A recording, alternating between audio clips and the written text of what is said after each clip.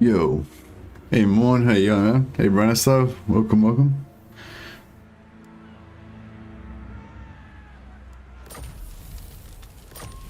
Right. Jeez, it feels like it's been ages since we were playing this campaign. I know I only had one day off, but yeah, feels like it was a world away.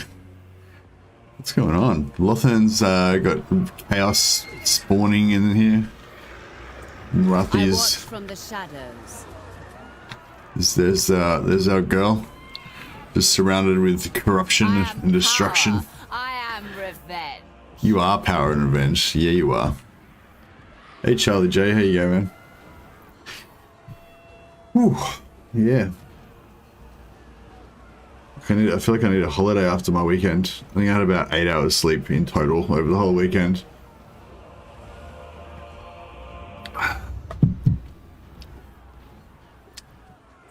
I actually tried to watch June last night, and yeah, I only watched like an hour, like 40 minutes of it, and then I had to go to bed. I've gotten old. I'm weak. Look here, Fellheart. Hey, Charlie J. Welcome. Sorry, I'm just doing a bit of a recon here to remember where we're up to. Okay, yeah, so we were consolidating Altharian's lands. Let's say, so Altharian's dead. Cool. That's right, and the rebels spawned down here, but that's okay. Suddenly the Shrine of Loic was not very important. We'll have to clean it up on the way back down or whatever, but that's fine.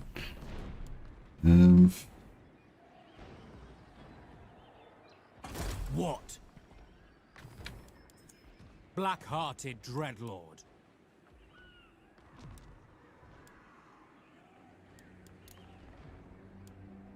I approve of these dark deeds, Lord of the Black Court.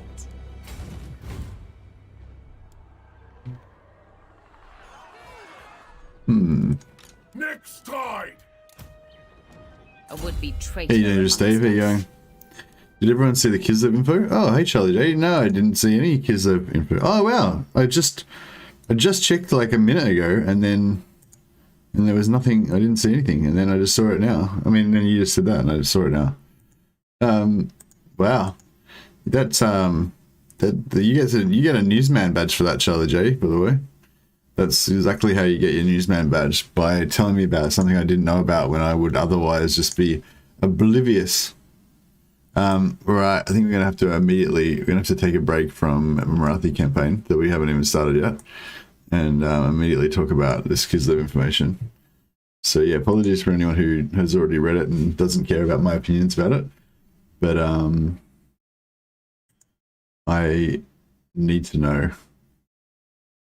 What am I doing? I need to set up so you guys can see what I'm looking at.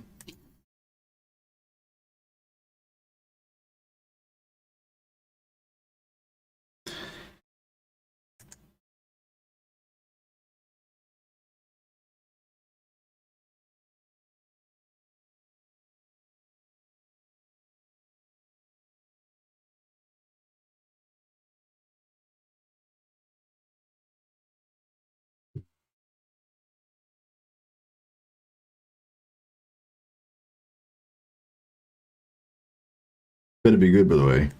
Otherwise, we're blaming you.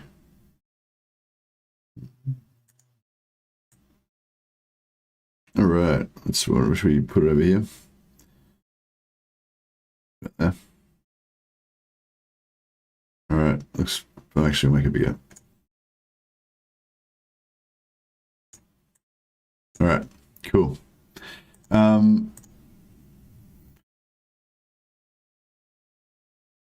Hey Mercury, how are you? Yeah, I'm good, man. I'm a bit sleepy. Haven't had much sleep on the weekend. Been working hard on my new video that I'm trying to put out soon.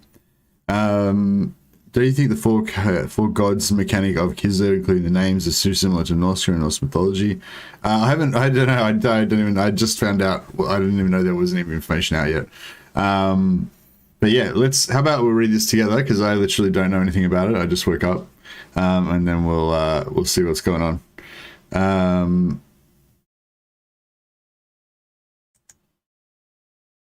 Let your foes feel the fury of winter with Kislev's campaign mechanics. Okay. We might have to just quickly play the Kislev stream. Might have to play the Kislev trailer in the background as well.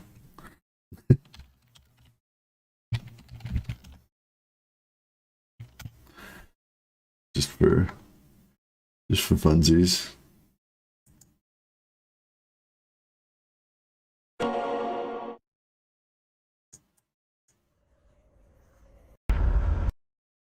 Kislev. That's the wrong one. This one. There we go. Haven't heard that for a while.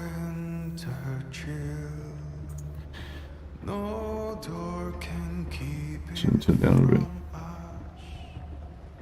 Alright. Getting to the Kislev vibe.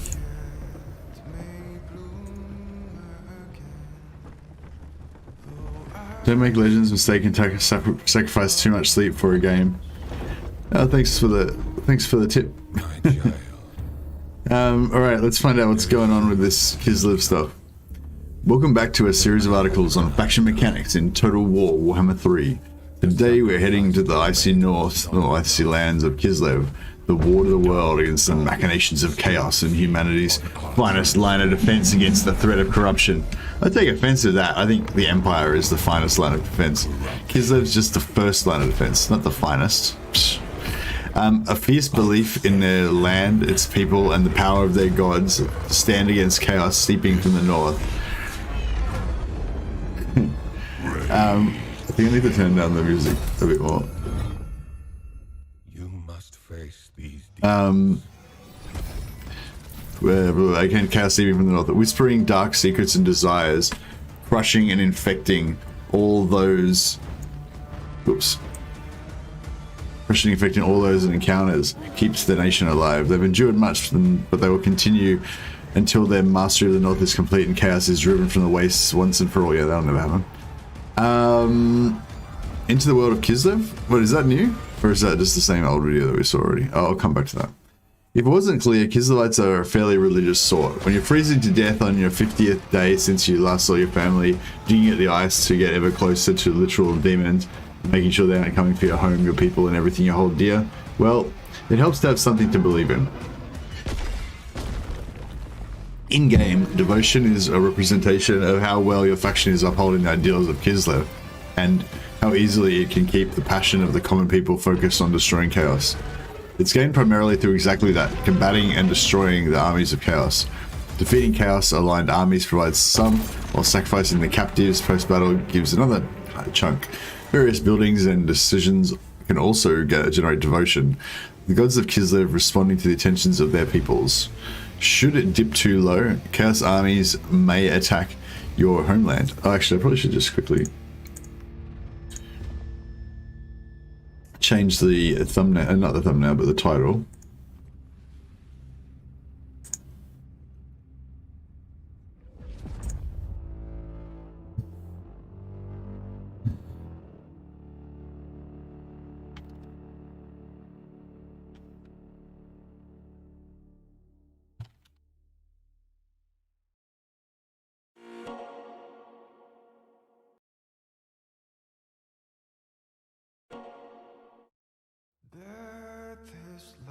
Alright, updated.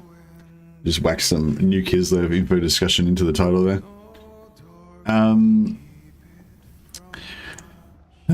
Should it dip too low, chaos armies may attack your homeland, finding it easier to manifest and invade people who no longer believe they can be stopped. Devotion will drop when you commit heretical actions like declaring war on other Kislev factions. It can also be spent on buildings and technology that are closely aligned to the faith. These can be great places of worship, for example, or improvements to the invocations the people of Kislev use to worship their gods. So if your devotion gets too low and chaos armies attack your homeland, that was actually something I was hoping to see in the chaos stuff, but like that, you know, if chaos was manifesting too much or whatever, you know, that you would see you know, you'd see more chaos stuff coming up. Yeah, I am Australian, Makuba, yeah, so I've had my coffee. I'm trying to wake up. Hey, the real one, welcome.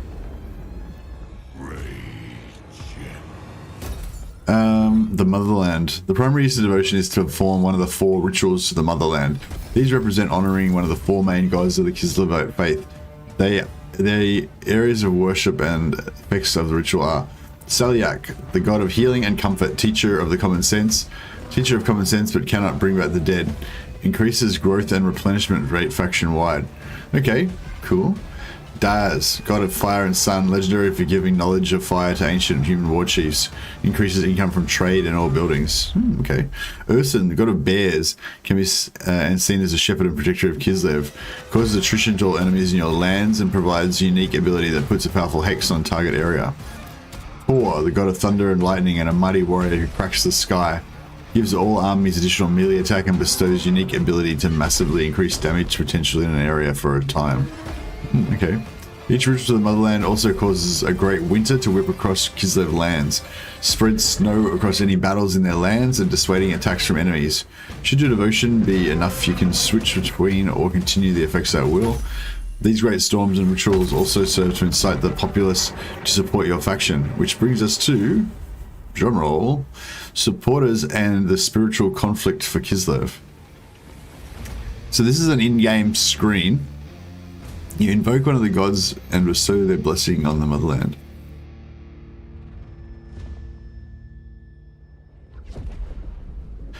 Supporters generated. What's supporters generated? Supporters like a currency, I'm guessing? Oh yeah, supporters bar down here. How do you spend it there?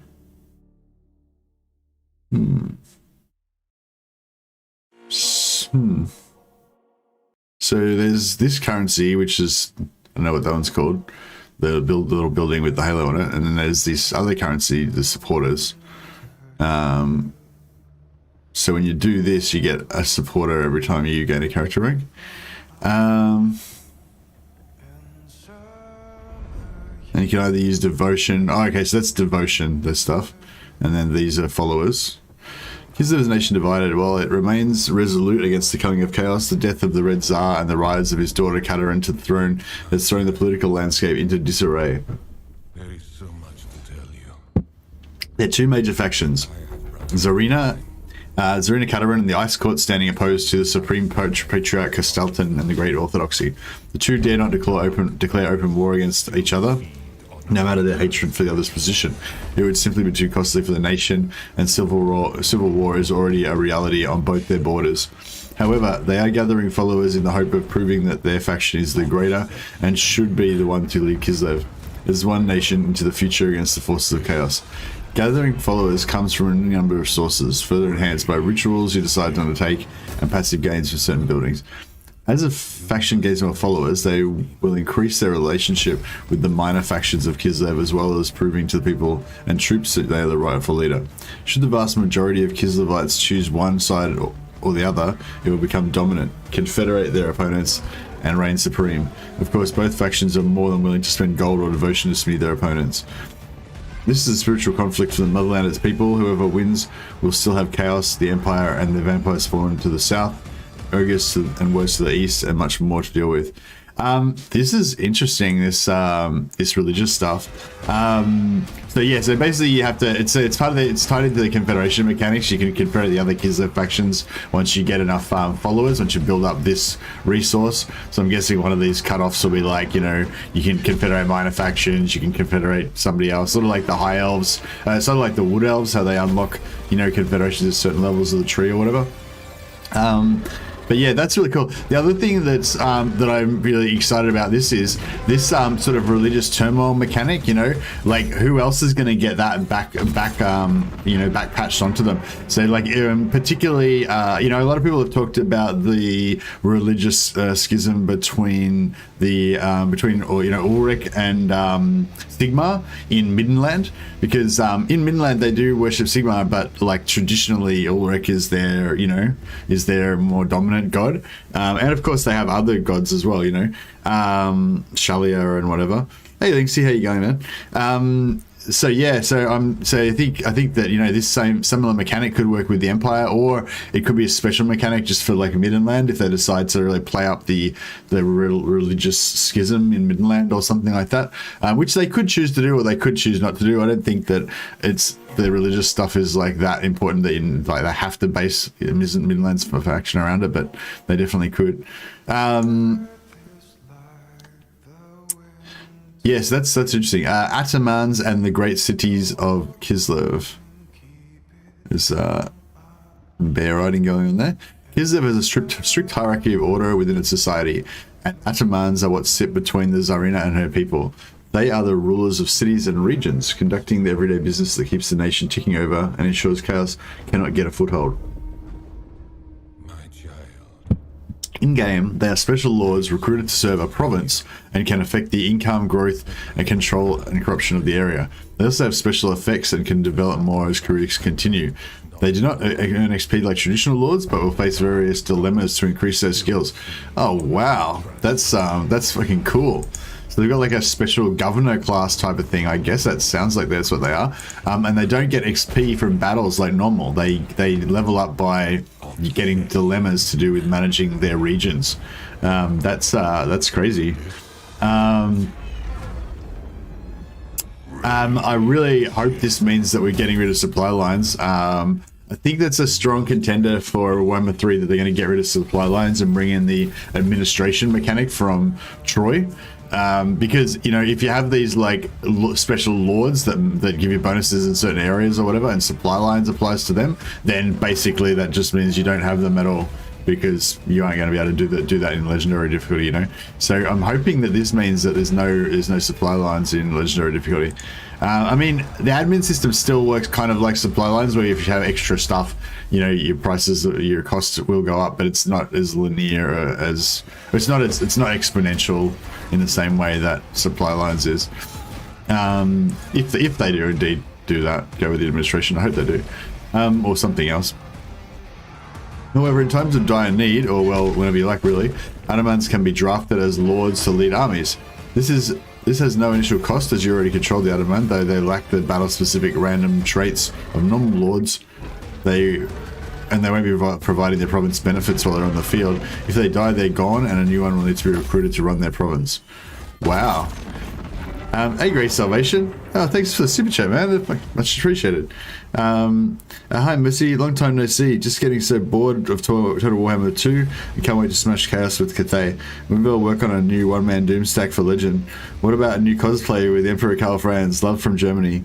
Hey, Grace Salvation. I'm sorry to hear that you're really bored with Warhammer 2. I totally understand it, but yeah, I'm working hard to try and find you know, new fun ways to play the game for myself, as I guess mainly. But it's not true. It's not completely altruistic, but you know, but yeah, for myself and also for you guys. So I guess I'm failing you. I haven't found any cool campaigns for you to want to play, but I'll try. I'll keep trying. But nice of you to check in, man. Anyway, yeah, I hope that you do kind of keep checking in while you wait for Warhammer 3. We'll keep the spirit alive here anyway. Everyone's going to be drafted as lords to lead armies. I'm loving this Atamans thing. You get one Ataman per 2 provinces you control. So it's kind of reminds me of, like, you know, like in Rome 2, how, you know, as your empire would grow, every now and again you'd get a new governor slot, but you wouldn't have enough governors for like every single one of your provinces.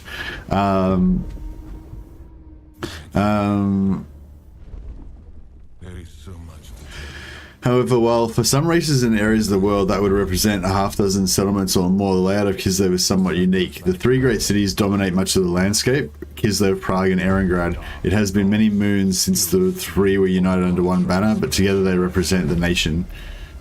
The geography of the area also leads to some other massive single settlements, such as the Skaven Help in the north. Between these areas are scores of smaller towns and villages scratching out a living and funding the war efforts with men, farms, and weapons. Which deserves the attention of the Atamans is up to you. Okay. Before Kislev spellcasters become recruited, they must be sent to the Ice School for training. Here, each candidate will have the opportunity to acquire a number of character traits. Oh, I love this. I love this shit. So it's sort of like taking these old sort of things from the older games, like where you get It's almost like this reminds me of like when you have like a new lord that you know, in like Medieval 2 or something, where you have a new lord be born, but they like haven't come of age yet, but they can start getting traits, you know, while they're still a child before they actually get old enough to become, you know, to lead armies and stuff. Or was that in what? It was in Rome too. Confusing, yeah. A maiden of the Ice Court is an envoy of the Tsarina, sent across the realm to serve Kurdoran's interests. She's also expected to stand on the battlefield, bolstering the warriors of Kislev with her magic. Where should she focus her talents? Okay, so these are... So you got Frost Maiden heroes, Ice Witch Lords. Cool. So these are all hero... No, Ice Witch Lords. They're not heroes, they're lords. Okay. And you can choose like which way to make their traits when they sort of before they become heroes, I guess. Oh, okay, so they don't have traits like so it's sort of like names of power, I guess. Yeah, it'd be like names of power. So they don't start off with an innate trait, like, you know, when you hire like a high elf hero and you spend like more influence to get a better trait or whatever. So you get your hero and then you can just choose. And it's kind of like, I guess there'll probably be a list of different hero ones and a different list of different like battle ones. Ice Witches and Frostmaidens of Kislev are not simply born with their extraordinary powers and the wherewithal. Oh, probably could have read this first. And the wherewithal to use them. Dedicated training must be undertaken, and the costs and decisions related to that fall on your shoulders. Rather than simply hiring these lords and heroes, you must first pay for them to go through a training regimen. While this means hiring a new hero and lord takes many more turns, it also gives you the opportunity to mold them into what you currently need. Each turn in training will give you decisions on how you would like your new recruit to specialize, which lore of magic, which abilities, which passives. Oh, this is so cool. So cool. So much RPG. And this is giving me more hope for the chaos stuff, like for the chaos lords and heroes to be, you know, I really wanted to see the mortal followers of chaos, like leveling up and growing stronger and becoming more devoted to chaos, getting new gifts and all that kind of stuff. I'd love to see that mechanic in the game. I feel like it'd be a real travesty if chaos doesn't have some sort of, you know, if they don't like have something about playing chaos that really deep dives into that, not deep dives, but at least pays homage or whatever to that aspect of chaos where you know, chaos champions grow and develop and everything. So yeah, I mean, this stuff is kind of sounding to me like a different, like, I hope this is the theme. I really hope this is the theme of Warhammer 3, this like deep dive into the RPG aspect of the game, and I hope that all of the Warhammer 3 factions have this something, not like the same obviously, but like something to this level of intensity of being able to like grow your heroes and like choose dilemmas to make them get different traits and all this sort of stuff. I'd love to see like a lot more RPG aspect to it. Hopefully without it sort of wrecking the kind of military aspect as well, but just as a, like, I think just like the factions that have more stuff to do, more stuff to think about, more things to work towards, you know, those are the ones that seem the more engaging, you know. I mean, having like, you know, powerful heroes, powerful units, like, you know, fun and entertaining units to use on the battlefield, all that stuff, you know, is great, but as well as that, you know, I just think having interesting and fun stuff to do makes, like, dwarves are a great example, I think, at the moment, the way dwarves are at the moment. Dwarves aren't, like, I don't think dwarves are particularly powerful compared to like high elves, dark elves, you know, like the most powerful factions. Like they're not like one of the worst factions by any means, but I don't think they're like ridiculously powerful, but they're ridiculously fun because they've got so much cool stuff going on. And that's what I hope for Warhammer 3, that they figure it out, they figure that out, and they're just going to have every faction have heaps of cool stuff going on.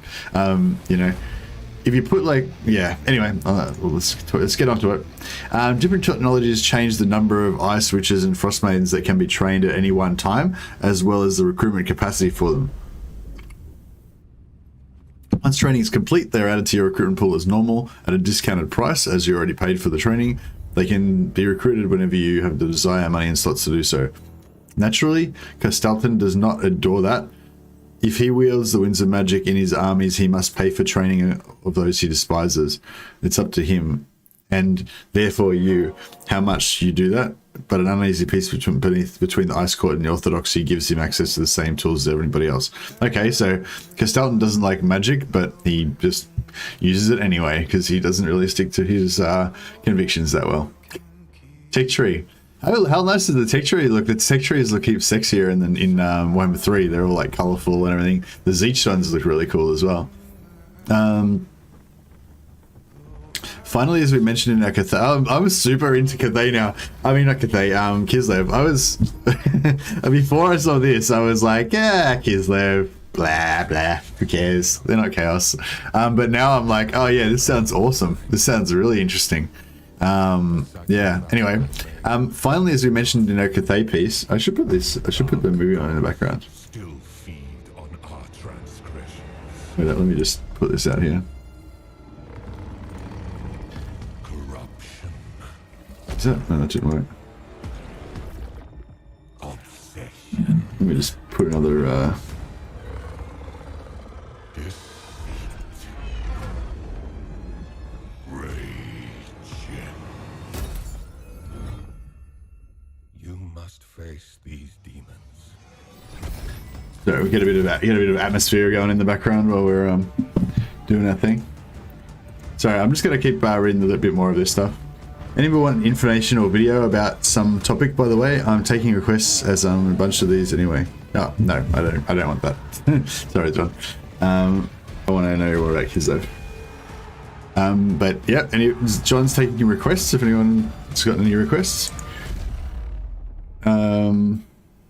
Lord Governor is like Medieval 2. Yeah, I'm excited about that. I'm slowly waking up, real one. Yeah, thanks. Alright, let's get back into this. Finally, as we mentioned in our Cathay piece, we'll be detailing the tech trees of the individual factions, as each is subtly different and focused on a specific direction. Oh man, I've been saying a bit that, like, I was saying like last week that like I didn't really care about all this fluff stuff, or all this like hype train stuff for Warhammer 3 since it's not coming out for ages. But then like the Kislev stuff got me super excited, and now this has got me super excited for Kislev as well. I still don't know what I can do with it, you know what I mean? But like, you know what I mean, I'm all full of juice and know where to go with that, if you know what I mean. But anyway, for Kislev, the technology focused on 4 key areas: the land, let's just put this back in. 4 main areas: the land, and the 3 gated cities. Oh, okay, so it's like the land, Kislev, Erengrad, Prague.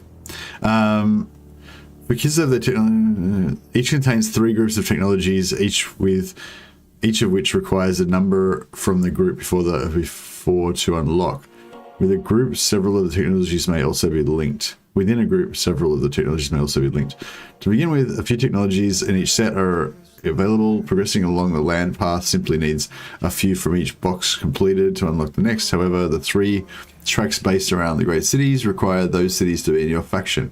Each city focuses on differing upgrades across a host of units, income types, and other benefits. As you can imagine, uniting all 3 cities under you gives a significant advantage in terms of what you can do and the power of your settlements and armies. It may provide some surprising results as well. Those are the basics for running Kislev. Little remains but to ride your bear into battle and defeat the hordes of chaos swarming in the north. Yep. So yeah, so basically, okay, this is actually sounding quite interesting in theme. So there's a religious schism kind of. There's also like a political schism in Kislev. The 3 different cities are kind of like rivals, I guess. It's in like different factions. You have to like own all of the cities to be able to unlock all of the technology.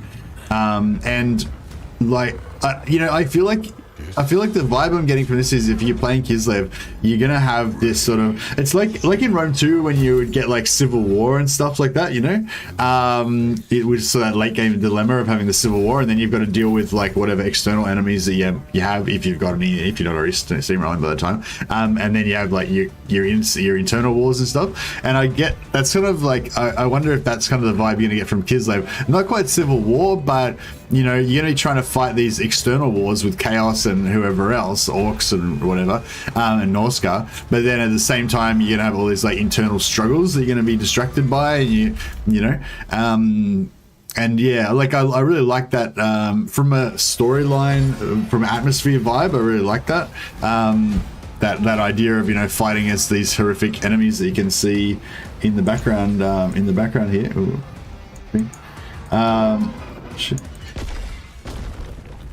You can see the background here. Sort of. You know, so you're fighting these enemies without, and then you've got all this like tension and stuff within as well, and you're trying to manage all these internal things.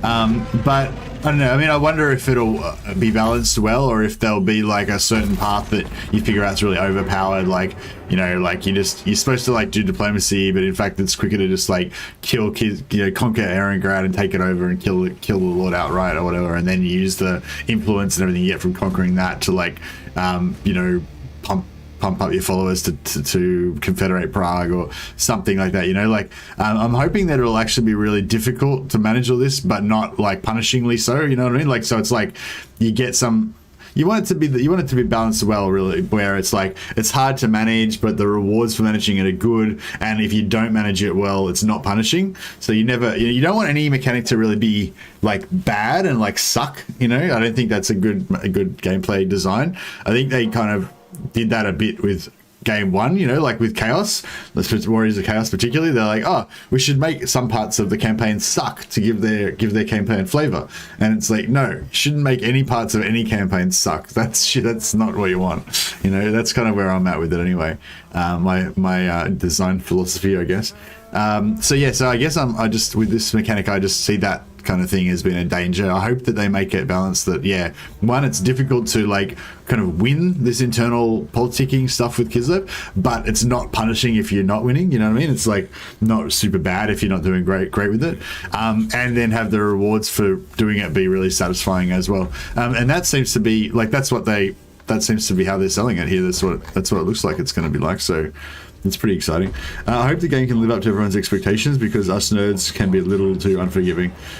Hey everyone, I don't know, man. I think it's going to live up to our expectations, honestly. Like, I mean, I don't know. I mean, it depends. I guess it depends what your expectations are like, you know. Yeah, I don't know. I mean, everything I've seen, like, well, I mean, I guess I'm talking mainly about the Tzeentch blog and now the Kislev blog. The Tzeentch blog and the Kislev blog, this stuff, giving us a bit of a hint into how the campaigns are actually going to work. This has got me super excited. You know, it's really good. Ninja Jim says, because the Rome 2 political system was fun, lol. I'm guessing that's sarcasm. I haven't played the new version of the Rome 2 political system because they did update it recently, like, you know, relatively recently or whatever. I don't know. I wonder if I put that up there, if that's better. No, that's fine. Yeah, but yeah, I think that maybe the Rome 2 political system actually isn't that bad now, but I don't think I certainly never really enjoyed it that much. And that would be exactly a good example of what I was talking about, Ninja Jim. Like, you don't want it to be like frustrating to use, dangerous, you know, and annoying and punishing for you, and have shit rewards and not be very rewarding or enjoyable. You know what I mean? Like, I think that's, you know, that's the opposite of what you want. You know, you want it to be like, you want it to have the potential to unlock cool, powerful stuff that you want. You want it to be challenging to manage, but to sort of make sense. You know what I mean? Like, if it sort of just doesn't make sense at all, like, that's not, you know, it's not really great. But anyway, we don't have enough information to comment on that stuff. I just thought I'd throw that out there, that, you know, I hope it's balanced well, which I'm sure that, you know, they'll be trying to balance it as well as they can. I'm sure they'll be aware of that. Do you think CA would do public betas for Warhammer 3 like other game developers? No, I don't think so. No, why would they do that? Every time they come out with a new mechanical video, I get a new favorite. Yeah, I'm actually super excited about these new mechanics for Kislev now. Wow, that's amazing. Yeah, like I really was not that into Kislev. It's sort of like the bears and the ice sled thing that kind of really put me off. That was one thing.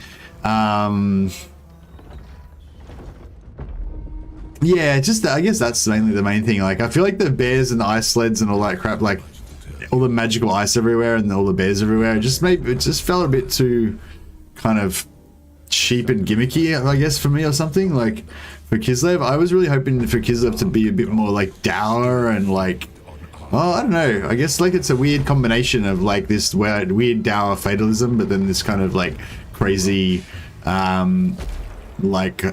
crazy like I don't know, positivity as well mixed in, you know, or whatever. It's like the Four Gods of Norska, isn't it? No, I don't think it is like the Four Gods of Norska. It's sort of, I mean, there's four gods and Norska has four gods, so I guess it's like that.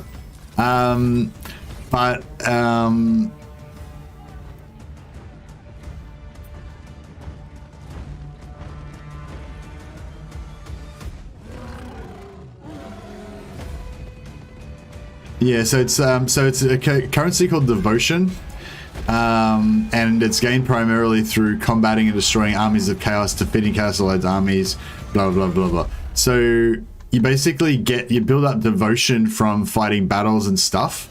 Where is your devotion bar? Don't know. Well, somewhere you should have a devotion bar that shows how much devotion you got. Devotion is this currency that looks like this. Oh, you can't see what I'm looking at. Sorry. Hold on.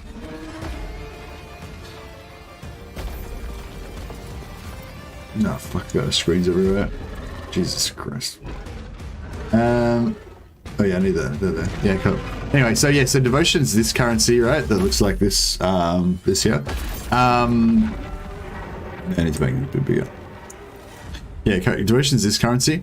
So you get devotion from like fighting battles and stuff like that. Where is it? Gain primarily through combating and destroying the armies of chaos. Defeating Chaos Allied armies will provide some, while sacrificing captives in the post-battle gives another chunk. Various buildings and decisions can also generate devotion. Gods of Kislev responding to the tension, blah, blah, blah.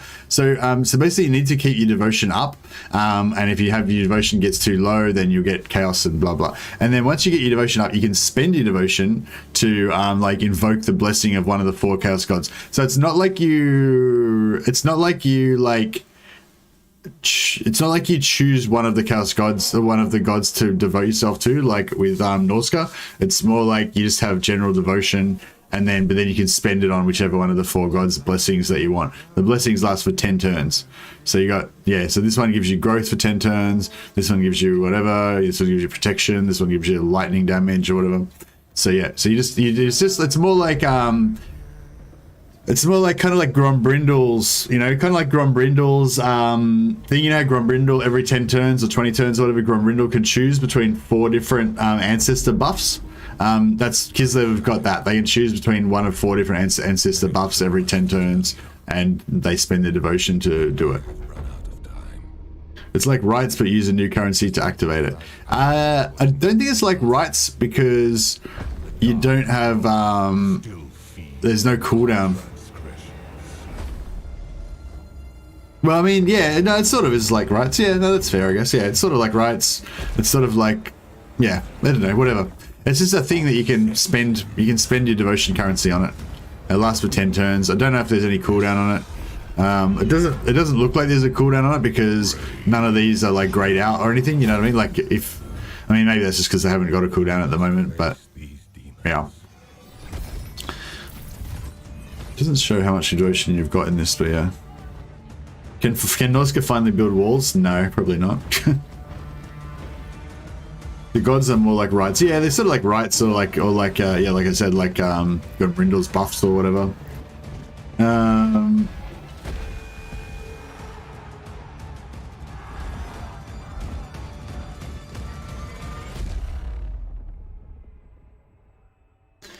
As long as everyone understands that Warhammer 3 is going to suck on release and get better at every DLC and patch, and we're all on the same page. I don't know that it is going to suck on. I don't know if it's going to suck on release, John. I think it's not going to be at its full potential at release. But I don't think it'll be as bad as Warhammer 2 and Warhammer 1. Like certainly, like well, what like actually let's just forget about Warhammer 1. Warhammer 1 was like Stone Age Warhammer. You know, it was back when they first they first got the idea and they hadn't figured out how to do it properly yet, you know. But Warhammer 2 is like the more mature version, you know, and they've figured out how to do Warhammer properly with Warhammer 2, right?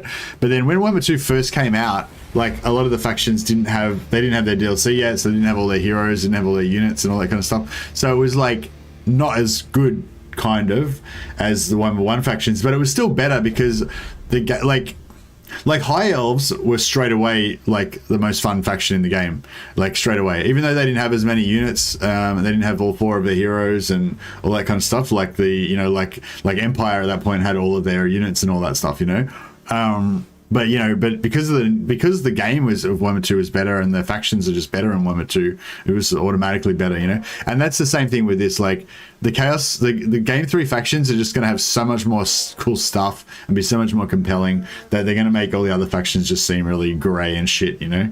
And so yeah, so I think you know. It's quite likely there'll be bugs or whatever, there'll be balance problems or whatever, but I don't think, you know, I don't think to say it's going to automatically be shit is yeah, I don't know. I don't think I couldn't say. I mean, maybe you think that's guaranteed. I don't think it's guaranteed that it's going to be shit. I think it's, you know, I think it's possible that it might be a bit buggy or have a rocky launch or whatever, but you'd assume that since they're delaying the launch like a few months that they're going to work on that. But yeah, most people call that shit. Okay, how you going, JD? You absolute mad lad, you. I'm guessing your devotion is cool, man. Oh, they say earlier that you can use them simultaneously. Right. So it's not like Grumbriddles. Yeah, okay. So yeah, right. So it is kind of more like rights, I guess. Then you can actually just pop them both at the same time if they last more than 5 turns or more than 10 turns or whatever. I'm sorry, yeah, nothing. Stop talking about rights. It's a different thing. It's got some similarities to rights, but I think just talking about rights all the time is just confusing. But yeah, I wonder if invocations actually is going to be the new thing. Because, like, yeah, you could kind of apply this to most of the Warhammer 3. Like, all the Chaos Gods, obviously, will have, like, different... Well, actually, no, why would the Chaos Gods, like, support other Chaos Gods? That would be weird. Yeah, I don't know. But yeah, maybe something like this kind of aspect of it. But yeah, oh man, this is exciting. I'm guessing this is not going to be a general thing because they didn't mention anything about... Oh, sorry, I'm not talking about this anymore. This is cool, the whole devotions thing, whatever. This doesn't really excite me that much. Like, it's pretty cool. It is pretty cool. It does excite me a bit. The interesting political schism faction thing that's sort of tied to confederations, where you're kind of dealing with not quite civil war, but it's like civil political schisms within Kislev. That's interesting. I'll be interested to see how that works out. But then the thing that really interests me about Kislev is this ice court thing, where you kind of like train up your heroes instead of just getting heroes with different traits and then you just pop them out onto the field. You get heroes that don't have any traits. See, there's no traits listed at all for these heroes or lords. You get heroes with no traits and then you start training them up. So you get this guy and then you're like, all right, I want this guy to be good at hero actions. I'm going to make him a map hero. So I choose Quiet Warrior, click that, and then it will come up with like a dilemma about, you know, do you want to fight bears in the forest that makes you good at assassinating people, or do you want to, like, you know, learn to play the flute or something, and that'll give you good diplomacy bonuses or some shit. You know what I mean? So you basically like spend a few turns sending these guys away and training them up. Well, let's see, there's six turns it's going to take for this to happen, apparently, unless that's the cooldown before you get a new option. And you've only got, so you got 2 slots here and 2 slots here. So that's how many, or maybe you only got 1 slot. Oh, right, you hire a Frostmaiden and then she goes down here for training, maybe? I guess that's how it works.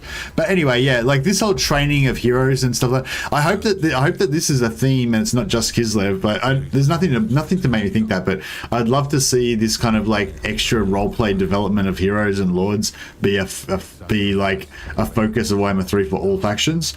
But yeah, I mean, there's nothing to indicate that it'll be the case, but it'll be really cool. I feel like it'll be...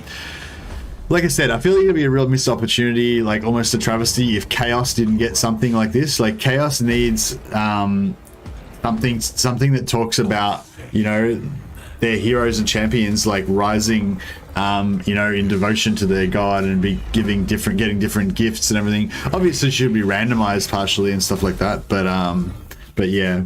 You must face these demons.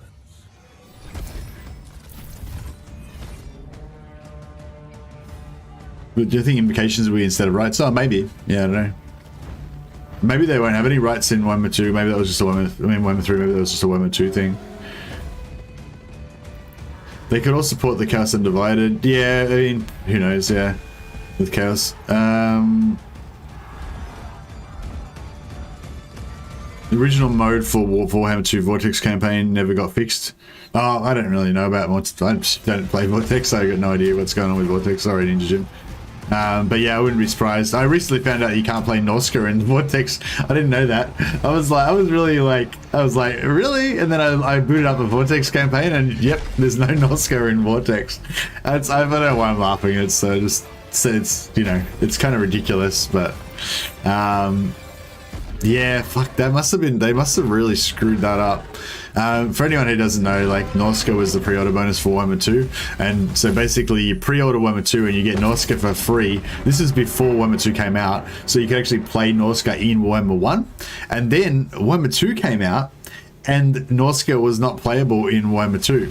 And they announced that it was going to take ages for them to fix Norska to get them into the game, and then eventually they did fix Norska and get them into game, but only into Mortal Empires. I didn't realize they actually never added them to Vortex, so that was crazy. So they're actually like the pre-order bonus for Warhammer 2, and you can't play Norska in Warhammer 2.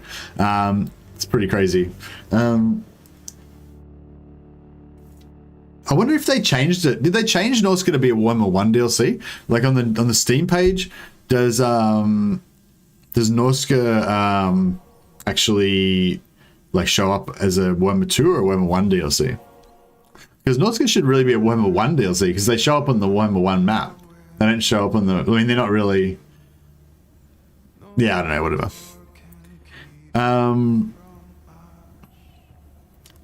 Wonder how training your ice switches will work. Will they be stronger than normal heroes, or just mean they're pre-leveled?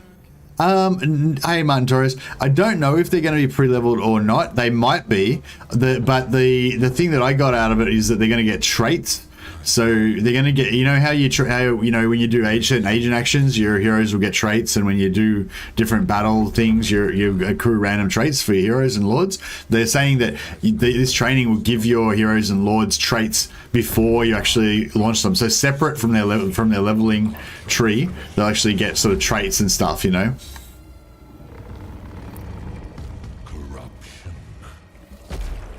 No, you need to get a tech to expand the training slots. Yeah, it said that. I was just wondering what the display here means, whether that's the training slots or what. Maybe 2 is the maximum you can get or something, or yeah, I'm not sure. Maybe this is not training slots, maybe this is something else.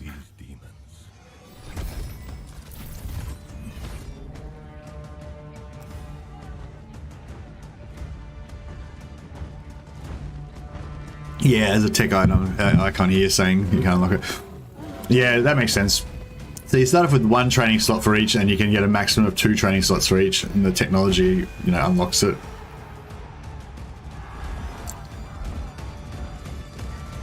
Still, it's a Warhammer 1 DLC. Oh, is it? Yeah, it should be. I feel like Norska's sort of a Warhammer 1 faction, but it's hard though because they've got the kind of mechanics of a Warhammer 2 faction, but they're kind of in Warhammer 1. Well, I think we've kind of covered it for now. Anyway, I mean, I'm sure there's a lot more to learn about Kislev that we don't know yet.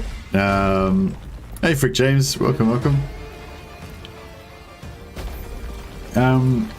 Yeah, before we switch back to the campaign, is there anyone? I mean, it's sort of hard now, like, to go back to our normal lives, knowing that there's so much exciting joy to be had in Warhammer 3, but we can't have it because it's not out yet. Seems like a huge time sink for just one trait. Hope they're good. Yeah. It's well. I don't think of it as like a time sink, Torres. I think it's just something that's going to be like going on in the background, you know. So you're gonna always have a hero in training, you know. So every few turns you'll get to update their training and see what you're going to do or whatever. But it's not related to your hero cap. So at the start of the game you have a hero cap of 1, and you may not have the ability to actually recruit any heroes. You know, so you like, just say you play Tsarina and you so say you start off with Tsarina Katarina, right? You probably have a Frostmaiden hero on the map already, right? And your cap for Frostmaiden heroes is 1, you know, unless maybe she's got a bonus that gives it more or something, but yeah, whatever. So you've already got 1 on the map. So you can't actually recruit any new Frostmaiden heroes because you've already got 1 on the map. You already breached your cap, okay? But you've got this extra training slot so you can start training these heroes. So yeah, I'm guessing somebody said that you get a dilemma every turn. Where was that? Is that below or up above? Here we go. Also gives you opportunity to mold them into what you currently need. Each turn in training will give you decisions. Yeah, so you get a new dilemma every turn. And I'm guessing this 6 means that's how long it takes to train them, I guess. Or maybe that's how many turns they've got left in their training before they're finished. So maybe it's like automatic that you have to train them no matter what, or I don't know. Yeah, each turn in training gives you decisions on how you would like your new recruit to specialize, which laws of magic, which abilities, which passive bonuses for troops under their command. Oh, that's interesting.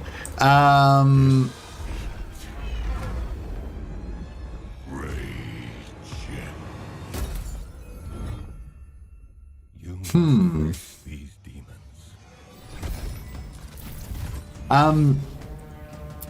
Yeah, I wonder if they'll change the way that heroes' skill trees work, like in general across the board. Because like the heroes' skill trees are a bit, like you probably have noticed, they're a bit like whatever. They've just whacked in a bunch of skills and then they gave them a 40 skill cap. They get a 40-point skill cap. Like some heroes can't even reach the skill cap. Like they can't even spend 40 points in their whole tree. Like, so you know what I mean? Like the skill trees obviously aren't really designed particularly around like the skill tree cap or anything, you know.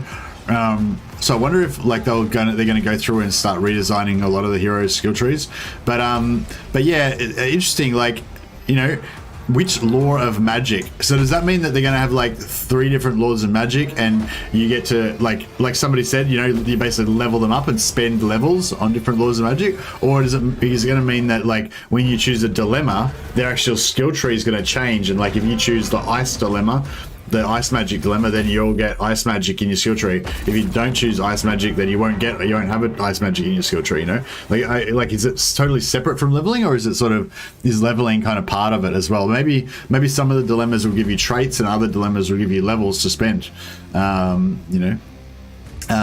Which bonuses for troops under their command. So yeah, so again, it might be like traits that give you, this might be traits that give you special bonuses, or it might be just straight levels. If it's just straight levels, that'll be pretty lame. Like, you know what I mean? Like if they've already got a set skill tree that everybody's got the same, and every dilemma you just get 1 skill point to spend, that's like, I don't know. I mean, I wish they had have said that, because this makes you like your imagination run wild with how cool it could be with getting different unique traits and all that kind of stuff. If it's just like every turn you get 1 point to spend in the tree, that'd be pretty shit. But I don't know why they would go to the bother of giving you dilemmas if it was going to be spending points in the tree. You know what I mean? So I feel like it's probably going to be better than that. It's going to be more to do with traits, not to do with levels. But it could be a combination of both, maybe.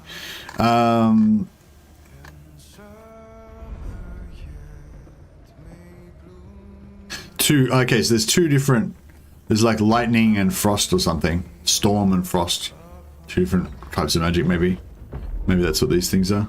So Kislev will have a continuously expanding recruitment pool for casters and lords.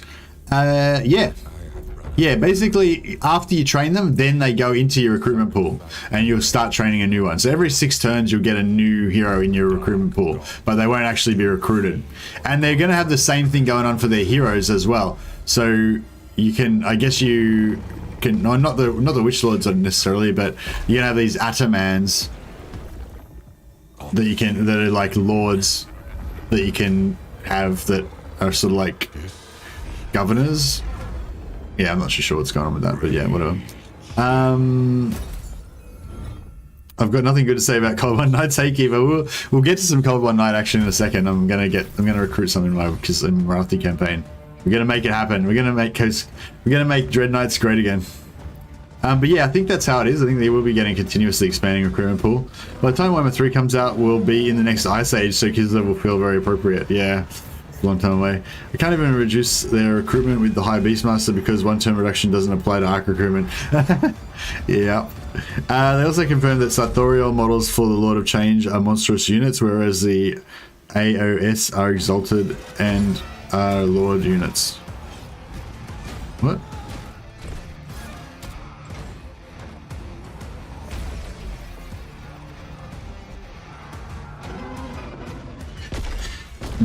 What are you saying, Keeper and Chips? Sorry, I don't understand the significance of what that comment was. Lore buttons in the free slots make me think that you decide the lore as you put a hero into training.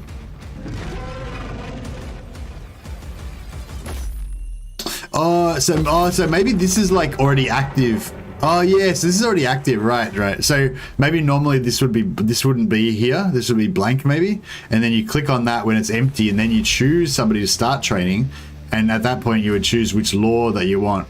Yeah. Oh right. So you click. So just say this was not locked or whatever. Then you'd click on one of these buttons to bring the person into existence. They'd either be an ice magic or whatever, and then you would start training them from there. It kind of made it sound like the dilemma. Nah, see, it sort of made each turn training will give you decisions like which law of magic. Well, I suppose turn 0 you could choose which law of magic. That might be how that works. But yeah, good eyes. That could be how it works. Yeah, it could be that you choose at the start which law of magic. I would assume that you would, because it's like that's how the heroes work now. You choose which law of magic your wizards have when you first hire them. But then yeah, this here is like, it sounds like buffs. You know, Quiet Warrior is going to give you like +10 melee attack. You know. Magical Warriors, Quiet Warrior is going to give you +5% or 10% agent action on the map or whatever, and Magical Warrior is going to give you like +10 melee attack or something like that, you know, or bonuses to your troops or whatever. Seems like the normal melee lord is going to be kind of outclassed by the casters. Yeah, I would think so. But maybe the normal melee lord is going to be the governor type guys.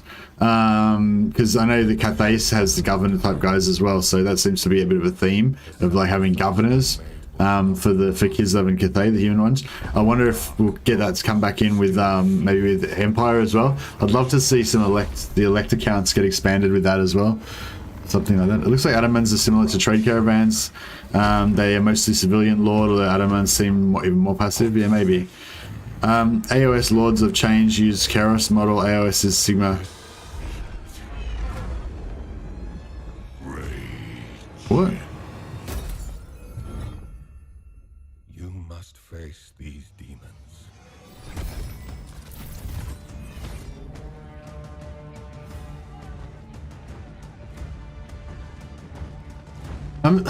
What? I still don't get what you're saying, Kara, like Kiva and Chips. Are you saying they're using Age of Sigmar models for the game or something?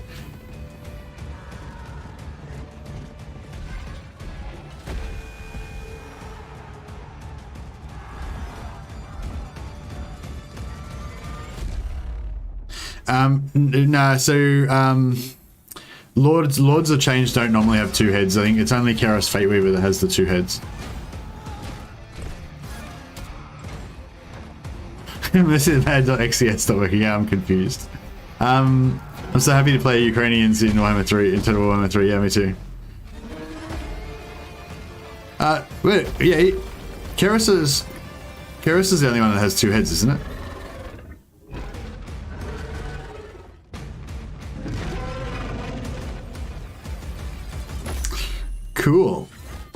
All right, well that was consider I was like, all right, we're finished, there's nothing else to discuss, and then I was like, is there any last things? And then there was like heaps more. All right, but now are we finished now? Nothing else to discuss? I hope Nurgle plays different to Skaven with plagues and all that. Yeah, me too. I think I'm pretty hopeful everything's going to be pretty awesome. Hey Relic, how you going, man? Haven't seen you for a while. Welcome. One of our OG members with the Imp veteran hat. Any questions? Yeah, any questions? Final questions? before we get back to Morathi, the true Slaaneshi campaign. I'm not that excited about Slaanesh. I'm really excited about Nurgle. I'm excited about the chaos mechanics in general. I really hope there's some sort of exalted champion, like aspiring champion mechanic, where as you get more powerful, like if you have a mortal lord of chaos, and as you get more powerful and more blessed, you get more, you know, stuff unlock and everything. I hope that happens. Like I'd love to, like that Kislev thing, I'd love to see this Kislev thing happen, but for like chaos as well. Like you have a new aspiring champion, and you know, in the background they're off doing adventures and like, you know, destroy, like, you know, defiling shrines and shit. You're like, oh, this turn do you want your chaos champion to defile some shrines or go on a slave raid on the coasts of Nordland? Which one will choose which one, you know? Like, I'd love to get something like this for chaos. It'd be amazing. And have their lords have it as well, so as you level up you kind of get different gifts and stuff like that.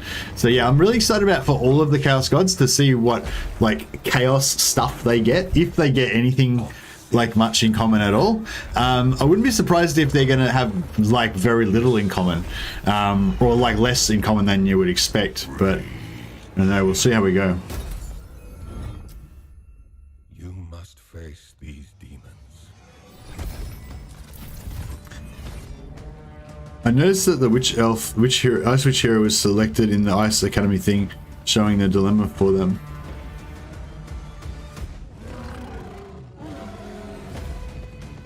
There's a lot of change in the trailer that looks like the old Lord of Change that was confirmed to be the unit variant. Lord level lords look more like Keros. But, oh yeah, but they only have one head. Yeah, well, we already... so if you're just talking about how they look, okay, cool. But yeah, we did already know that from Khorne, that there's going to be like monstrous single entity units that are greater demons, and then there's going to be hero, like Lord greater demons as well. And then so Keros Fate Weaver is a legendary lord, so he's a lord type demon. It's got a skill tree and everything. Then there's going to be other non-legendary lord type greater demons that have skill trees and everything, and then there's going to be monstrous single entities greater demons that are not lords and don't have skill trees, but they're all kind of the same thing, but there's three different sort of representations of them as like monstrous entities, lords, and legendary lords. Yeah, so like Hirgath Plaguefather will be a legendary lord, great unclean one. Then there'll be like lord, great unclean ones, and then there'll be monstrous single entity, great unclean ones as well when they get Nurgle as well. But yeah, all right, that's pretty cool. All right, I feel like we've slowed down on interesting things to talk about now. We could keep pouring over this and try and find every little detail, but yeah, the new UI is clean. Yeah, I like the new UI, how it's clean. It's a bit like pretty colorful as well. I think they made it a bit more, like in the tech tree especially, you see like it's a bit more colorful and pops out more. It's not so monochrome like they wanted. The old trees were like intentionally quite monochrome with no colors, no pictures or anything.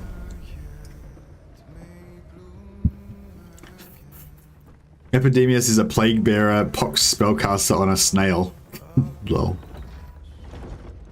I think we were just wondering if the regular Monster Lord of Change would use the Sartorial model or Age of Sigmar model. Now we know. Cool. Yeah, I don't have a problem with a lot of the Age of Sigmar models. I think, like, the Age of Sigmar models tend to look really good in general. Sometimes they sort of stylistically, I don't quite like them as much. Like, I feel like with the, yeah, I don't know. I feel like some of them look a bit too kind of, I don't know, clean? Maybe, is that the right word? I don't know. Yeah, there's just a bit of a different kind of aesthetic to some of the Age of Sigmar models, but a lot of them work fine in Warhammer, I think. You must face these demons. People pointed out that the supported system looks like it'll be easily expanded to new lords. Yeah, that's what, as soon as I read that, it said it looks like there's at least one lord missing, you know, because there's Erengrad Prague, and Kislev. So there's 3 different factions, 3 different lords. We've only got 2 in the game at the moment, Kastelton and Tsarina Katarin. So I guess Tsarina Katarin's going to be in Kislev. Kastelton's going to be in Erengrad or Prague. Maybe he'll be in Prague actually. And then we've still got another lord to go in Erengrad.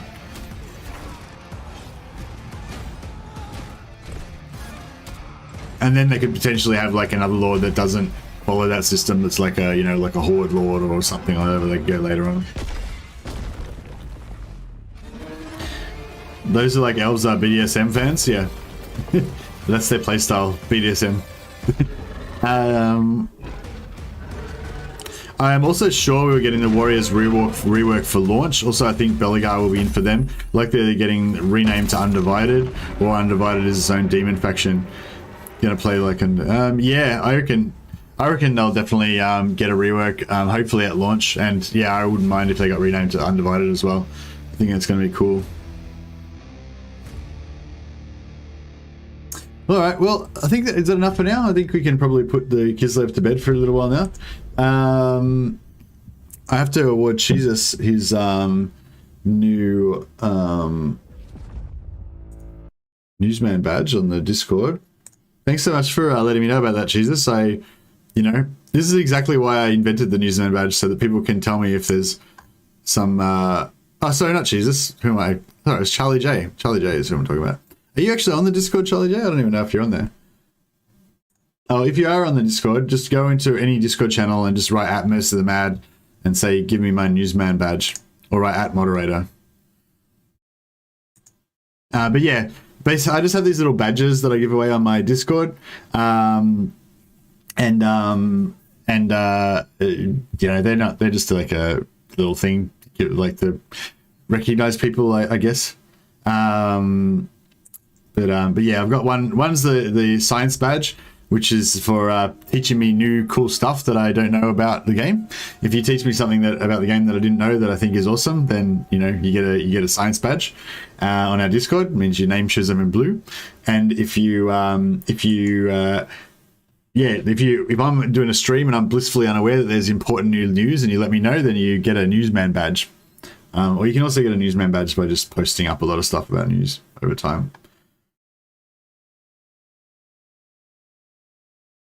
Yeah, so just go on the Discord. It's in the link is in the description below, and yeah, just go at Most of the Mad or at moderator and just say, hey, give me my newsman badge, Charlie J. And thank you so much. That was really fun. I really enjoyed learning about Kislev, and yeah, I was very excited. Did you notice how they specified only ogres in the east of Kislev, their X line? Yes, they did only say ogres, which kind of makes sense because dwarfs are way down south. But yeah, that is another sort of nail in the coffin of like ogres are the pre-order race and not dwarfs, which, you know, is okay. I don't mind if they take their time with the dwarfs. That means that the Chaos Dwarfs will be better in the end, I guess. I enjoyed our group analysis of the info. Yeah, I really like. I don't know if it's particularly great for the channel. Like, I don't know if like I get, you know, huge views from it or anything like that, you know. But it's like with a lot of things. Like I don't really have any other time apart from when I'm streaming. So like, you know, this is my life basically, you know. Like when new stuff comes out, if I want to watch it, then I watch it. Like I have to watch it on stream because that's, you know, like that's the time when I get to do my Warhammer stuff, you know. If I want to play a campaign, I have to do it on stream because there's no playing not on stream, you know. It was actually I was making this dwarf video, which hopefully you guys will get to see in the next week or two. And I was actually flicking through some turns, like I was just playing auto resolve to get through some turns with the dwarfs, and I was actually like struck me how, oh, isn't this nice just playing Warhammer and not streaming, you know? Because it's so rare for me to actually play any Warhammer when I'm not streaming it, like extremely rare. Like, you know, I probably play like 20 or 30 times more Warhammer online than I play offline. I very rarely play any Warhammer offline. Shit, see, now we've stopped talking about it, but we're still talking about it. I kind of thought this was going to happen. Was I saving up for it? See, this thing, I can't remember where I was up to with anything, you know, so it's like, What's the I'll try and wean ourselves off it, you know. So I'll do a little bit of game and then I'll come back and read chat and we'll talk more about Kislev, and then I'll do a little bit more game and we'll kind of flick back and forth. It might be the way to go. We'll wean ourselves off Kislev. But yeah, I was just gonna say, what's the Blackout Corsairs? 15% range, speed, and armor. Yeah, that's pretty good. Can they double dip? No. No. Okay, but we do want to unlock that. I just want to go all out on Corsairs for this campaign, because I feel like I never really actually give, everything that they want. What do I want to put with the Corsairs? I don't know if I want to have a backline of shades, or I want to have a backline of... yeah, I guess we want to go to the melee defense for Corsairs. Yeah, Corsairs, and then more Corsairs. Yeah, that makes sense. But yeah, good call, Dash Dash. Yeah, I think the fact that they didn't know, I did notice that when I was reading it out, although I didn't comment on it. They did not mention Chaos Dwarfs, and they did mention Ogres. So I think that's definitely, that's definitely confirming again that that Ogres are the pre-order race. Yeah.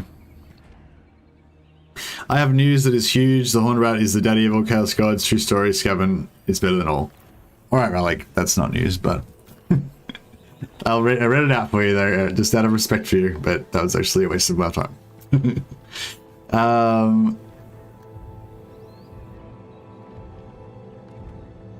Kieran Ship says also they are teasing out big news tomorrow. Okay, let me just check our thing here. Shogun asset kit. Okay, care about that. Yeah, so you guys know more than me. They don't even I'm in the creative assembly partner program. Just not full partner, but I'm just a verified creator. It's like the training wheels thing. And they don't tell me shit. I didn't know there's anything coming out today. They don't give us any warning at all. They're not hey guys, you better just be ready for something that's coming out tomorrow or whatever. Sometimes they do. When there was a video drop, with the video drop, they gave us a timer to when it was coming out, but that was it. Hambos are pretty alright as a reserve or as your front line if you're desperate. Yeah, they're good. They make announcements on their Discord, which is terrible marketing strategy, etc. Yeah, well, I guess the announcement, in terms of the marketing, the announcement is the actual video when it comes out. These blog posts and stuff probably aren't really, aren't really that, much advertising. I am the first sorceress. By my desires. I think we're at the end of the turn, actually, so I can probably just click end turn. Right, I'll just click this and go through all our things. He's a master. Oh, name of power. Cool, let's see what we got. Black Scourge. Oh, yeah. Yeah, physical resistance is kind of cool, but I really like the hunger, the replay, because you don't get that many healing items, Adequate, yes. Death Hag, or I guess all our Death Hags need replenishers for starters, because we haven't got that many. They have their uses. We're working on a stable of growth masters, so we can bring them all home and pump the growth on Ulthuan. Now we're sort of ready now we want to kind of look into building up our economy. So yes, I'm getting a bunch of masters leveled up. What's the Rakat's problem? He hasn't moved. I remember what I was doing with Rakath now. See, it's only been 2 days, so I've completely forgotten what's going on. Can we make peace with... I really like to try and start making peace with some of these elven factions, but they're kind of stupid. Maybe it's still been less than 10 turns, I'm not sure. Of dragons. As you were.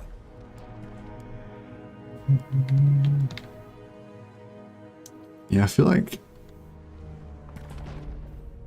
I'm not sure where we want to go next. I mean, we're not really... Should I beat up Gain Vale? Is that tier 3? 1, 2, 3, 4, 5, 6. Well, I don't know. Maybe I should just bash Ariel, because I kind of want her land. But I don't want. No, I don't want to have to. No, I don't want to have to defend it. For Karen Khan.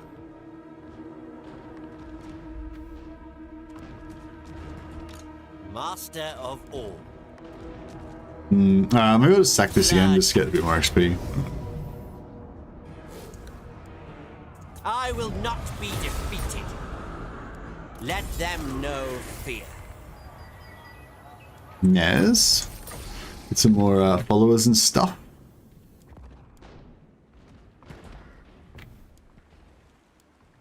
Feared by all.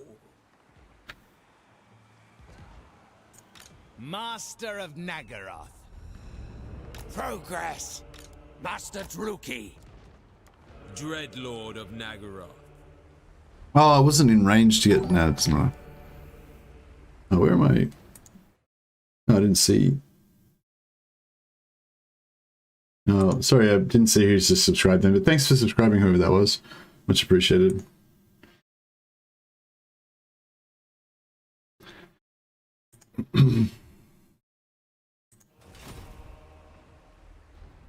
Do you think we'll get more systems like the Kislev mage training for other factions as well? I talked a lot about that before post-streamer. Yeah, I really hope that we do for Chaos. I really want to see Chaos get some like expanded stuff around their you know, decline or their corruption by Chaos, or their, you know, exaltation, depending on how you want to see it more. How many masters do I need to reduce slave decline rate to a minimum? I don't have Malethith skills that reduce to it. Depends what technologies you've got, keeper and chips. You just need to keep getting more masters until you don't have any decline, basically. Yeah. Yeah, Malethith gives you 20%, so you need 2 more than you would otherwise need.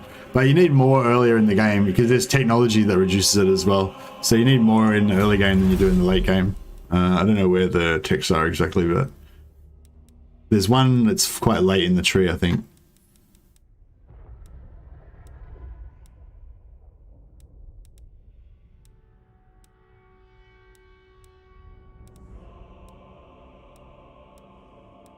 I thought there was one. It was fairly late in the tree. Maybe I'm imagining things. I haven't really looked through the tree for a while. Yeah, maybe... Am I imagining things? I'm sure there was like a slave decline thing. Isn't there one in the tree? Alright, maybe I'm a liar. But I know, I thought there was like, well, I think somewhere around here, like in the late game, that reduced slave decline. Oh, there it is, right there. There it is, yeah. So it's right near the end there, minus 15% slave decline rate. So until you get this, you'll need an extra 2 masters more. But then once you get this, you can get rid of 2 of your masters out of each province, so. Life of Dread. Yeah, thanks, Martin Torres. Yeah, I got there eventually.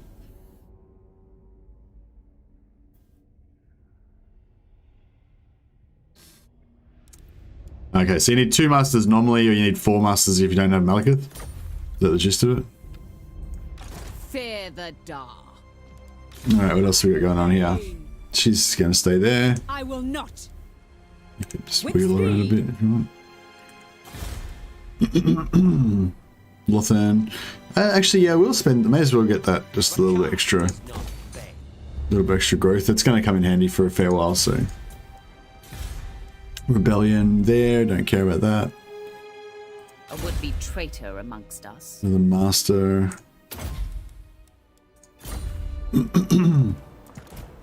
Whispers of disobedience. We shall see. Not gonna do that until we get we rest up to tier 3. I think that's pretty much all for this turn. We do need to keep an eye on our diplomacy. In 3 turns we want to try to confederate Malethith again. I'm pretty sure he's not going to go for it anytime soon. But if yeah, we might have to wait till the Chaos Invasion. Hopefully wrecks him a bit. Let's see how we go. Hey Mercy, what faction needs a rework more than any other? Warriors of Chaos.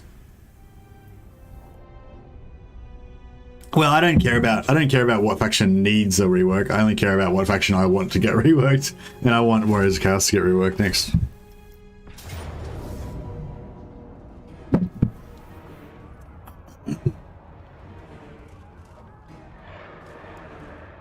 Draw your blades.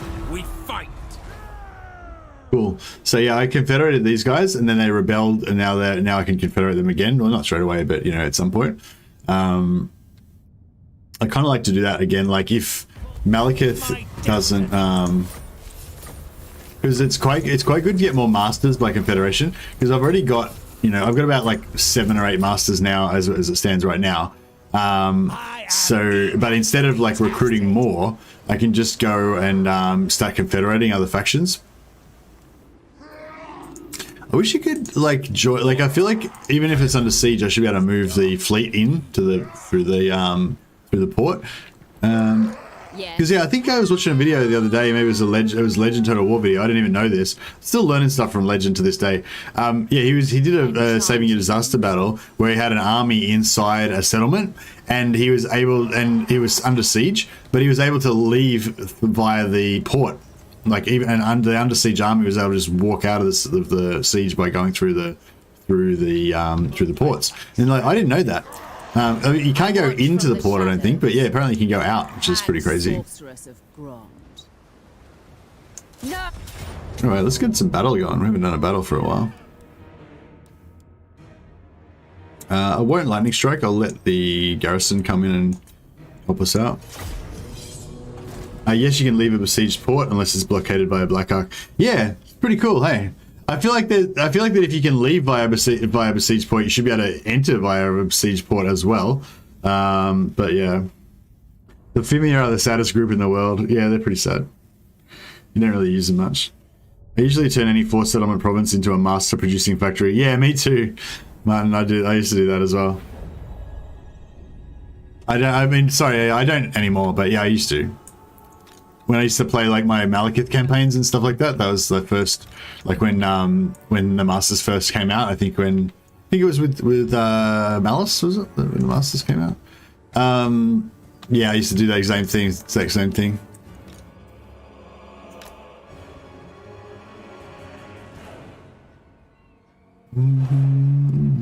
Dark shards. I'm trying to get a bit of a defensive sort of situation going on. Morathi.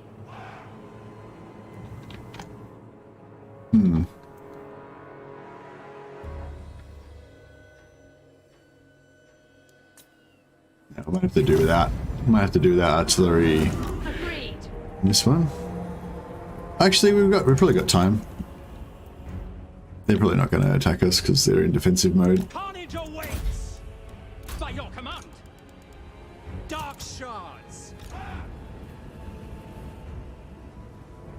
Druki, forward. Death Hag. Bride of Cain. With purpose. Dark elves. Death is coming. Horsehair handbows. Going. All right. Have a good stream, Mercy, and chat after week. I'll see you later, everyone. Have a good day, man. Thanks for dropping by. I'm sorry I didn't appreciate your Skaven comment. But Skaven are rat filth and they should be killed. Sorry. Hey Woody Chopper, how you going, man? What badge goes to Charlie? Oh, the newsman badge. Did he join the Discord?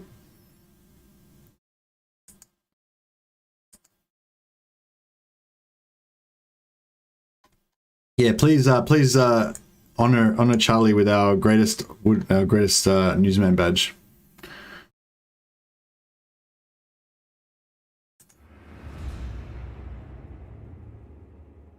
I usually send Black Ark to snipe Sartosa for that +3 hero recruit rank so I can recruit masters at level 10 to farm names of power for a full regen master stack. Ooh, that sounds pretty hot. Yeah, maybe I should do that as well, Entry Bias. Thanks for that. I'm not really I'm sort of like, at the moment, I'm not really worried about traits or anything for masters. I just wanted to get, you know, about 6 masters leveled up with growth so that I can get my slave provinces going. And then once we've got that organized, then we can, maybe I'll, is that their whole army? Like, what? I thought they had more dudes. They probably got like a shitload of shadow warriors somewhere there. Actually, yeah, we should play it safe. We'll just send in the girls. Send in the girls. We'll make them rue the day, as it were.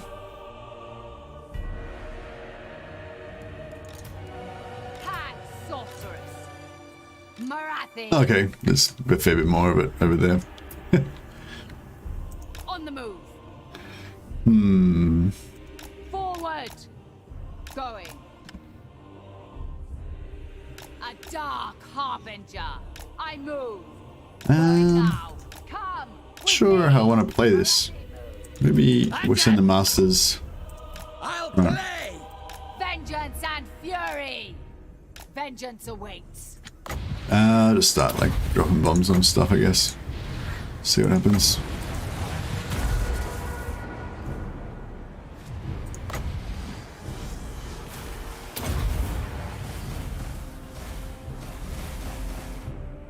Morathi, at once. Come with me.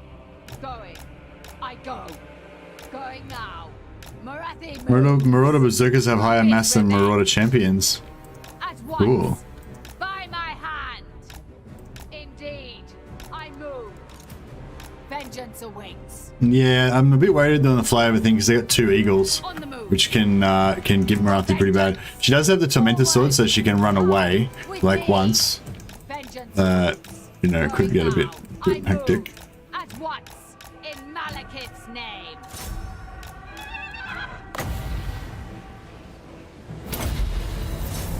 Peacemaker. Forward. Indeed. Suckers. Quick.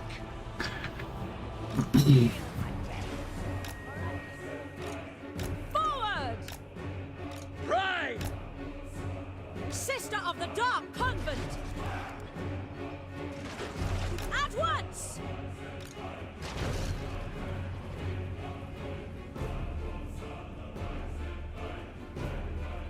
It is done. Dark deeds. Master Druki. Ruthless. Striding. Whisper to me. Moving. Without question. Morathi. Going. Fury of Nagaroth. Shadowy Overseer. Let hatred fly.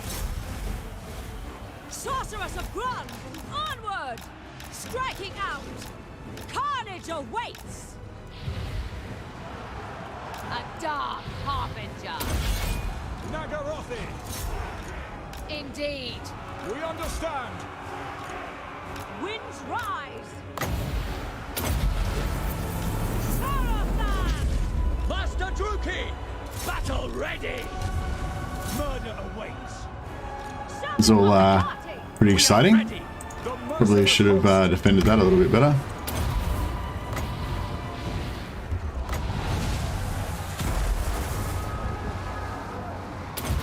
No fear. Death Hag! Come with me! At my command! Destroy.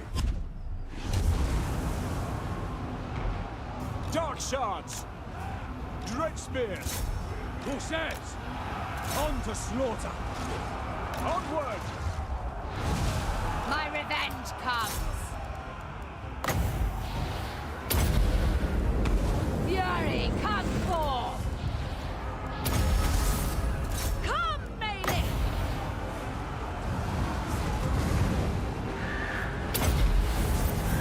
Feel my fury! For the king. Going. Advancing. Sorry, guys. Dealers in death. Might have accidentally screwed up some of our.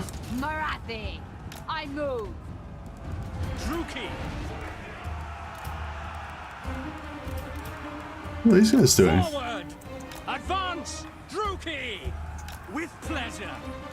This is pretty chaotic. I didn't really do a very good job here, but that's all right. Immediately! Corsairs! Behold my fury.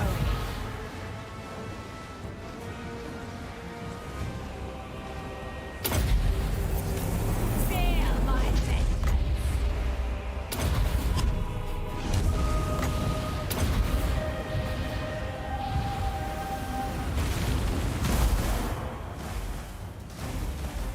Master Druki! Dark shards! Into position! Bloody murder! Blood will flow! Setting forth.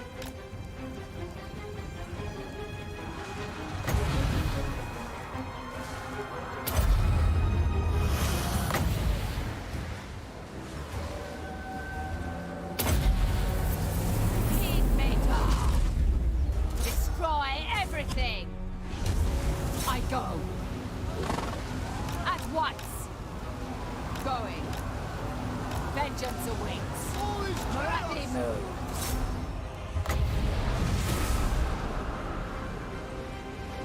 Okay, where's their lord? I want to hunt the lord down.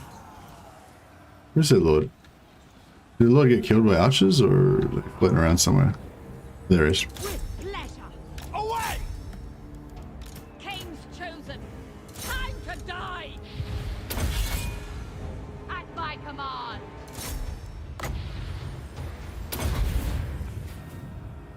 Bolt throwers!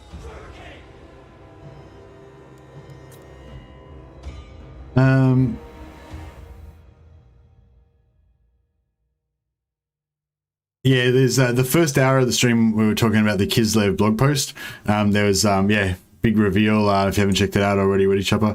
I'm not going to go all over the whole thing again, but we'll still be talking about it, I'm sure, sporadically. Bit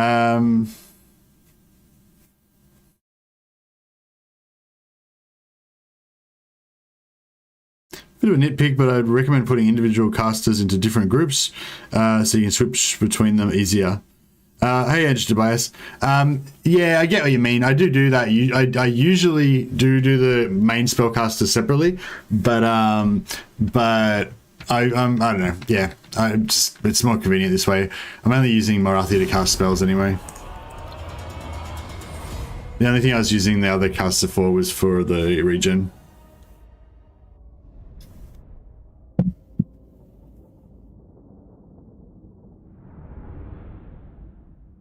But yeah, I do quite often utilize that technique, Andrew Tobias. It's a good way to do it. But yeah, I feel like I can only really use I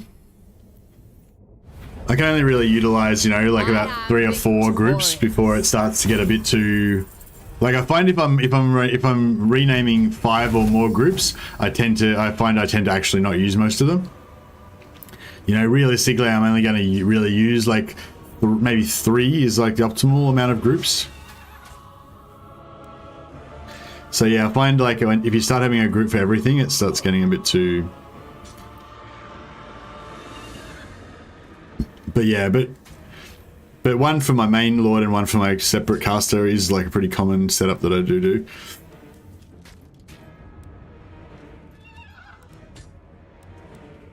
Oh, we got a unit of elite shielded dark shards wiped out. That's okay. I mean, we probably need to get rid of some of these guys anyway, but still, they've been with us for a while, so it's a shame. Hag sorceress of bronze. Black-hearted dreadlord. Phoenix queen.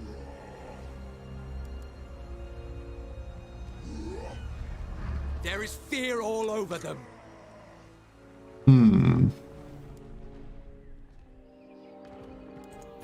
Look here, Fellheart.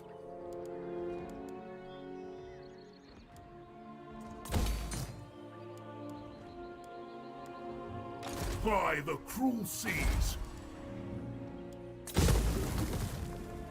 Aboard the Tower of Blessed. Oh yeah, that's right. We pieced out with Cathik. And Cathik are actually invading Britannia, so that's actually pretty cool. I would like to start raiding Britannia myself. Black-hearted dreadlord.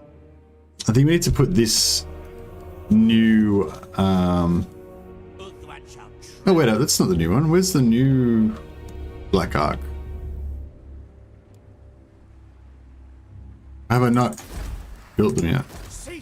Oh shit, we got 2 more Black Arcs. Jesus, where did all these Black Arcs come from? Did I... Wow, okay.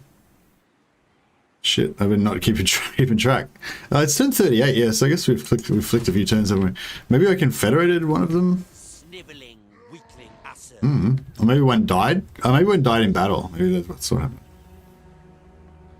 Okay, anyway.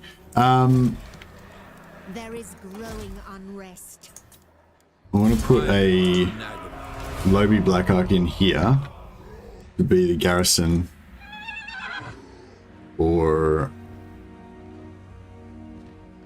Ulthuan. Your thirst for murder does not exceed Eberl mine. Canuvel, we want him to come over to this side because he's going to be like in charge of getting heaps of sweet sack money out of Ratonia.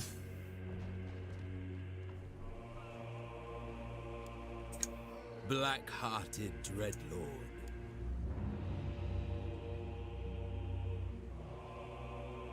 Dreadlord of Nagaroth. Such slaughter awaits.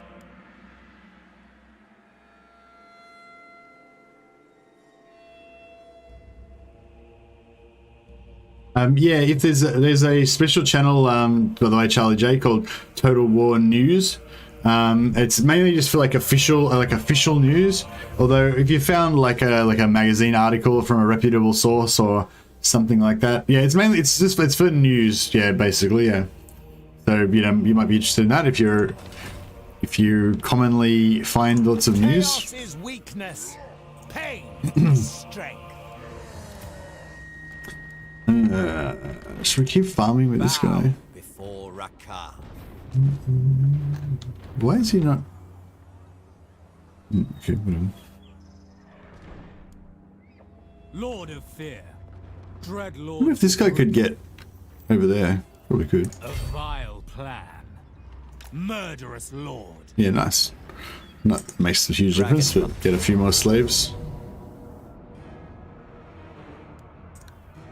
Fail me and face the lash. Our brothers will avenge us. I'll make sure I slave things. Yeah, so all our slaves are going to Etain right now, which is cool. We haven't started upping our... Master of all.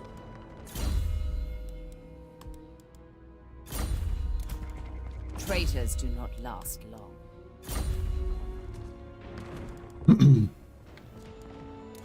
You fought well, my beasts. Setting out. Roaming. Seeking my destiny. Progress. I'm going. The Beast Lord Ascendant. Absurd.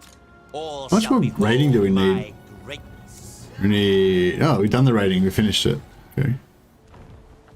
Chiperl and... Let's get some more units. Tremble before Rakar. Oh, we can get the units by just putting all our heroes into our armies, probably. Or nearly. Adequate. Yes, adequate. Adequate. Oh, what are we going to do with this guy? Oh, this guy's going to be our Dreadknight dude. A Dreadknight Lord. Night Lord, yeah. What other stuff we're going to have with our Dreadknights? I guess we'll make it Dreadknights plus Dreadknights and Warhydras. Have like a couple of Warhydras. We've got to have a couple of Warhydras. Oh, no, we don't really need a couple of Warhydras, I guess.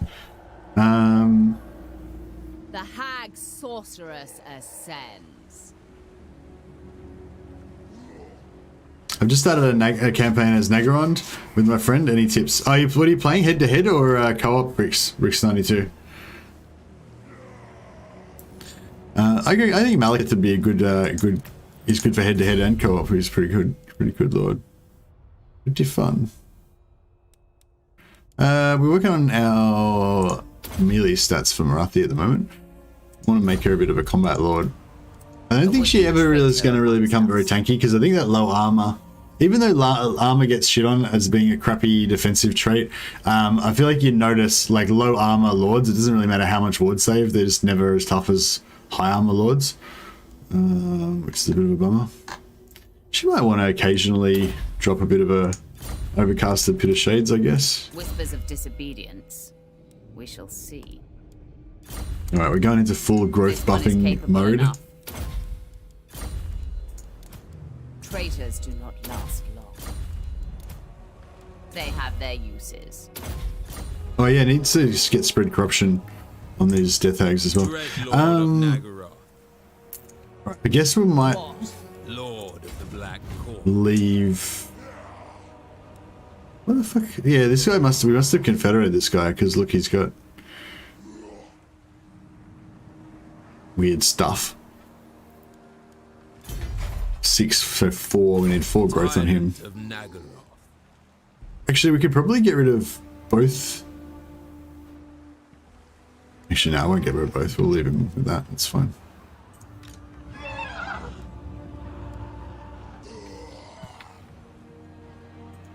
Black-hearted.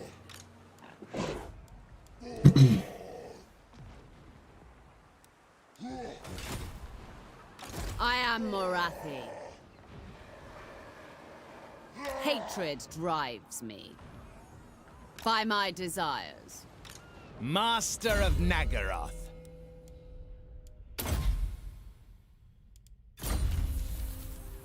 Thirteenth Hood of Slaanesh. I've There we go. skills to show. Get him in there. We'll chase these miscreants around the place a little bit. Isn't miscast AP damage? About half and half, says Enterprise. Yeah, somebody mentioned this last time.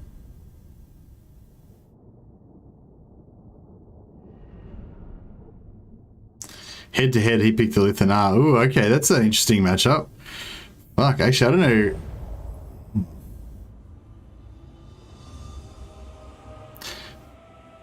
I don't think I could win against the Lithanar if I was playing as Malethith, because if you're playing as, yeah, I don't know. If you're playing a Lithanar and head-to-head against Malethith, you could just recruit a full stack of masters and then go up there and kill him straight away, couldn't you? Sorry, of Shadow Walkers. Or even Shadow... Actually, maybe just Shadow Warriors. Oh, he wouldn't have any siege attacker though. Morathi. Yeah, I suppose no siege attacker is the only thing that slows Lithanar down at the start.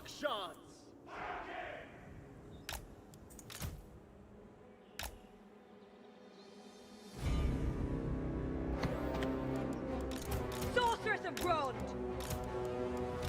Warrior! Master Druki! Kane's chosen!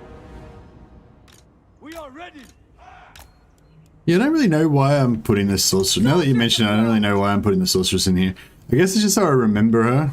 If I put her in a separate group and I leave her, so I could put her in group 2, and because like I'm basically using these guys as air cav or whatever, you know. So I could put her in group 2, but then I'm worried I'll just forget about her, because I feel like if she's sort of hanging around with Morathi, then I remember to use her recharge. I don't know why I just gambled. That was a fine amount. Oh, we got even more now, so that's even better. Shadowy overseer. Yeah, like basically I was just like using her as air cab and other distractor, but she takes a bit of damage, so it's probably not the best. Dark deeds. This guy makes a much better companion. My revenge comes. Morathi moves. At once. Vengeance awaits. Yeah, did we ever figure out whether it was worthwhile to like... Forward. Actually, we do want the other caster up here, I think. Morathi. Where's that? In Hell Cannon. Oh yeah, this doesn't do any damage to Hell Cannons, does it? Not really. At my command. Moving forward! I'm there! Into position! Yeah, it's doing like nothing. Advancing! It's crazy. Let's just drop everything we can on that. Pray! Going! Swiftly!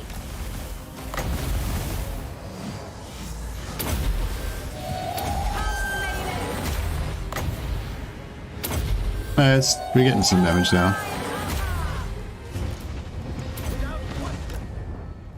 Carnage! Sorceress abroad! Adept! They're on the ground.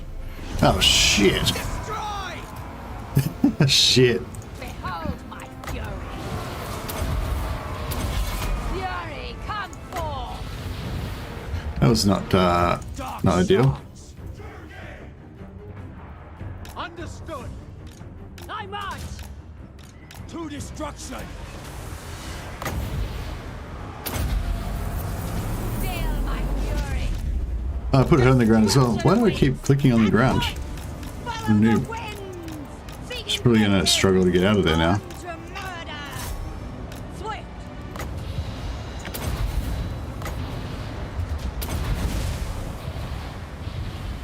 Servant of the party!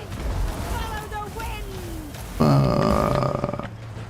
What a mess. Master Druki! Just completely fucked that up. There's too many things on the ground, so I was like clicking on shit and just accidentally clicking on targets on the ground. Made them land. Normally you don't want your flyers to land in the middle of a melee focused army. It's normally not the big brain strategy. Ruthless! Like, she's gonna die. Druki! Luckily she's immortal, I'm pretty sure. I hope. Yeah, she's fine. She flew away. Master Druki! Oh well. Yep. I just woke up. I'm tired. I don't know what's going on. Don't laugh at me. Master Druki! Yeah, the Doombolt thing was pretty good. Ruthless! And which one's the good one? The lightning. Tholrain? No, this one. Kane's Lash. Good against artillery pieces, yeah. Yeah, I think the Kane's Lash and the Doombolt nearly, like, did pretty good damage on it. Actually, no, I don't think I used the Doombolt on it, did I? Enacting! Just used Kane's Lash. Master Druki! Relentless! Corsair handbows!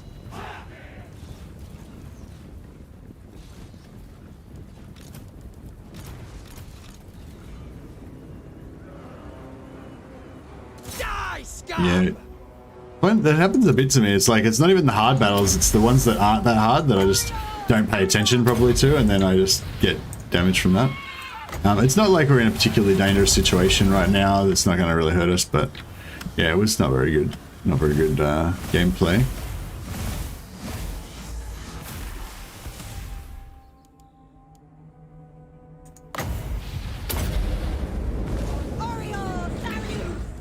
Mother of I don't have any good direct damage spells. I've got the Doom Wand of whatever that is. Probably likely to hit our own guy with it. Feel my vengeance!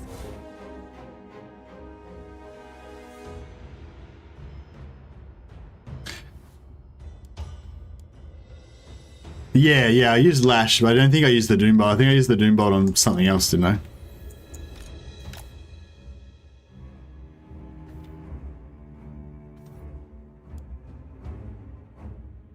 Cool. Alright, that was pretty bad, health-wise. Not to worry. No harm done. Didn't lose any units, at least.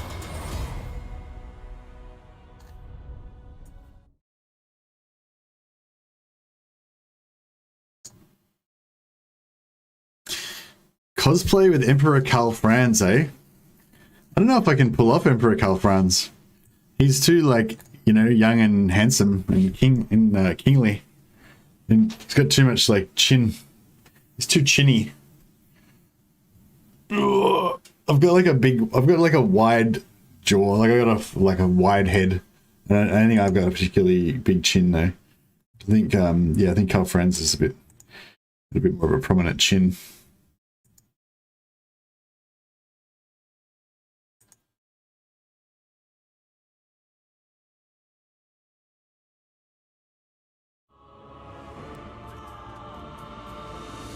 I don't think we need the replenishment this turn, so start working on the trait, the executioner trait. Ride, Solifet. I am Morathi.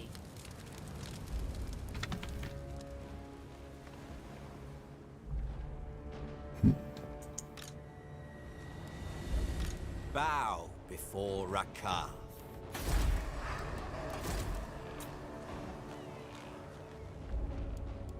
Tremble before Rakar.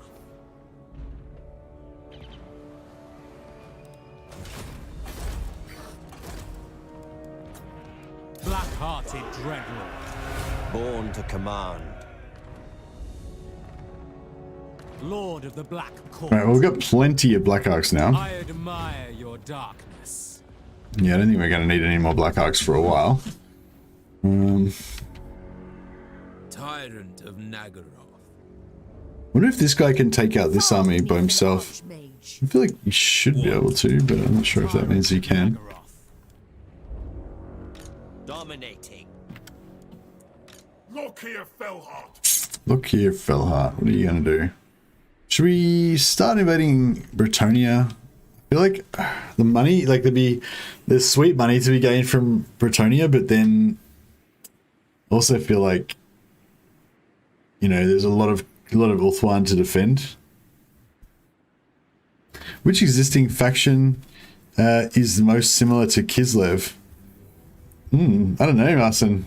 High Elves, I guess.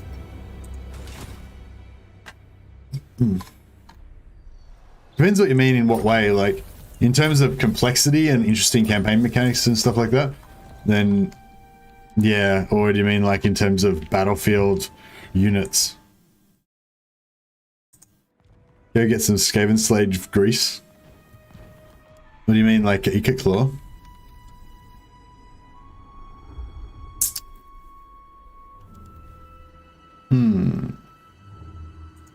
Hag sorceress of Grom. Let's see. Plus 8. Oh, okay. So we're not getting any more public. We're not getting any more public order out of this. Oh, she was not immortal. Shit. Let's get to alright. She's immortal now. Oh yeah, I should do a rename in honor of Grace Salvation. Sorry, Grace Salvation. I didn't even think about that. Who would be good for Grace Salvation? They have their use. Strategist. A would-be traitor. Weapon Master. I haven't really got good traits because they're I was just taking whatever. Tough. We shall see. Yeah, tough sounds good. Let's do that.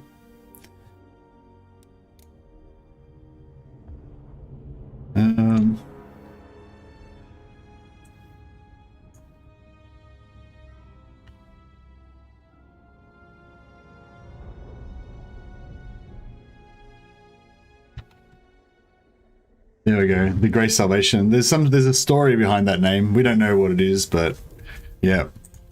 It's some sort of play on, you know, being released from torture and you think that it's a salvation, but it's just to be like imprisoned in mental torture forever, which is sort of like a gray. It's not like a white salvation, it's like a gray salvation where you're saved from immediate agonizing pain, but you're like then doomed to a slow mental agonizing pain. Rubric of Dark Dimensions. Oh yeah, I like that one. That's a good one. He needs a flying mount for that, really, though. He'll get one eventually.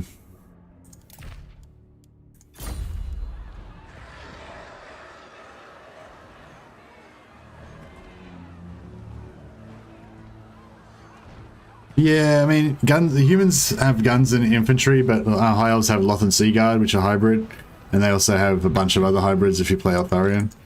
And also, High Elves have the most adequate. Yes. High Elves are one of the factions that has the most complex in-game mechanics. Also, High Elves have have the same sort of not the same, but High Elves have a hero farming mechanic where you can get really good heroes and lords using your unique influence mechanic. So that's Kislev has a training mechanic. So I don't know. I feel like there's a lot of similarities with High Elves, but it just depends what you're talking about, really.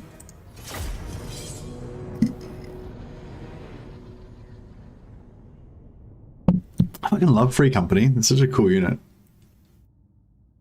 I was thinking about using Free Company in multiplayer. I guess I don't know if they're very good in multiplayer, but I've only probably played about 3 games of multiplayer in my entire career of Warhammer 2. But Dark deeds. Actually, I don't even think I played multiplayer at all in 1.2. I think I played in, I think it was 1.1 that I played multiplayer. And yeah, I only had like 3 or 4 games. So my career was pretty short. Actually, Morathi can sort this out, can't she? Hey, Morn, how you going, man? Thanks for the super chat, man. That's appreciated. It's very nice of you. I'll put you on the rename list.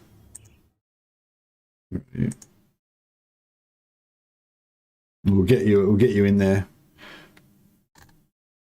We'll get you off the bench. Once we get a chance. I want to recruit free company, but they suck for everyone but Volkmar. Yeah, I don't think, you reckon? I reckon free company are great for everybody, including Volkmar. The difference with Volkmar is that with Volkmar, he can buff them more in late game, so they stay good in the late game.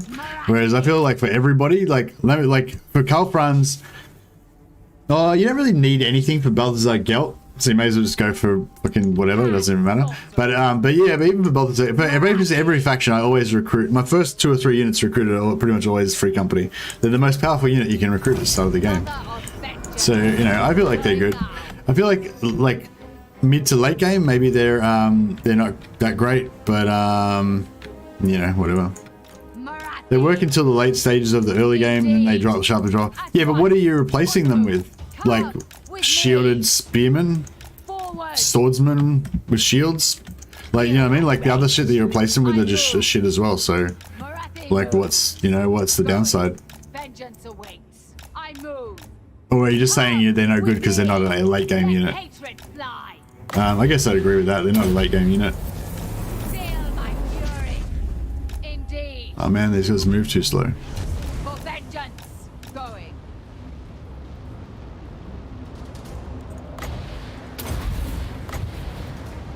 Going now. A dark harbinger. Feel my vengeance.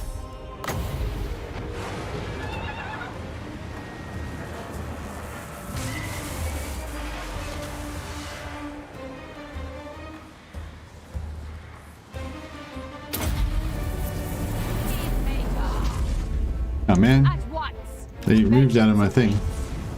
Forward, Rugi's revenge.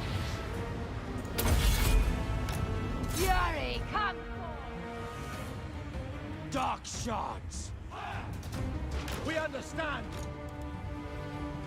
Morathi. Oh man, My power is yours. did it again. First Oh no, she's right. sorceress. Morathi moves. Morathi. Dealers in death. Sorceress of blood. Going. Shadowy overseer.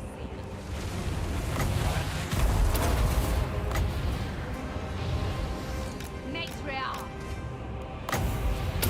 Well, if I cast the debuff, if I cast the speed debuff on some on these marauders, and then after, and then they shatter after I've already got the debuff on them, do they still have the speed reduction then?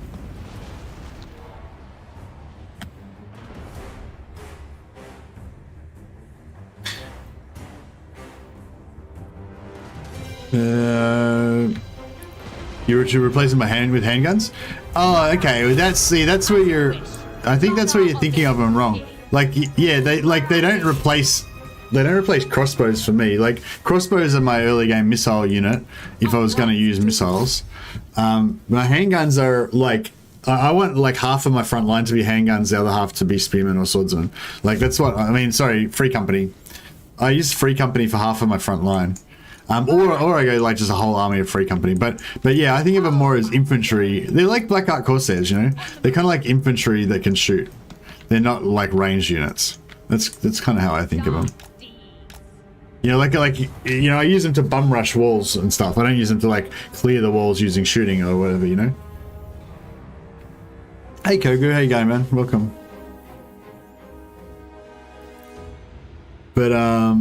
But yeah, I don't know. I just think that they're a strong opening. They're a strong opening move. Come with me. You can get a whole stack of them, use them to bum rush Helmgart fairly early. You know. I haven't really found a good answer for those orc armies that come down though. Like the whole army of Free Company doesn't do that great against those like massive armies of like 20 orc boys or whatever. But then again, you know, like six swordsmen front line and the rest archers or something doesn't do that well either. I mean, like it, you know, you can make it work, but it's not super ideal. What do you guys do about the Skull Smashers when the Skull Smashers come over with that full stack on like turn 5 or 6 or whatever they come, like super early? I don't know. I guess I don't really have a strategy for dealing with that. I just kind of deal with it with whatever I've got. Often I get a bit of some sort of trick on the campaign map to make it not so painful, but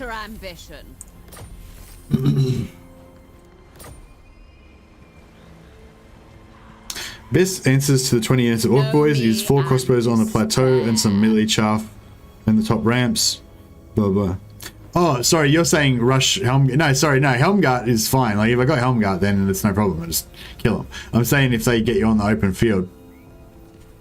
Yeah, so sorry, yeah, so I'm saying like sometimes if I'm screwing around, they'll get me on the open field in between Isleheart and Mother of the whatever that town is there.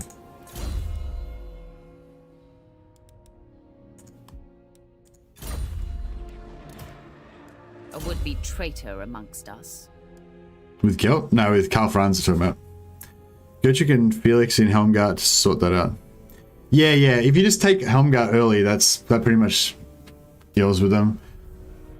But yeah, if they get into the Empire and you have to fight them in the open field, yeah, I'm not really sure what my answer to that is. I've won against them multiple times with just whatever I had, but it was usually like to kindness casualties, you know. And I've actually like lost initially a few times as well and stuff. So yeah, I feel like that early stack of orcs on open field is really bad. Yeah, if you fight them at Helmgart, then they're fucked. You know, you can. Oh well, it depends how. Yeah, it depends what you got. But yeah, if you fight them at Helmgart, it's a lot easier. Yeah, we're going to corruption. I forgot about that. I'm trying to go corruption on all my death hags so that I can just max out the Slaaneshiness. Yeah, we'll keep him on a Pegasus for now. Maybe we're going to get chariots later on. The chariot action.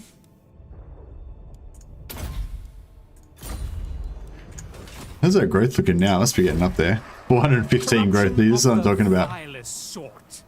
It's pretty. This is a bit late. Normally I like to get my heroes earlier. Sometimes I didn't really get it going that good with the heroes this time. I only had two masters, and then I did my rush. Like if I was going for Malethith, I would try and get like 5 or 6 masters and then go for my rush. So then you've got the 5 or 6 heroes already leveling up by the time you take over Ulthuan. So you maybe get like 3 or 4 masters that you bring over with you from Nagorond, and then you confederate Rakath on the way through and grab another 2 masters or whatever, and then you know, as you kind of come in through here, you start building more masters, and then you kind of conquer Ulthuan, and you've already got a shitload of masters to level up. Whereas with this campaign, I kind of didn't really do that. I only had a couple to start with. Bow before Rakath. But yeah, it's fine, whatever. Submit to me. Dominating. Dreadlord of the Druki. Going ashore. I wonder how much money we would save if we... With me. Black-hearted Dreadlord. I really should look here. Hated landwalkers. What should he do? Bring fire and terror. Make rebels, maybe? Pillage and plunder.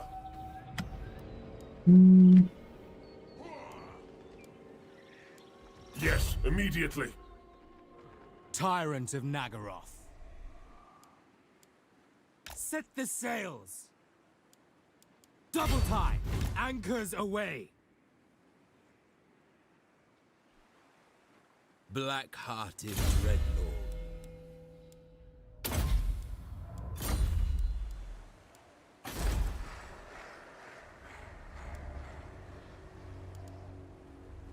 One more death hag. What's our cap on death hags? Death hags 404. Okay, so if we pop this up, we could get one more death hag. It could be pretty cool. We've got heaps of cash, so we might as well. What does this do? Corruption. Oh, I thought that was faction wide, but no.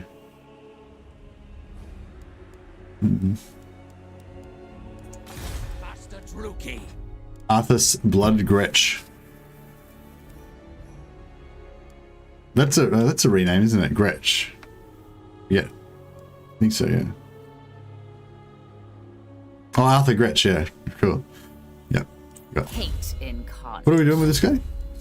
No. By the god of murder. Destructive, this one. Oh, he just hasn't moved. Is it? What's going on?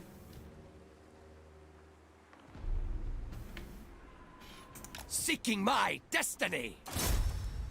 Inflict Measures, misery. you know, A do that. terror to their Little enemies. lols. Noxious potions. I refuse. Ever onwards.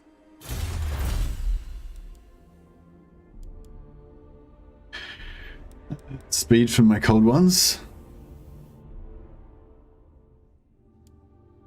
Oh, we've got a lot of good text right now. We want income soon, but we don't really need it right now.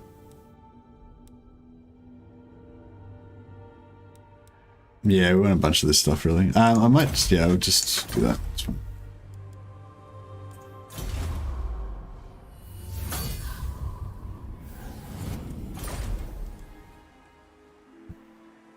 Hey Kogu, I assume you already discussed the Kislev news. In my opinion, I have a bad feeling that we didn't see some actual gameplay footage until now. Hey Kogu, I don't know.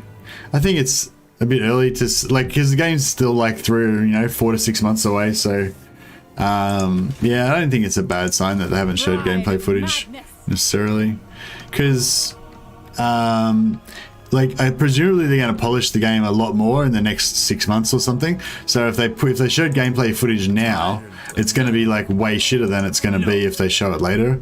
So, I mean, like one way of looking at it could be like, oh, they didn't show any gameplay footage because the gameplay is all fucked up, or whatever. But like another way of looking at it would be that they didn't show gameplay footage because the gameplay footage in a couple of months is going to be heaps better, and so if they show the gameplay footage now, they're just going to show a weaker version of the game. Like there's no real need to show gameplay footage now,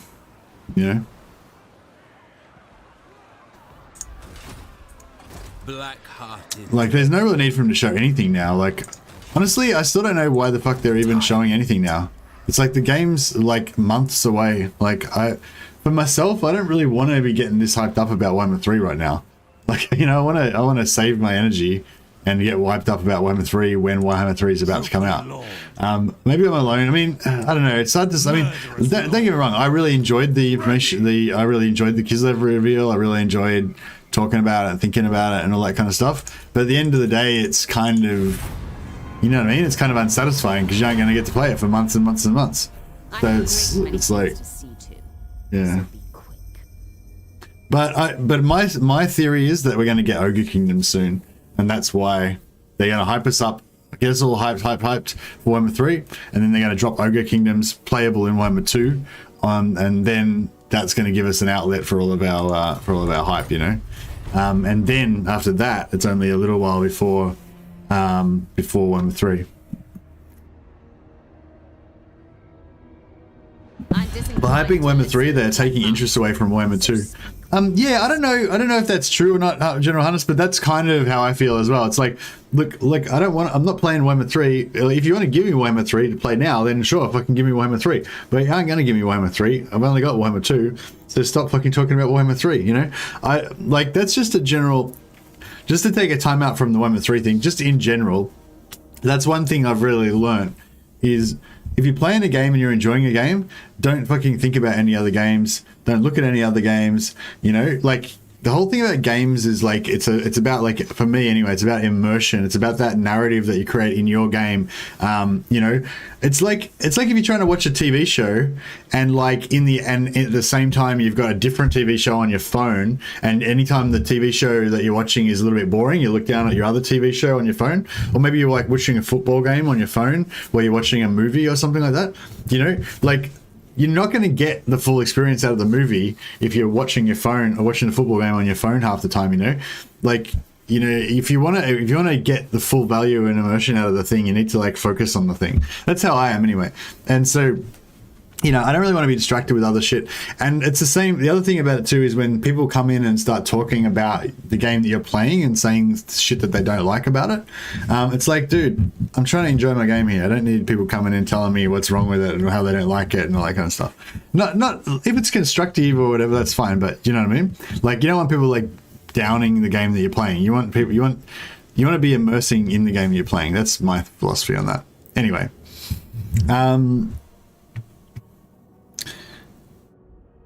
yeah, the reason why I went on that whole rant is because I feel like since I realized this, that all that stuff that I just said, since I realized that stuff, it's increased my enjoyment of life. You know, now that I understand that that's how it is, I'm able to harness that and like get more fun out of the games that I play.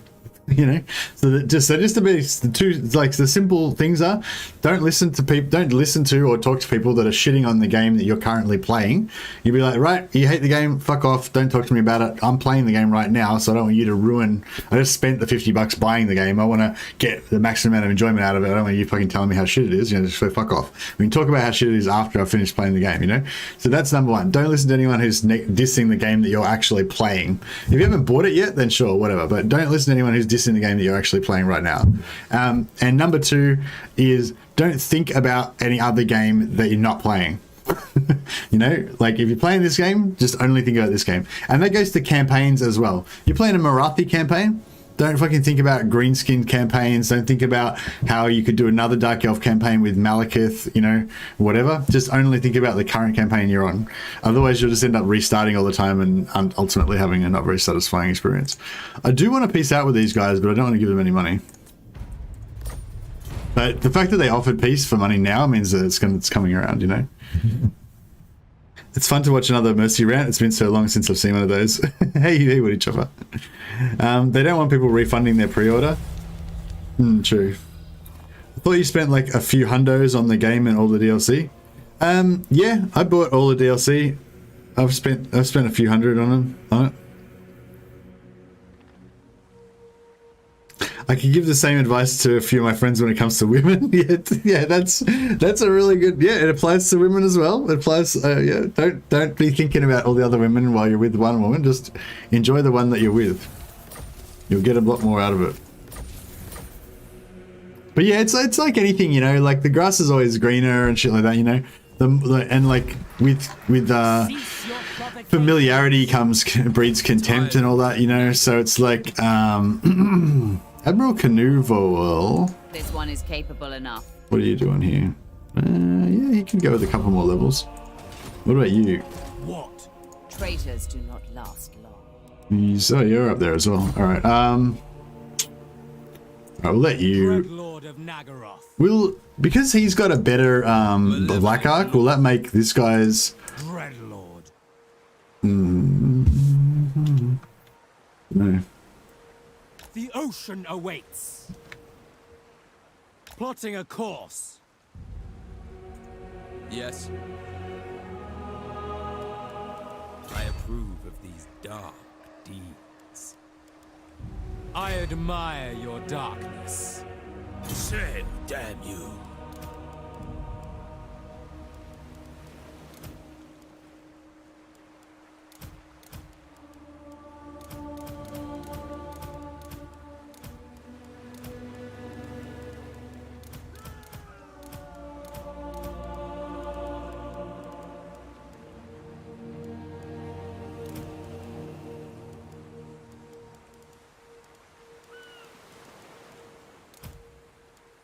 The ocean awaits. Dreadlord of the... I guess I should just let her resolve it. I was going to get them. Slaughter give them a bit of exercise on the battlefield, but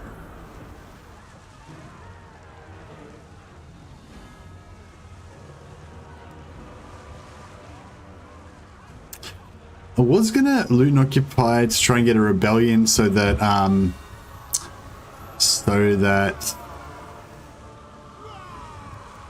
Malice has got someone to fight. I mean, Lockie's got someone to fight. Where's Malice? Do we get Malice already? Shit, we need to get Malice out here.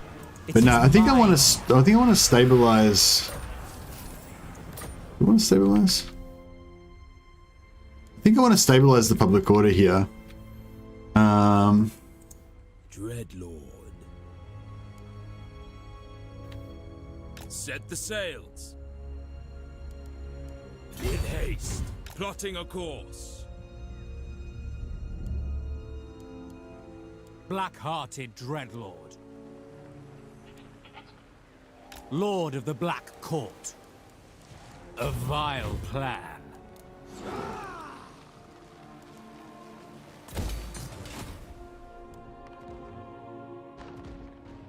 You gave us the Mercy Stream experience. Mercy Stream without rants is like Total War without war. Thanks, guys. Yeah, thanks for putting up with me. Oh yeah, Morn, we've got to get you in there. Where are we gonna? I feel like Morn should be a sorceress, but no, it's not like not because yeah. What do you want, Morn? Do you want a master or a sorceress or a death hag? We've got to give you a rename for your super chat to honor you in game. I think you have gaming ADD. Yeah, that's right, Dustin. You know what I'm talking about, don't you? As soon as you get into one thing, you start to think about the next thing, and then you can't fucking can't do anything. All right, so always get out of Dread expansion before you transfer units. If you in Dread expansion, when you transfer units, you instantly lose all of your movement, which is super not fun. Right, you're in Force March. That's going to cost you. Why did you go in Force March? Like, you can clearly see where my guy is here. But whatever. Master of these masters are going to hopefully get some names of power in a second. Born to command. Oh yeah, we've got to give Rakath a Cold One to ride on, so he can be the leader of our Cold One squad. Actually, I don't think he gets a Cold One mount. Maybe. We can just auto-resolve this, can't we? Actually, I want to make sure that we kill the Lord, so I might just play it out. I have grown-up syndrome where I don't want to start some games because it will take too long to play, so I just do a short game that I can leave after 15 minutes. Oh no. That sounds really shit, Woody Chopper. How do you play campaigns of Total War then? They go for hours. Mass Spiteful would be hilarious in the Dread Knight stack. I'm going to go Mass Spiteful in Malice's stack. So there's going to be like Malice, a Sorceress, and like 18, and a Malice, maybe 2 Sorceresses? Yeah, maybe Malice, 2 Sorceresses, and like 17 Masters. So Malice, just Malice himself will do like millions of damage. Actually, do the Spitefuls give you is it buffs to units only, or is it heroes as well? Can't remember. It's probably units only, just to shit me. Knowing my luck. But yeah, I think the masters buff each other. No, it buffs each other. Yeah, it's all army like discipline. Yeah, true. So yeah, definitely, it does, because I know it works on masters. That's right, I remember. So yeah, so we have like 17 masters with Spiteful, and two sorceresses, both with Spiteful as well. 1 beast and 1 dark. 1 beast and bust shadow. Actually, Shadow's not as good for buffing units, isn't it? So Beast and Fire would be best for buffing units. Or I don't know, maybe Beast and Shadow. Maybe we go all 3. Fuck it, I don't know. Whatever, you get the gist of it.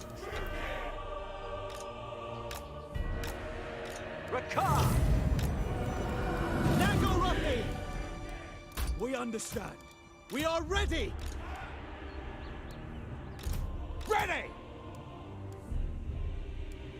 Master Druki, get going! These guys coming? Yeah, they're coming. Alright, maybe we should move up a little bit. It is done.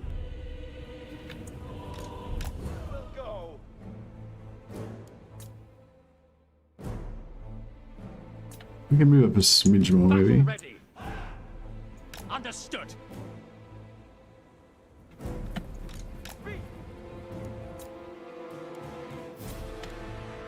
Eager for battle. Battle call. Should do it. Right, let's start dropping some bombs.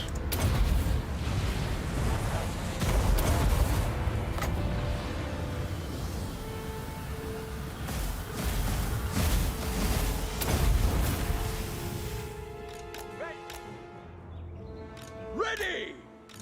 Away! Hey Liz, how you going? Welcome, welcome. I think we've already got a rename for you. Actually, yeah, is there any other members? Actually, yeah, we need to do all the members. I forgot.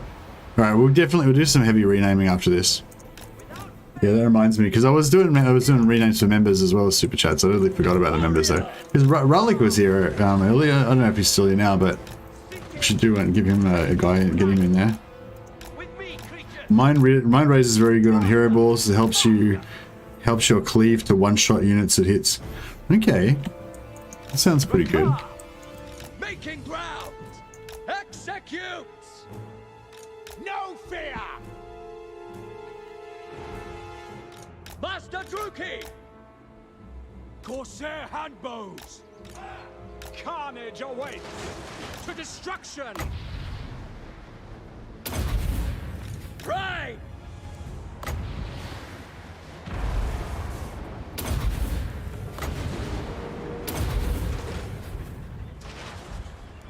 My whip awaits. Moving. Dominate. Master Druki! Prepare yourselves, beasts. Predators, all. Corsair handbows. Getting to it. Making ground. Master Druki! Proceeding. As you say. Advance, Druki. The merciless host. Advancing! Master Druki. Repositioning. Destroy. Are these the lion's count is large? Oops. No, it's not. Yeah. Are they large? No. Adept. Hack cut. Master of dragons. Corsair handbows. We are ready. Druki. Advance, Druki. Dark Shard. Eager for battle.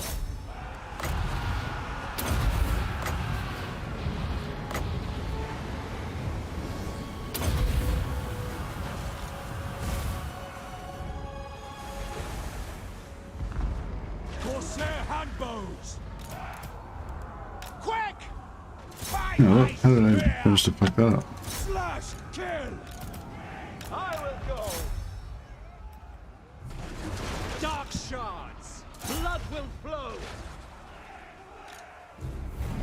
Moving. What that'll do. What's your everybody's opinion of the spells that provide Stalk Unspottable? Would it be able to be cast in deployment and then have it detected? Yeah, I don't know. I never was that into that those type of spells. I haven't really tried them out. Hey Liz, yeah, I believe you're still alive.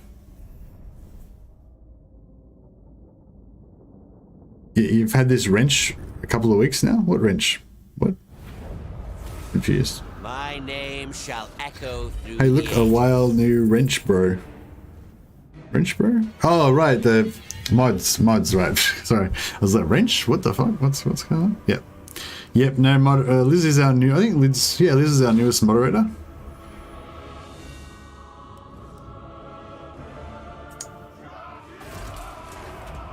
in search of beasts.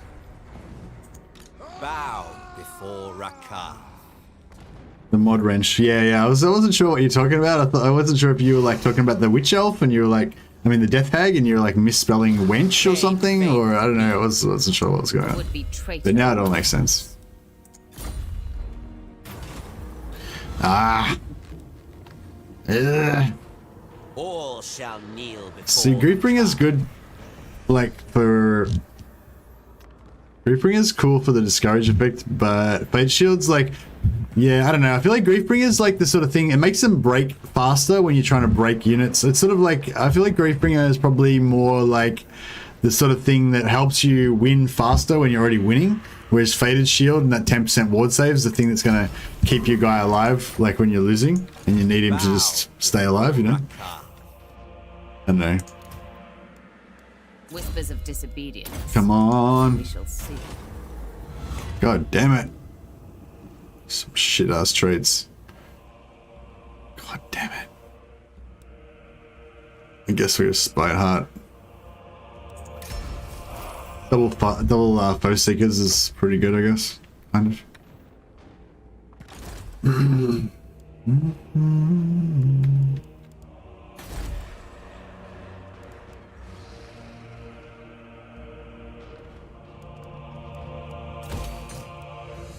The Beast Lord Ascendant. Roaming! On the move! I lead. Yeah, it's pretty good. Saves like 1,000 gold. Nobody does that. Lord of the Black Court.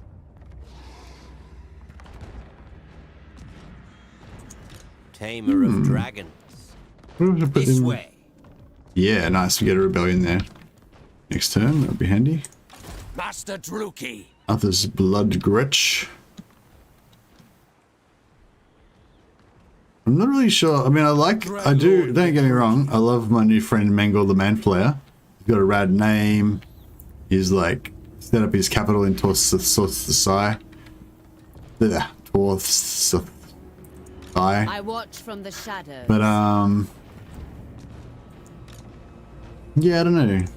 I just feel like it's a bit whack how he's like all in my lands and stuff, you know what I mean? What's that about? Might set up a sweet ambush up here, I think.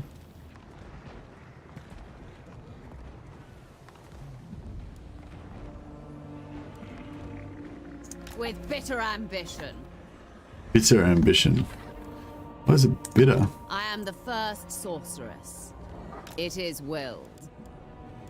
Into the shadows. See how that goes.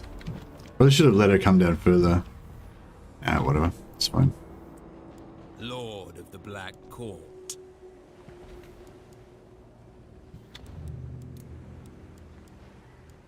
Yeah, let's get up to 4. Black-hearted. Fine's fine. Gonna get a rebellion here next turn. So Lock here can do his thing. Did we did Confederate Malice, didn't we? Yeah, we did. 1 turn till he can get going. Oh yeah. We can't really afford it right now, but I'm looking forward to the day. The day will come. The Druki are restless. How's our... Oh yeah, this is... So we got pretty good public order here, actually. Decent. Maybe I should keep building...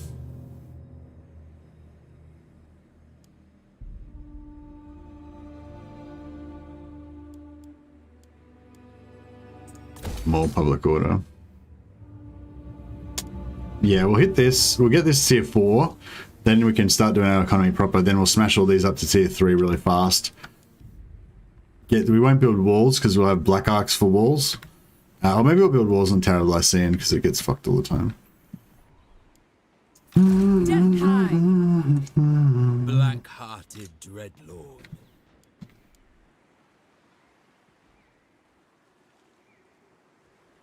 Dark Destiny. Tyrant.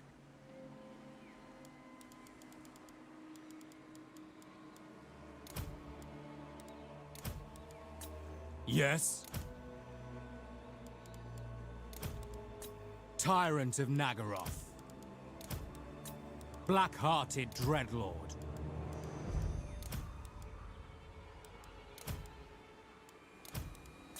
Noble born. I listen, observing these rules. Alright, we get some hero stacks Traitors do not last. leveling up here.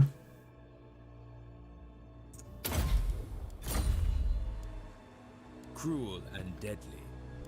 A would-be traitor. Yeah, I got a lot amongst of heroes.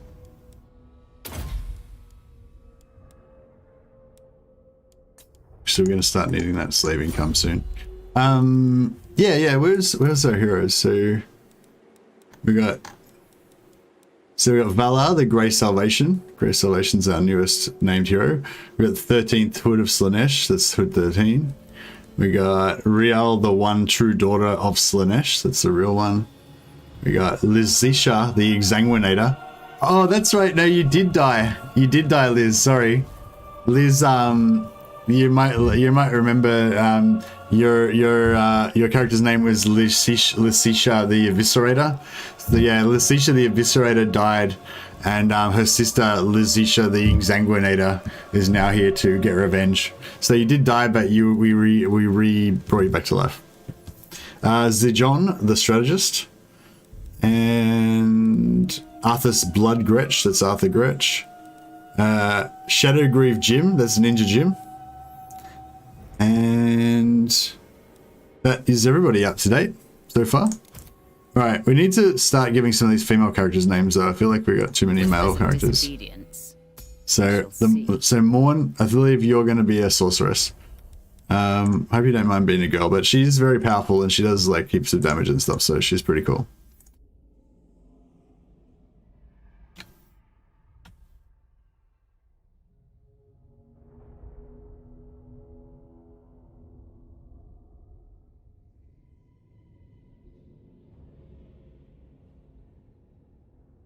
There you go. I'll give her a really badass surname.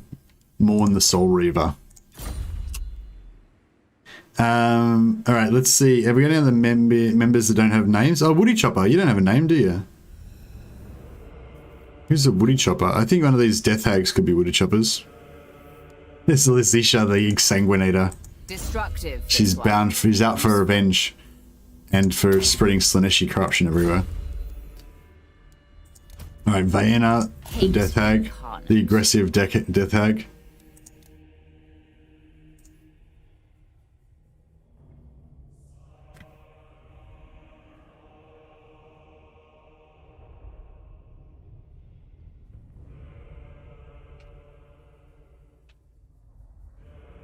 Woody? So like Woody? So it's Wodai, Doom of Forests.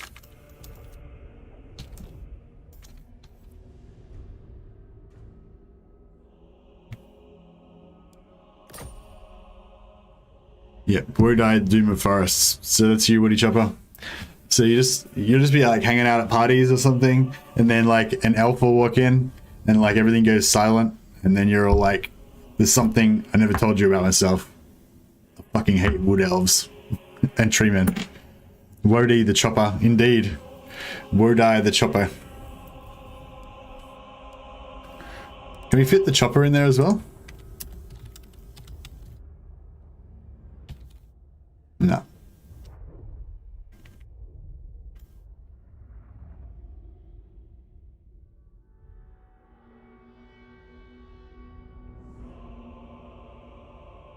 Wodai Axe Dancer. Doom of Forests. There we go.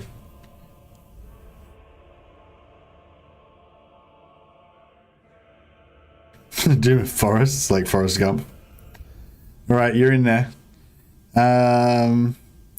Soul Reaver remake Wish. Okay, Guts wants Soul Reaver remake. Nice. The Jenny of Strategy. What? No, you're Sijon the Assassin. That's right. The puppy looks exactly the same as the old puppy. I like the Exsanguinator one better. Oh, nice. Yeah, she's an Exsanguinator now. She drains the blood of her enemies in revenge for her sister's death. She's all like depressed all the time. She's depressed and angry. She's not fun at parties, but she's cool in battle because she like tears people up and drains their blood out and stuff, which is, you know, a really admirable quality in certain situations.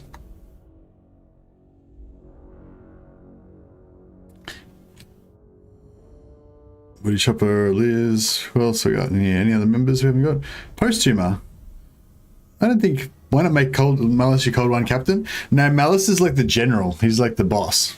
He's like, he doesn't go down with the rank and file troops. He's got his elite bodyguard of like nobles, or like, you know, he's got like, you know, he just rides with that elite unit of like 20 or so noble cavalry, not the mainline cavalry. So I'm going to have two armies, basically. Have Malice be like with a doom stack of 20 masters on Cold Ones, and then riding behind him will be Rakath, the general of Cold Ones, with his full army of Cold Ones. That's the idea. But yeah, post-humo, we need you to have rename as well.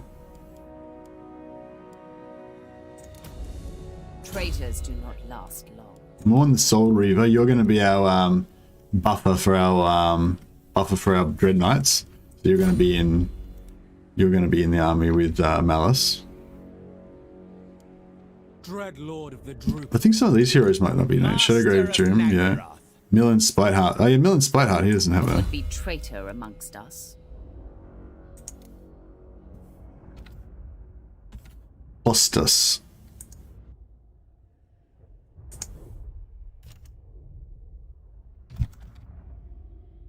The humorless. He's not fun at parties either. He just never laughs. He's just like, you're like, have you heard the one about the dark elf and the tree? And he's all like, that's just humorless. No humor. Okay, Dustin D. Fuck, you're in there as well. Shit. All right, we need some more heroes. We got Alana. Oh yeah, Alana, you've got a bit of a boring job, but Dustin, you just sit here and like mind the store.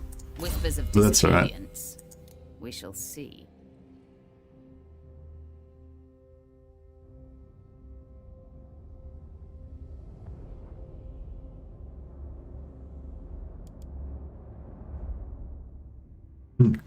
We'll just give you a really cool name. There we go. So she doesn't actually do anything apart from just stand there and make this place turn into a chaos hellhole. But yeah, it's an important job.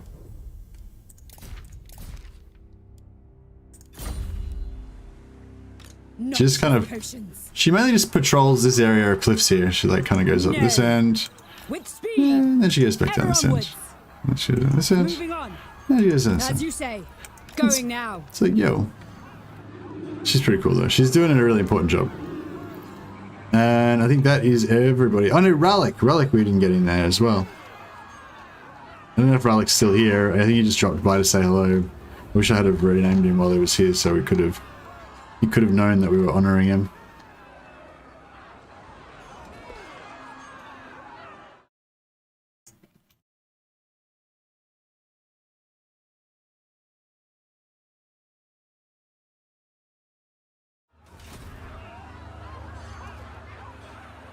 Forest. No, forest with one R is the correct spelling.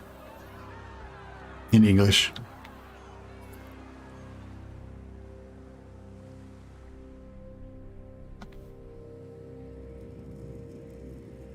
Oh yeah, so we need one more hero.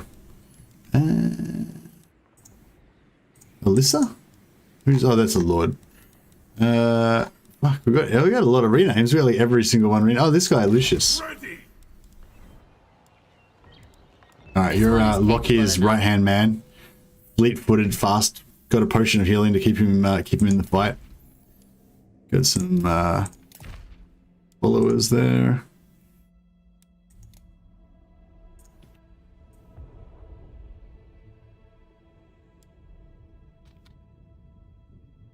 Ralik the Lictor, or Ralictor, as Loki likes to call him. Alright, we're all up to date now. Sorry that took a while. But I feel good about it now. You see, all these characters have names now, so they're heaps cooler and more interesting. It's pretty good. Master Druki. Actually, you can probably hang out with these guys.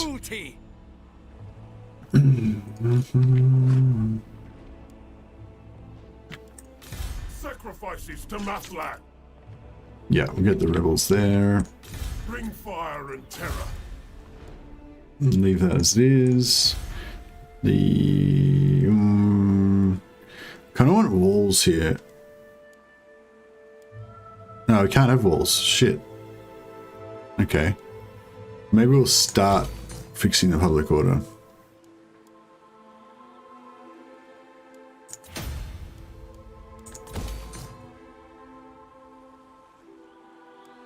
We can move all our heroes down here for growth as well if we need to.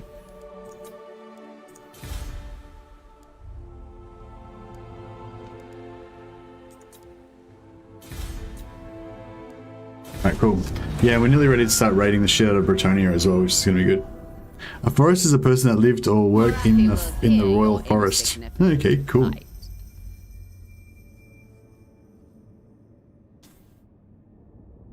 I'm glad I look pretty in game. You do look pretty in game. Nah, I don't like Skaven. I'm not going to do any agreements with them. I suppose we can go non-aggression. Since they offered money, if they didn't offer money, then I wouldn't have taken it. As long as they know that they're the inferior partner in the partnership.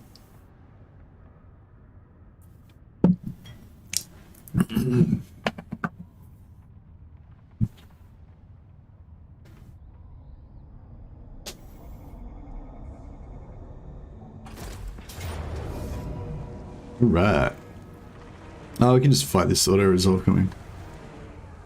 Actually, we will fight it on the battlefield so that they can run away, and then Rakath can get some XP, killing them again.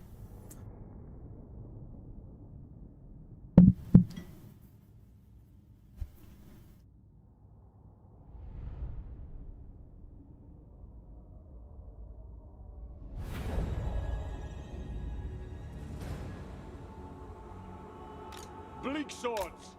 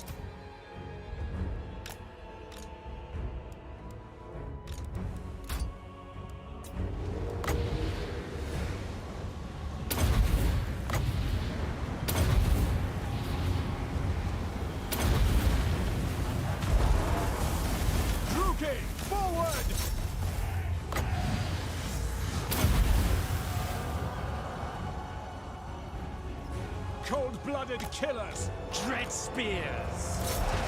Murder awaits. Onwards to murder. Following orders.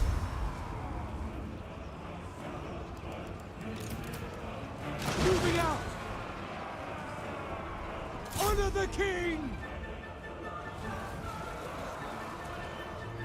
Dark shards. Bleak swords! Dead! Bloody murder! Dark shards! Druki! Going! To destruction! Going! Blood will flow! Battle ready! Battle calls! Death is coming! Corsair handbows!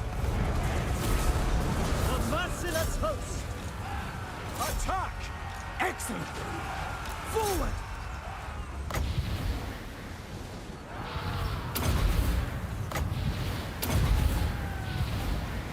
Corsair handbows! Kill them! Slaughter them! Dreadlord! Corsair handbows! The merciless host!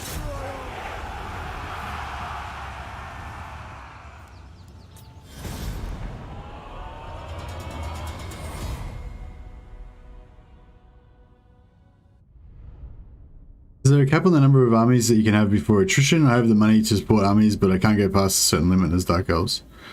I assume it's 100? 100 armies, I guess?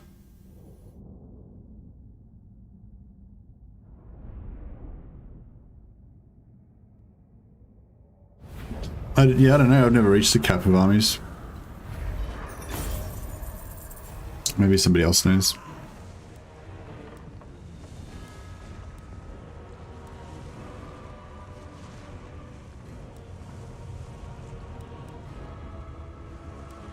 You may regret this.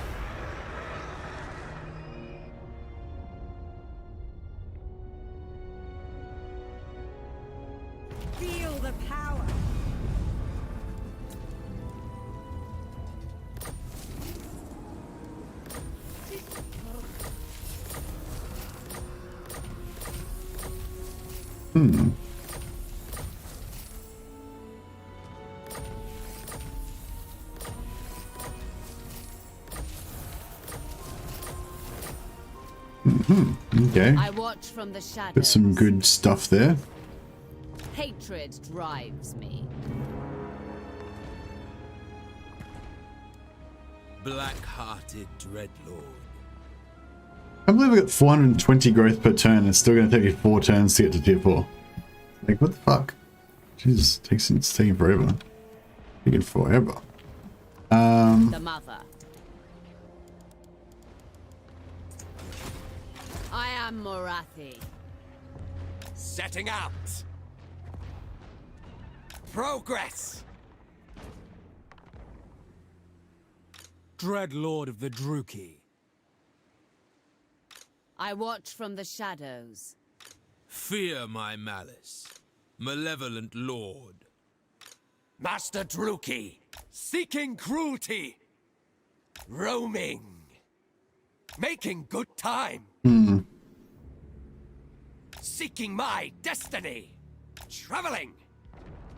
I mean, I am the first sorceress. I guess if... Would be traitor Yeah, I amongst don't know. I us. mean, I guess if she's gone, then that's fine.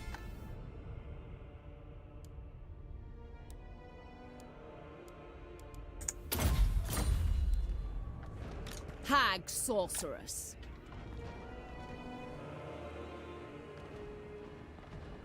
I would tame the ocean's beasts.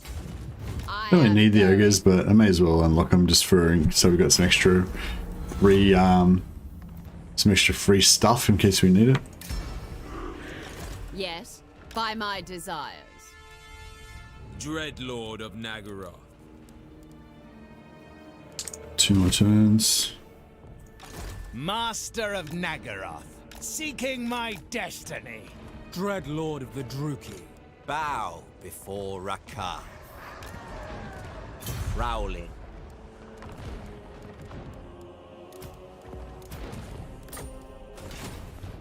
Dragon Master. I will not be defeated. My menagerie shall feed well. Yeah, I don't think I can put... Yeah, I can't put him on a cold one. I feel like that's really shit. But I guess a Scourger on a chariot kind of works. Can be a Night Lord with that, I guess.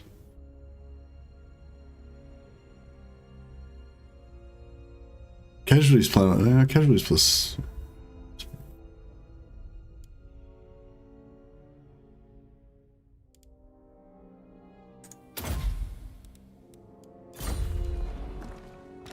Master of all.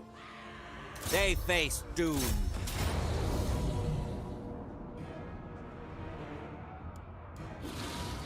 Devour them.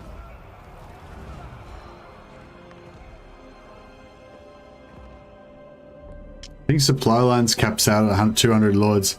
Oh, really? So you can actually... Man, imagine what your supply... Imagine how much money you'd have to spend if you had 200 lords. Holy shit. Pretty expensive. Such slaughter awaits. Alright, so we just did this so that we're got this guy in range. And also this guy in range, so we get extra... Carnivore gives...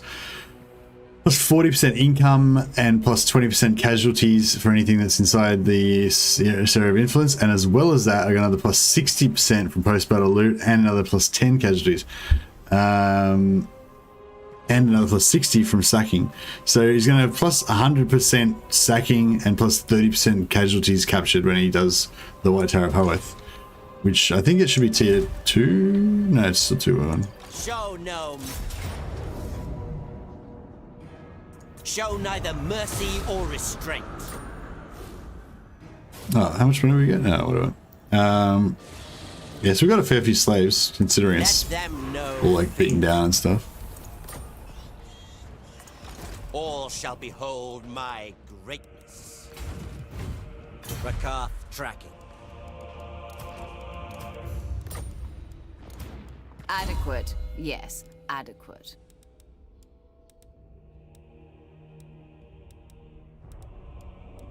Probably want Elven Healing as well for him if he's going to be the Cold Ones guy.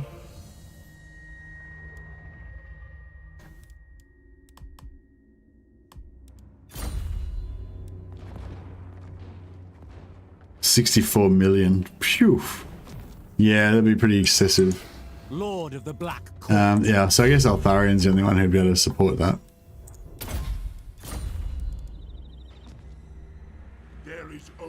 Alright, lock here.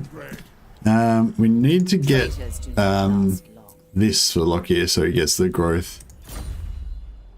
I should have got that earlier, but I forgot.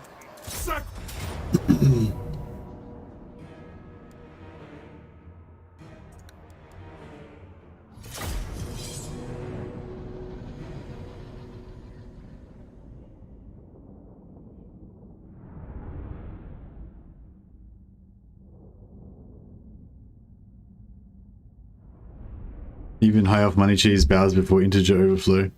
Yeah, but I mean, and integer overflow is pretty high. It's like in the billions. Like, there's really no reason why you need to get billions of income. Like, you know, millions of income is fine. You know, like if you put it so that you have like 3 million gold per turn, like that's fine. You know what I mean? Like, you're not going to spend. There's no way you're going to spend 3 million gold per turn. So, you know. You will never run into, you'll basically never run into stack overflow unless you play for like thousands of turns. So, yeah. I mean, it's not, yeah, I don't think you really need to worry about stack overflow unless you just keep going and going and going and you don't stop with the money exploit. My power is yours. This map's not the best for artillery.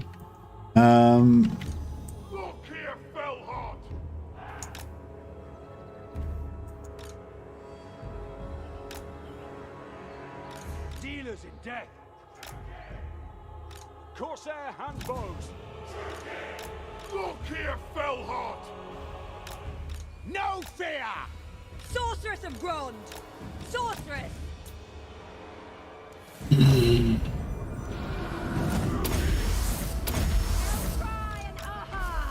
Let's get this party started. Sorceress of Grond. Skaven could, yeah, because Skaven have got no limit. High elves, with high elves you could, yeah, you've got infinite with high elves, I think, because you can keep recruiting more and more lords. So eventually you could get there. Like, you wouldn't be able to get there with entrepreneurs alone, but you can just keep recruiting lords and get that increased trade thing or whatever it is. It's, I mean, it would take you a long time, but you know, you could get there, I guess. Recruiting like 6 lords per turn or whatever, or 3 lords per turn, or whatever your maximum is.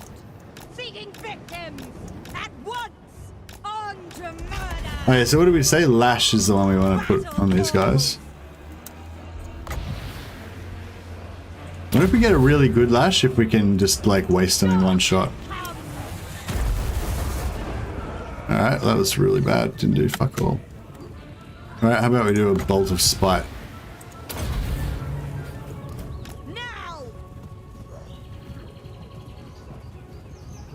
I wonder if I'd have done the lash right on the hell cannon if it could have destroyed it.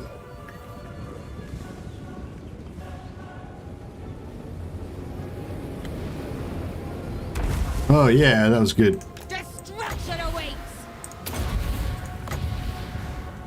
Moving forward. Follow the wind. Narrow them. Strike them down swiftly.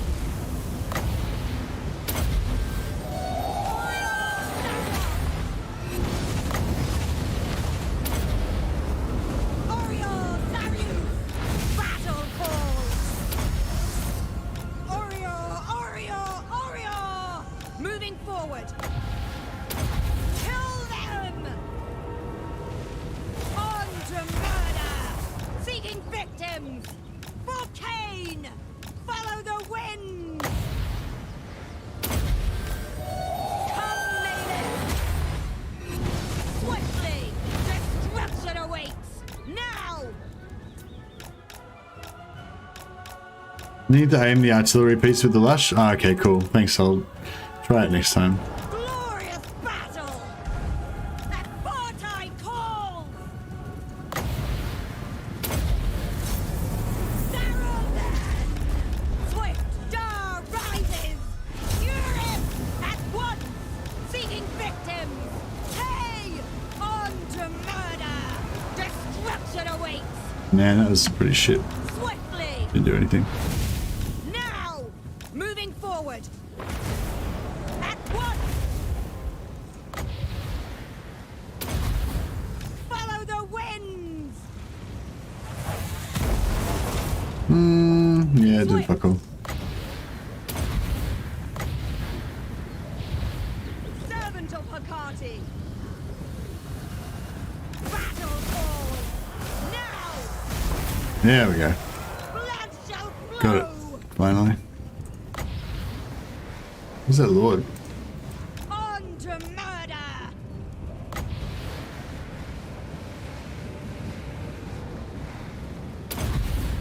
Destruction awaits! Swift! Swiftly! At once! Seeking victims!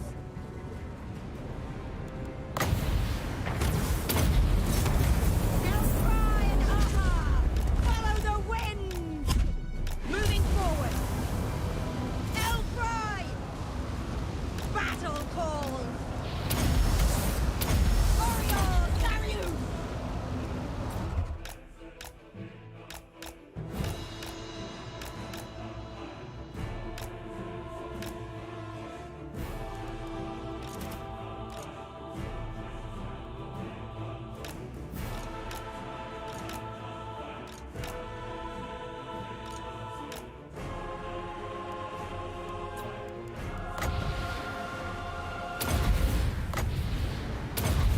At once!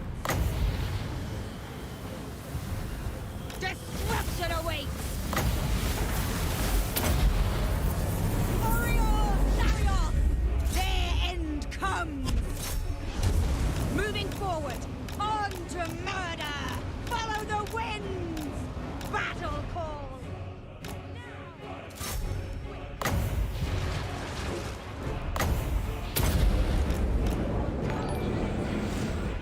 Understood.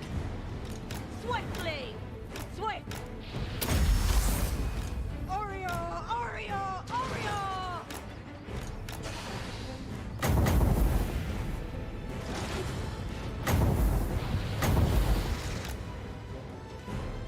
Corsair handbows. Onwards to murder.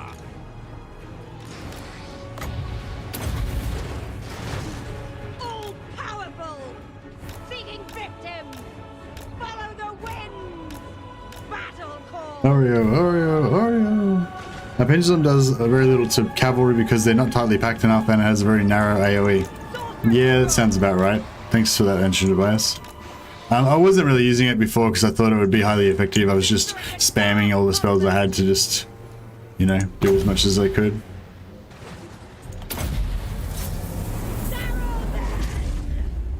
Nah, too slow. Oh no, we got a few. On to murder!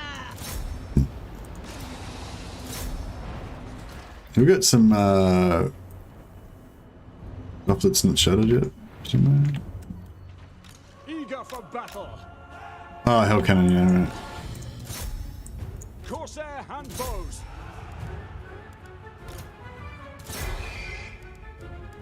Primed. Die, scum.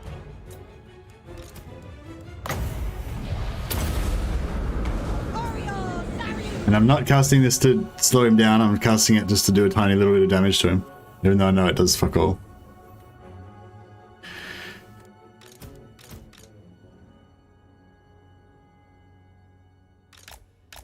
I hate it when they push them off the battlefield. So annoying.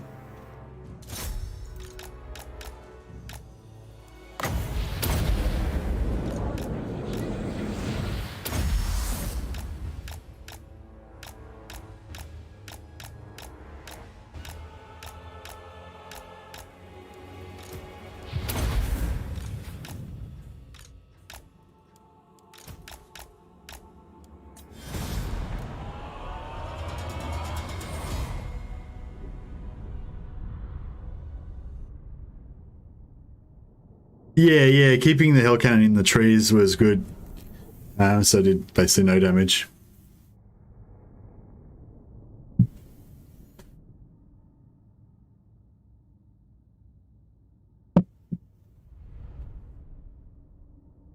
May as well cast Pit of Shades if you want to slow pin them down. Yeah, although Pit of Shades does damage to everything. Like, I feel like Pit of Shades even does damage to single entities. It's fucking monster, that spell. Drown them. Set course, mongrels. I didn't notice how much money we got out of that. Was it a good, Here, Fellheart. was it a good one? The Kraken moves. Ready for ambush. Destructive, this one. Useful. This one is capable enough.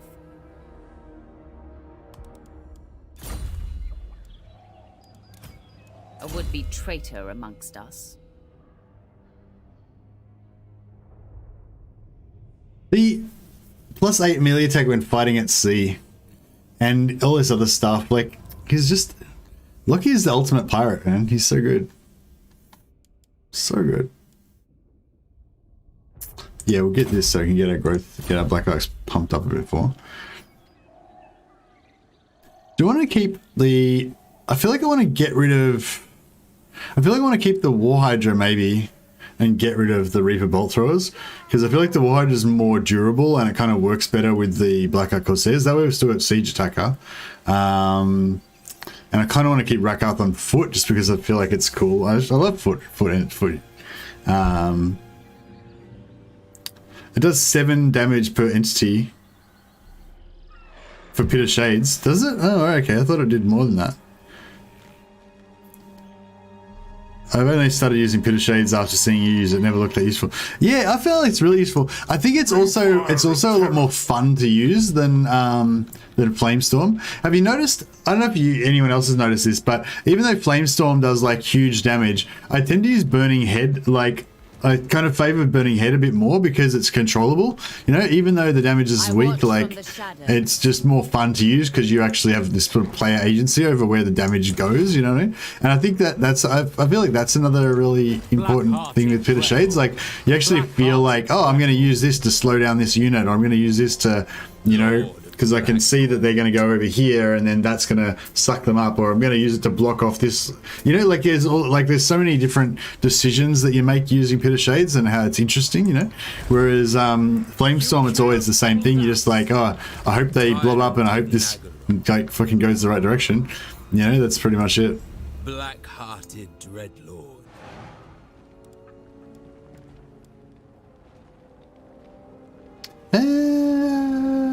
I might get the Dreadknight. I don't really need the Dreadknights yet, but I might start building the Dreadknight building now because this is the only one that's going to have enough growth to kind of... Oh shit, it's got enough growth to do a whole other thing after that as well. Alright, what's this one do?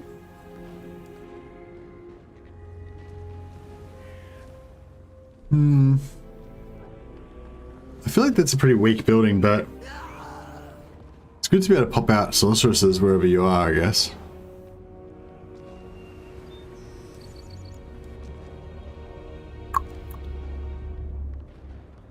Actually, we'll do this one because we want to be able to build hydras.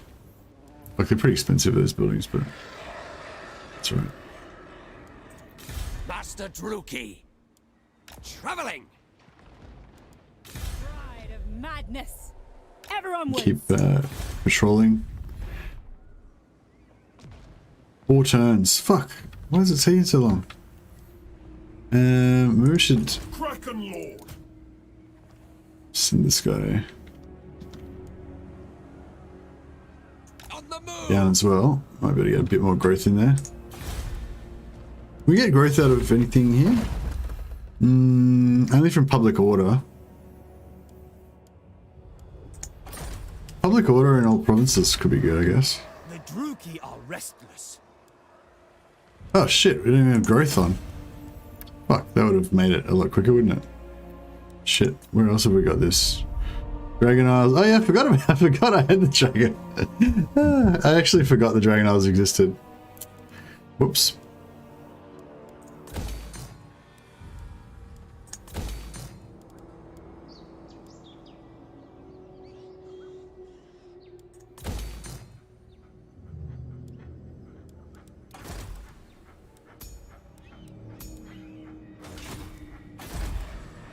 We are displeased.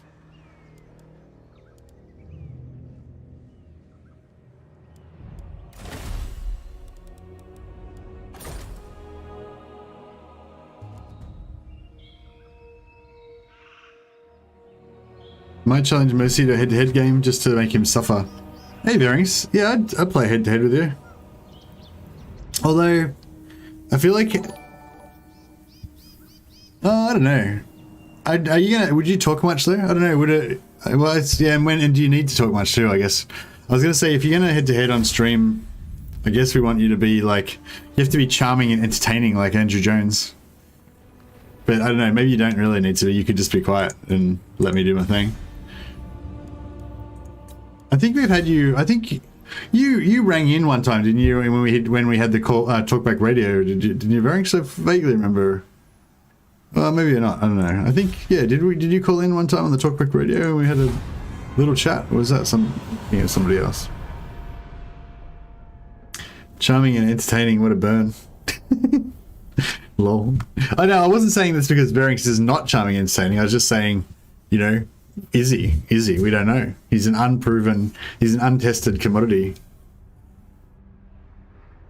Andrew Jones has got pretty big shoes to fill. Someday I have research to do first, and I have very, very evil plans. And yes, I called you on the first time. Yeah, I thought so. Yeah, I thought so. I remember. Yes, you were. You fucking were. What? What did you say? I was what? I was saying that Varynx is not charming and entertaining. Sacrifices to Mathlan. Well, you know, some people have different strengths, you know. Varynx is good at he's an expert grinder. Woody and Andrew Jones are my expert turn grinders. They both helped me out with greatly with grinding turns when I've been trying to get like high level because I never get to play long campaigns, so I'll get like a campaign up to turn 50 and then I need like somebody else to like play it for me so I can get some more turns done.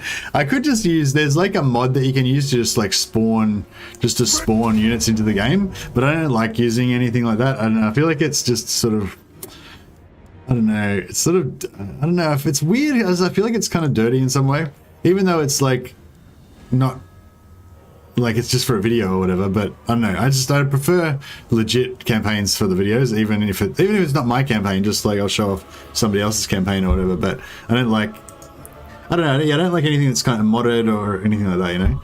If it's about a mod, that would be alright, but some people have different strengths. You basically again said Varynx isn't charming and saying lol.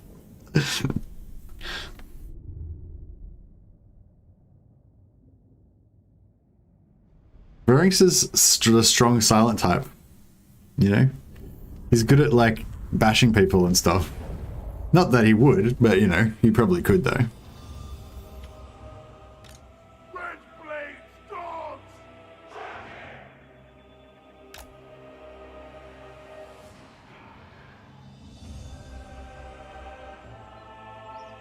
Even Legend says a mod to spawn in armies is fine if it gives him content. Yeah, I don't, like, it's weird, like, I don't have any problem with it, like, in theory, but I just don't do it, you know what I mean? Like, it's like, I had it, a friend offered it to me, like he said, hey, there's this mod, you can use it to spawn in armies, it's really useful for making videos, I use it all the time, blah, blah, blah, and I was like, oh yeah, totally should do that, that'd be, like, heaps better, but then I just don't, I just don't use it. I just always play the campaigns myself. I think it's, I don't know, maybe it's also because, like, I need to test, because the way that most of my, yeah, it could be, maybe I would use it for certain things. I would use it for certain things, maybe. One thing I've started doing lately now is one thing I've started doing is I use custom battles to get screenshots for stuff. Like if I want to do a screenshot of like like the thumbnail for this campaign I'm doing now, I actually made a custom battle, and so I could get like Morathi, an assassin, and a sorceress with a Hydra in the background. So I just like made a custom battle with those units, set them up where I wanted, and took the photo, you know. Whereas before I used to actually, if I wanted a screenshot, I would actually make a campaign of what I wanted, and then I would like, you know, so that was pretty fucked up. But yeah, so now at least I use custom battles sometimes, so I've advanced a little bit. I forget what I'm doing here. It's just the Chaos Rebels, right? Yeah, that's fine. Kind of vibe with mods. Feels like I'm not playing Total Warhammer 2. Yeah, I'm kind of like that. Sorceress of Grun! Striking out! Moving out! Going! But it's also just like, yeah, I don't know. I feel like it's not. Yeah, I don't know. Sennu! Setting forth! I don't know. Like I would use it. I just don't. Like, yeah, I'm sort of resistant to it a little bit, and also it's a bit of a pain with mod. You gotta like install them and uninstall them, you know. So you gotta like restart the game and put the mod on and whatever. Oh no! Striking out! Setting forth! For the convent! We are ready! Sorceress! Yeah, it's not too bad, I guess. Fuck, I hate when you try to click on these and you don't get them. Sorceress of Grun! Elfry and Aha! Ready! Going! Meh. Sarathan! Carnage awaits! Onward! Come, Maleth! Forward! Unleash death! Sennu! Moving out! On! To battle! Advance! On the move!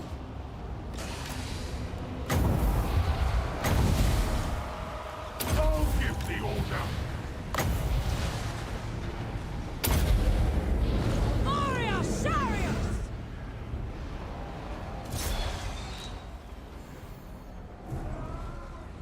Fuck. I hate that when like say you're moving and if you just flick over the UI slightly, then it makes the graphical part go away, so you can't tell where your crosshairs are aiming. My power is It's really yours. annoying. Going!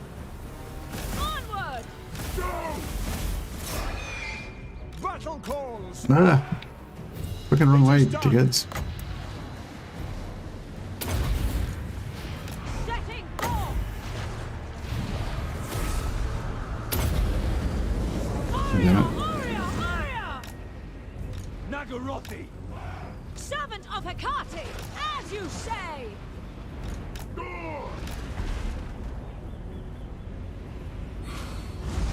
At once! The Karen car! I feel like that should last for longer, those potions. Some of those potions and stuff like that, I feel like they'd be good in multiplayer, but they're too short for single player. Corsair handbows! I don't know. I'd like to play... I think that's the one thing that attracts me to multiplayer is I'd like to really play... Like in these battles sometimes, like, you know, I feel like sometimes you get quite technical and you try and play really at a sort of high level with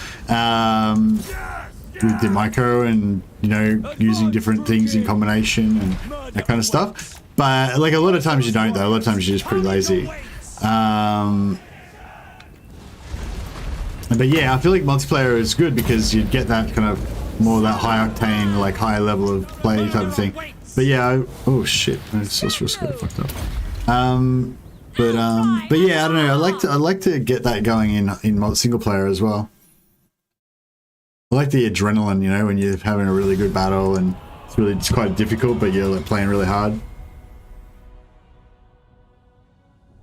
I hate one button respec. Everyone loves one button respec. I feel like one button respec takes away the repercussions. Like you want there to be, like you want to play the game and there to be, you know, you want your decisions to have consequences, you know, and like if you decide to fuck around and not confederate the lords early, then they waste their points and you got to deal with that, you know. And like if you use the one button respec mod to get rid of that, then you lose the consequences of not recruiting the lords early, you know what I mean? Like then all of a sudden you don't give a shit if Malethith goes for like 200 turns and builds a whole empire, and then you just confederate him at the end, and then you just respec all his skills perfectly how you want them to be. Like that's like, I can see how that's attractive in the short term. You're like, yeah, I want all my skills to be perfect exactly the way I want them to be, but in the long term I feel like that ruins the immersion, you know. It ruins you don't value it, you know. Kill them all. Like when you get, like if you get Tyrion confederated fairly early, and he's kind of wasted 1 point in like melee infantry or something, but you don't really mind because you can still put 3 points in Sisters of Avalon, and at least he hasn't chosen his level 12 skill yet, you know. Then you feel like lucky, you know. You feel like that's good, you did well. Whereas if you got one button respec, you never get that feeling. You rob yourself of ever having that feeling of satisfaction of having gotten the Lord fast enough, you know what I mean? So that's what I feel like. It's a bit of an illusion, you know. You feel like you're getting this advantage out of getting the one button respec, but you're actually like robbing yourself of the satisfaction of trying to play well to to avoid that bad thing yourself, you know. And that's, I feel like that's the problem with a lot of mods, you know. Like they make things better instead of you like just having to deal with it. But like, I don't know, I understand like in some situations you think that it's just unjust or it shouldn't be how the game should be or whatever, and if you have a mod to fix that, then that's good. But I think that there's no real world reason why you should be able to respec a lord. You know what I mean? Like if you convince an enemy lord to join your faction and, you know, give his alliance to you or whatever, and he's like he's a veteran commander that's had 20 years of battlefield experience, like what the fuck is the real world explanation for you respecking his skills the way you want them to be? Doesn't make any sense, you know. So I feel like one button respec, once it removes consequences from the game, which is shit, which is bad for immersion, and two, it's completely fucking unrealistic, it doesn't make any sense, which also breaks immersion. So I'm making a stand. That was me banging the desk. I'm making a stand. One button respec is evil, and you know, it's like I'm gonna go so far as to say it's morally wrong. Lord of the Black. All right, what are we doing here? Speak. Let's get let's reunite Admiral Canuvel and Malice Loki, sorry. Best buddies. Yes.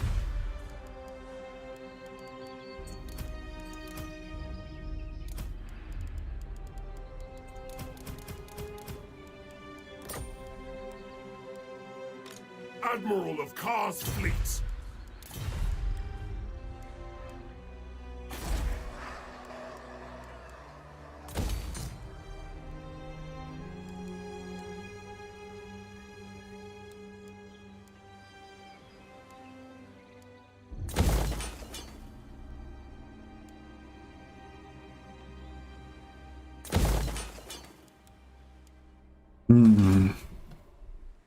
Tyrant of Nagaroth.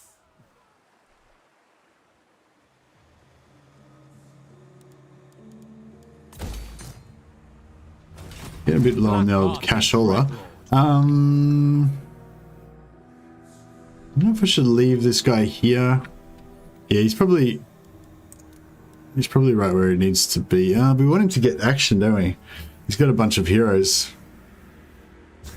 What have you got up here? Not so many heroes. My malice. We have a deal. Master Druki, making good time. Dreadlord of Nagaroth. So John, Of disobedience. We shall see. He only needs one more point to get his slave increase. We don't really have any slaves yet though, so there's no rush. Lord of the Black Court. Tyrant of Nagaroth. Oh, here she comes. Here she comes. Even the Lawmaster could not. Bow before Rakar. I feel like these heroes need to, some of them need to go back here.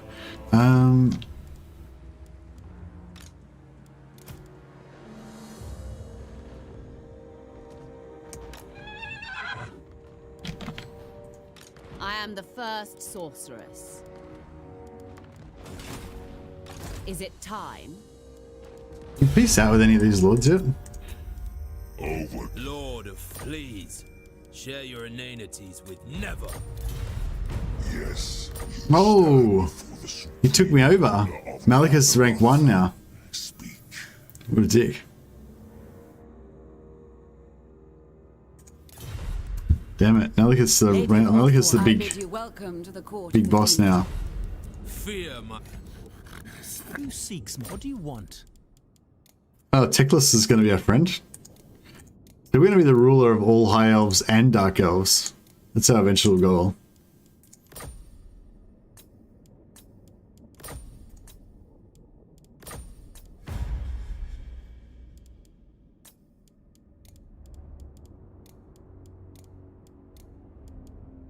All right. Bring death. I will hear you. Let's... Black-hearted. Lots of pleasure separatists. Lol. I love that. We've spawned our own nation of cult separatists. I hope they take over this whole area. Okay, what are we doing here? Does any of these places want to become friends with us? What lies do you bring before me now? Mistress of the lust for revenge. No. What now? You shall fail, and the true Druki shall rise.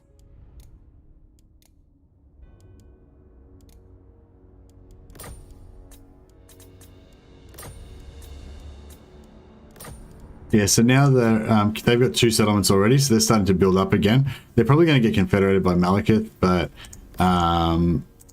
yeah, if they... No, I probably could have got more money out of them. But yeah, if they eventually build up again, we can confederate them again, you know. So that's pretty cool. When do we fight? They've come to beg for mercy. No. I wouldn't mind piecing out with these lizard guys, but maybe we should go... I should probably like sort this shit out, really, shouldn't I? I've got a bunch of Black Arcs now, so there's no reason really why I couldn't conquer all the Ulthuan, I suppose. I kind of wanted to keep them as slaves and stuff, but it's like a bit, yeah, bit naff. Maybe just keep Ilariel as a slave. She seems like a good slave. Just to be Morathi's rival. On the move! Master of Nagaroth. Seeking cruelty. What's the movement here? Stand down. 31, bang bang. Yeah, and then force march. You could probably take out both of them. If we can make it, if we got enough movement.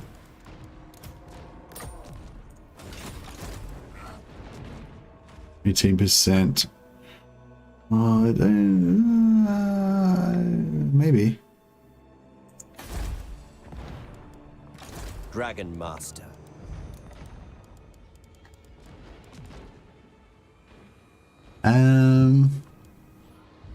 This Slaaneshi's Doom Harvesters, what was good about them? Oh, they got 40% physical resist, that's right. And these guys are Cold One Cavalry, but they don't have the thing. For Karen Ka. Dawn's hope. Far beneath an archmage. The Beast Lord Ascendant.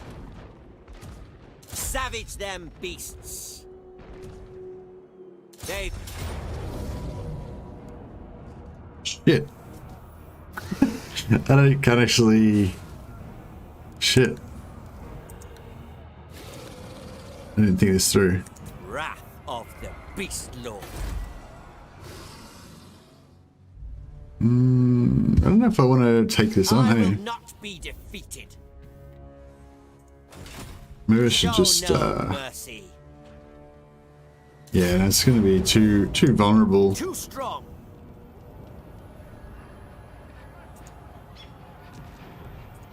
Tremble before a calf. Hurry, or face the lash.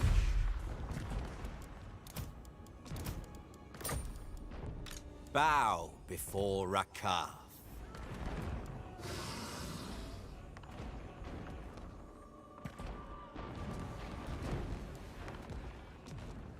Spreading terror.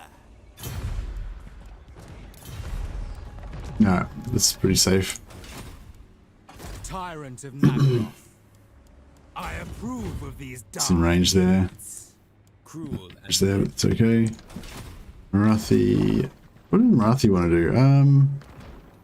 Kind of want to conquer Immediately. this side. Master Druki. Traveling. Progress. Morathi would be able to wreck this, wouldn't she? ridiculous. Yeah, I think so. Oh, she doesn't got that much magic with that lord gone.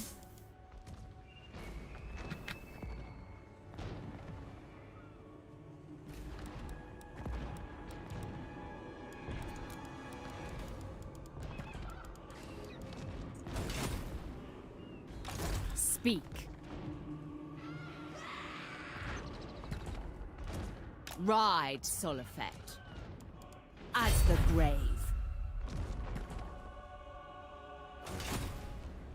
Hag sorceress of Grond. The power is mine. Ambitions to kill. Alright, this is looking pretty good.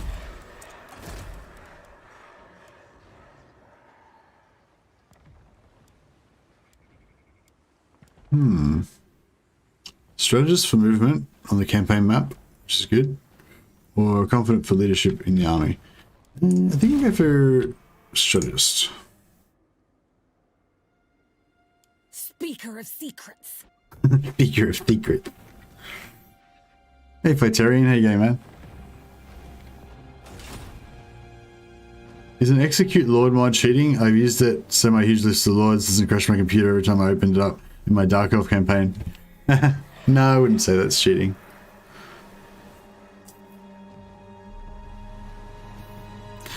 One button respec is the work of Satan, damn it. Yeah.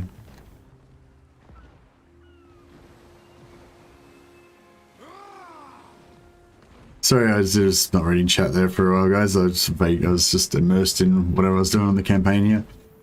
I need another coffee as well. Time is 7:38. Yeah, we've got an hour and a half before I start work, so I can get another coffee in before then. You feel the same way about Siege rework? It'll make Siege rework easier. Yeah.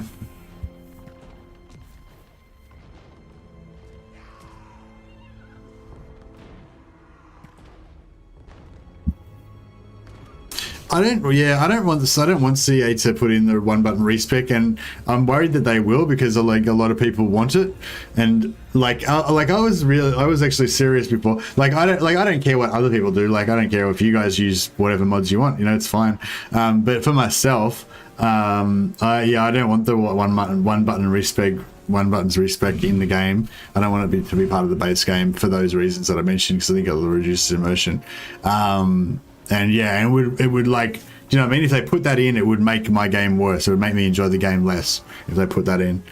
Even though I could like not use it, like the fact that it's there now and it's part of the game that you can respec whenever you want, like, yeah, that would be shit. I wouldn't like that at all. The god of murder. I much prefer it to be an optional mod that you can add on. Born to command. But yeah, I have no problem with other people using it. I was only joking about that whole aspect. Oh, we can give another one. We can get both of them. Alright. Well, maybe we should give Morathi... Well, where do we want someone here? Where's the action going to be happening? I guess there's going to be some action over here. You need some more heroes as well, don't you? Alright, we'll give you as well. Noxious potions. I got 3 assassins. That's pretty good too. Okay, so immune to psychology. I feel like immune to psychology is good for the role players. We don't really care what traits they've got because they're just going to be they're mainly there just to buff our money. And confidence pretty cool. Tactician's pretty cool. Then they're both whatever. Neither are really so useful. How many masters do we want? We want like as many masters as we can get, basically, don't we? It's starting to get pretty broke.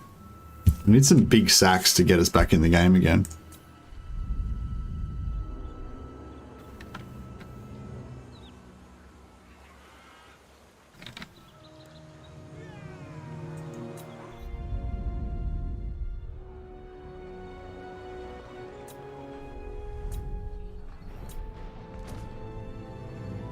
Yeah, I'll build a couple more Death Hags. That's probably about all the Death Hags we're going to need.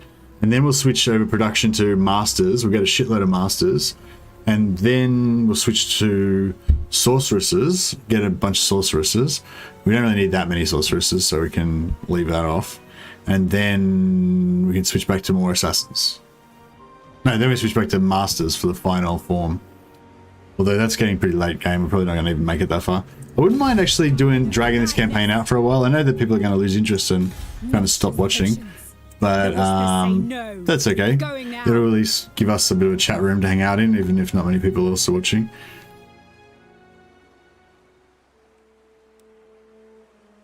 If they implement, I hope that you'll do it as something special, like a quest you get with a potion. Oh yeah, sorry, Red Poster. That's actually where I was going with that. I often do a lot of preamble and then I forget to actually get to my main point. But I was going to say, yeah, if they do introduce any sort of respec thing, yeah, exactly. I'd like it to be something you have to work to unlock, not something that you have automatically. Like maybe they have like re-education camps or whatever. You have to build a special building, or if for the Bretonia, you know, you have to build the top level of the church temple thing, you know, or whatever.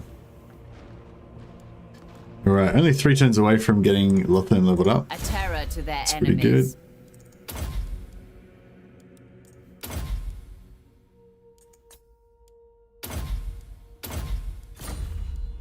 They have their uses.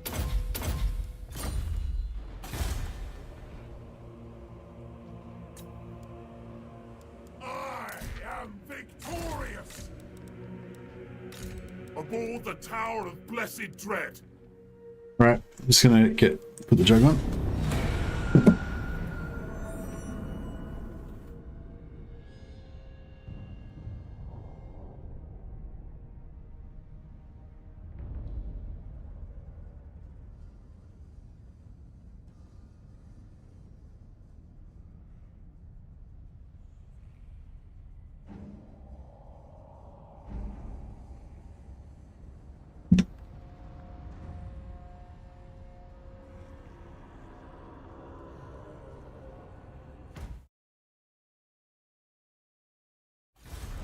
Ooh, they're growing.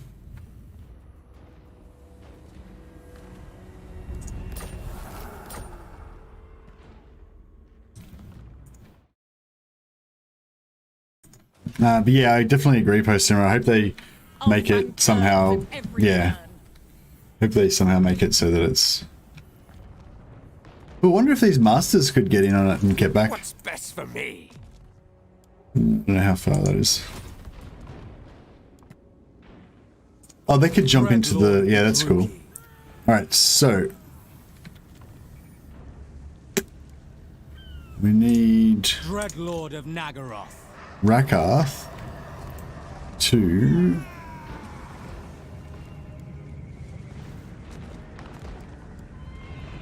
Set sail. come ashore.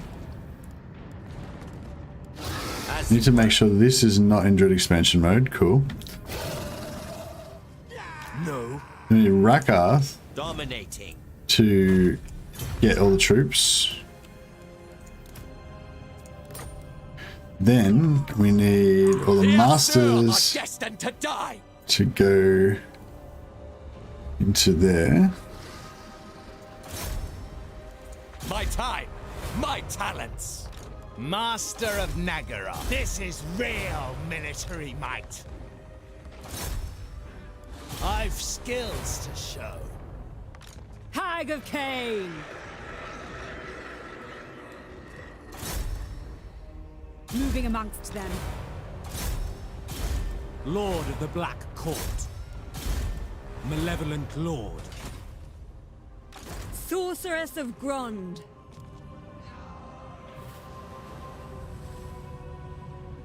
Weakling. Weaklings all around. I can feel their power. All right. I don't think they expected this. It's cool having lots of heroes floating around on your campaign map, because then you've got all this power that you can, that they can come down and be like, oh, this army doesn't look that strong, and then all of a sudden, you know, you're super strong. Plus, I don't think they can see black arcs that are in settlements, so they just didn't even realize that there was a super powerful squad here.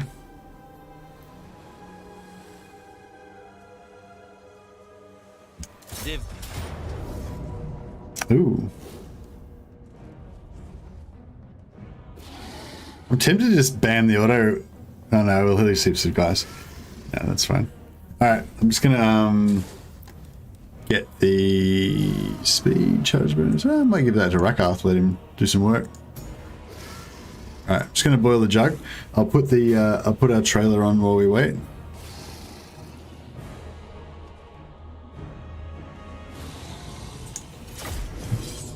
Enjoy this.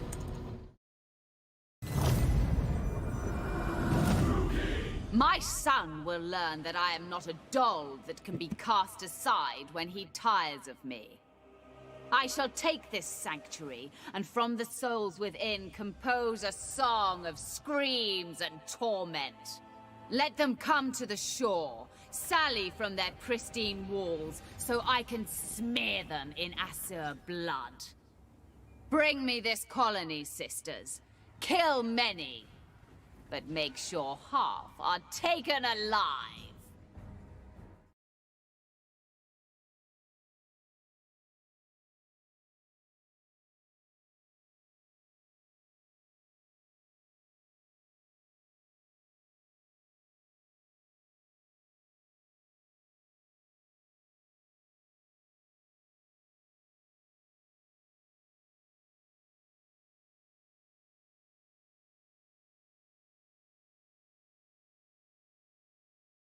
Yeah, I feel like a few other relationships where, like, by the time I've been moving to for a while, and it's pretty much still really been built up today. I just feel like we've done well with that already. We've had a few fights and stuff, but we're still doing a lot of grudges with him. Yeah. That's so good.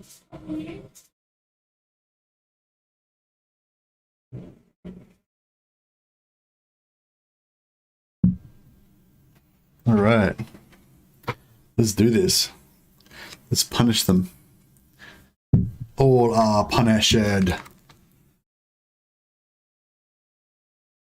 left your mic on? Yeah, oh, could you hear me talking to my wife?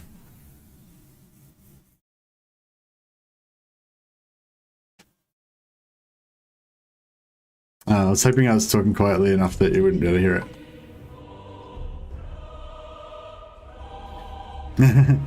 Oh well. Yeah, I was just, for anyone who didn't hear it, I may as well, since it's public now, I may as well.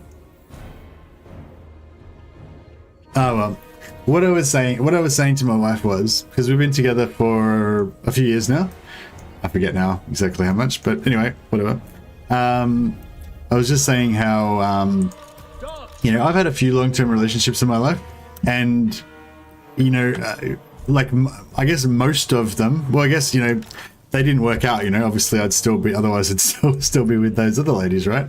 And I was gonna say, and I was just saying that, you know, after you've been together with somebody for a long time, you tend to develop a bit of baggage, you know, like, because you've had a fight about something at some point, and you maybe said some shit that you didn't really mean to, you know, like over time that veneer of kind of like that veneer of what do you call that, politeness kind of breaks down if you like when you actually live with somebody. Oof, I forgot how many years it's spanking. Yeah, exactly. You know, once you've been, like, when you first get together, you're on your best behavior. You're trying to be really cool and really sensitive and fucking all that shit, and remember and be nice about everything and blah blah blah. But then, you know, over time, you know, you get a bit lazy and you get a bit cranky in different situations, and life gets in the way and blah blah. And meanwhile, you know, sometimes you have arguments with your partner and whatever, you know. Anyway, long story short, over time, this can like wear down a relationship, you know, because there's bad memories, you know, you've got a lot of bad memories that you associate with the other person, and you know, you've been in a fight before and you remember they said something mean to you or something, and next time you have a fight you remember that and it makes you more angry, blah blah, you know, you get baggage. Anyway, so I was just saying to my wife how as you get bigger around the gut, you do less bedroom gymnastics. Lol. Indeed. But yeah, no, I was just saying how it's really nice with my wife, how we are still really good friends, you know, we get along really well, and we don't have that, you know, like, I think we've been together for, I don't know, like 5 years now, something like that.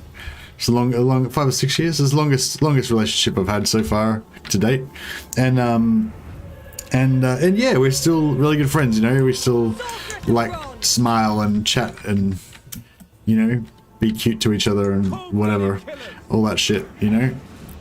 Sometimes when you've been in a relationship for a long time, it's almost becomes like you feel like you're both like veterans of the relationship, you know, like you're like grizzled veterans. You've seen it all before, you know. Sure, you can handle it because you're toughened up to it all, but there's no, you know, you're not like, it's not like you're having fun anymore or anything, you know what I mean? Like you're just doing it. You just like going on with grim determination or something like that. But no, we're like still best friends, and it's good. It's really nice. Yeah, when I was younger, I used to think it was all, you know, it was all about being just fucking super edgy and shit, and I didn't want any of that mundanity. But then when you get older, you realize that a bit of mundanity is actually what you want. You just want everything to be nice and calm and pleasant, you know, like that's what you want. You don't want shit to be all like fucking drama and shit all the time. Check out that 50% damage on these guys. I like it. It's just such a handy spell. These are my guys. What the fuck is going on in there? Did all of our fucking, oh shit, all of our fucking guys came on at the same place. That's so cool. It's like a fight in a phone booth going on in here. I've got like 10 heroes onto Alariel. Eat shit. That's so cool. All of our heroes came on at the same place. Where's their army? Is their army coming in where Alariel is? Fuck, you guys just kill this Lord. I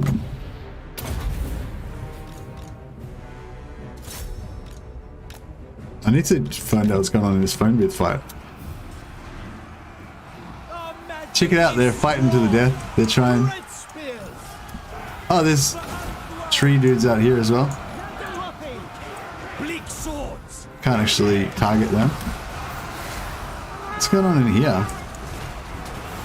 Oh shit. Oh, she's got her AoE damage thing. Oh shit, this Lord's fucking wrecking me. On to murder! Prepare yourselves, beasts! Dreadknights! Eager for battle! Yeah, she like a Morathi. I mean, Alariel's got this AoE damage aura, and I think she's just like slowly chipping away at them all. Oh, actually, no, that wouldn't be doing that much damage. Maybe, I don't know. Maybe they just wimps. I don't think any of them. They're all lobies, so none of them got any abilities or anything. No fear. That one does. I killed her finally. Oh man, this is hectic. This.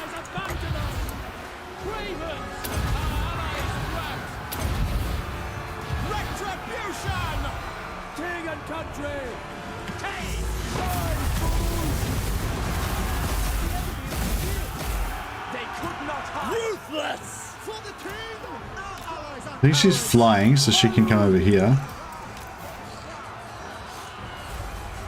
Can't like target these. Can't target anything here. Eager for battle. What if these guys can go like that? Rakarth could fully kill her. Can I? Is she on large? Can I? am superior. Oh, I can do it to myself. No, it doesn't work on heroes. Dreadknights! The merciless host. With pleasure.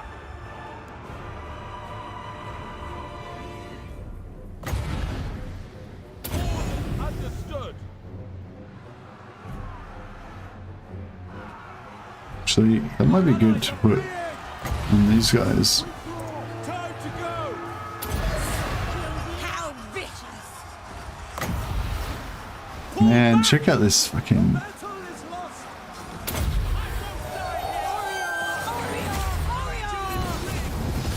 Oh, this is so crazy. Oh, check out how much damage this is gonna do. Be so good.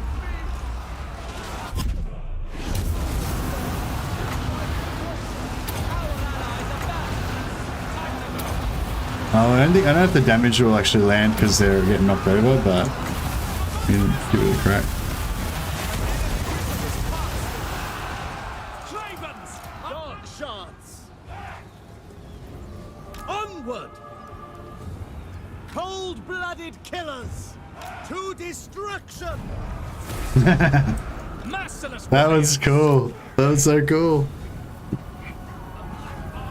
Just like, how cool was this fight? It was just like a crazy fight in a phone booth. Just everyone spawned on top of each other in this tiny little blob here. And just that. I wonder how much damage that thing did. She only got 47 kills, but she did 31,000 damage. That's pretty crazy. All hope is lost! Because most things have like 70, you know, have about 70 health, you know, so 47 times 70 is like, you know, whatever. But it did, you know, it didn't like kill, you know, it didn't kill that many entities, but it damaged like hundreds. It was pretty crazy. Stay! This fight is lost! It was brutal. Time to go. Wish we had some healing potions. That was crazy. It was good.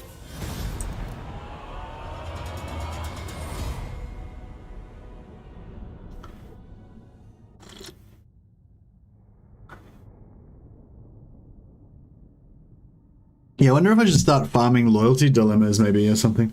Look like that glitch sea battle at Legend did. Yeah, for sure. That was cool. I don't know why I haven't fought. I don't feel like I've had this many battles in that particular map. Free for all in a changing Kiriko. Yeah, exactly. Fought well. Watch out for that 7-year itch. Oh yeah, I might have to watch out for that. You made Messi laugh. Who's charming and entertaining now? Yeah, I'm sure you're very charming and entertaining, Rings. But are you as charming and entertaining as Andrew Jones? That's who you got to compete with.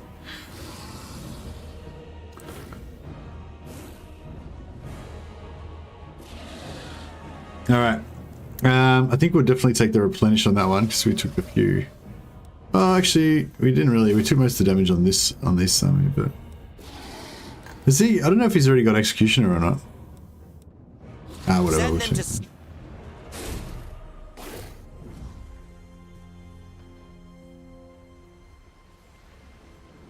follow me, my beasts. Oh, on Rakarth. No, I don't think we want it. As it always does. Well, I mean, we're going to conquer all of Ulthuan, so we can get it back whenever we want. Well, not whenever we want, but we can get it back at some point. Bow. So it'll be right. Rakarth.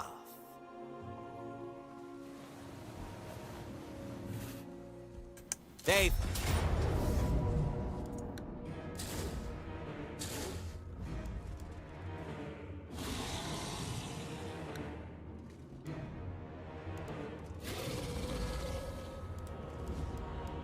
There shall be torment. More slaves for Karamka. Alright, nice. That was good because we got to level up all of our heroes.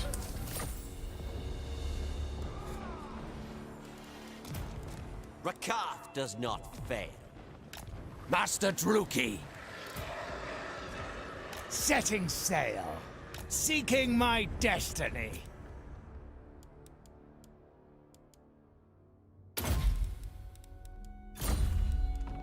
Dreadlord of the Druki.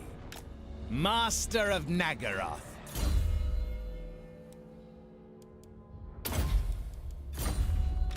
Hate runs deep. Hate does run deep.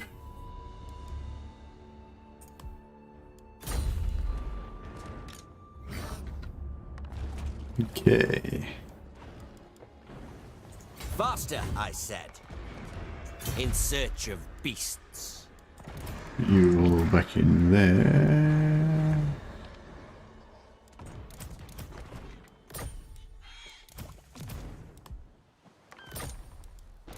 Triumph as always.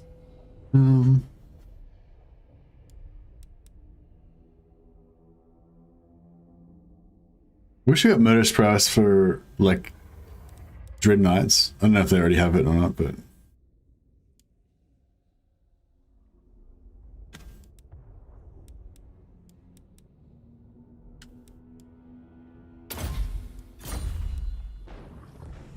Tyrant of Nagaroth. A terror to their enemies.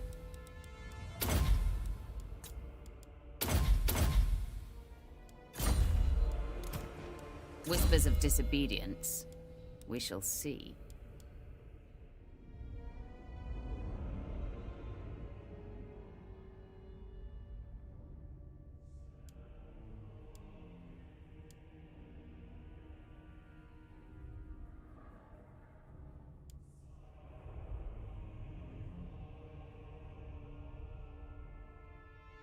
maybe that minus 30 armor would be good on blobs.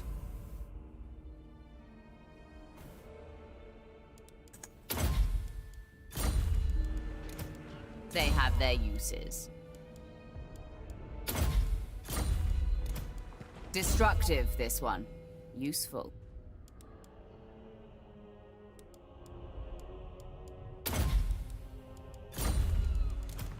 Hate incarnate.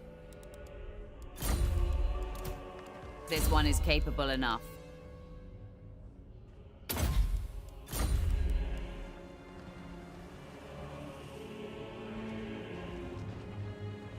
Do up for the memes? Do up for the memes.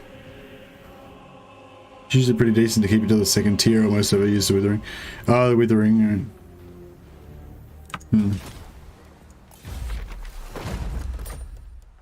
I am Morathi.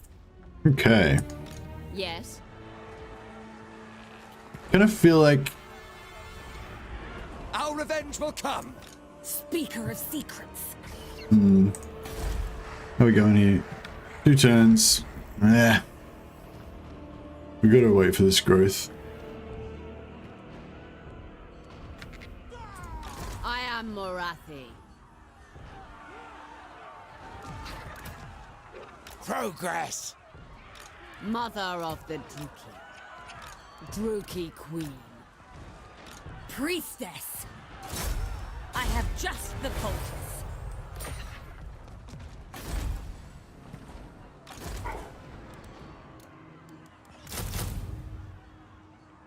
Is it time? Alright.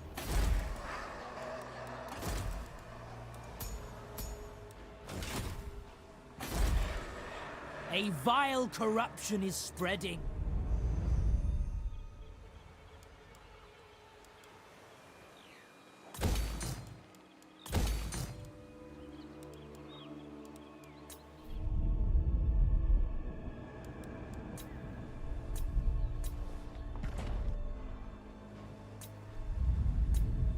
Alright, I think everything's pretty groovy. Now we need to... what do we need to do now? We need to... oh yeah, we need to fix our heroes. Just to give... Adequate. Yes. adequate. Yeah, doesn't really have much going on.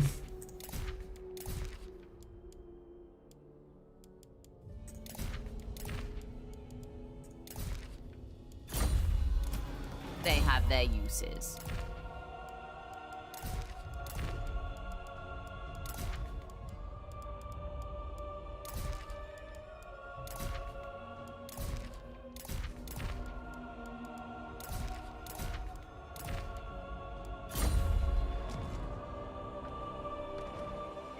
I survive my rivals.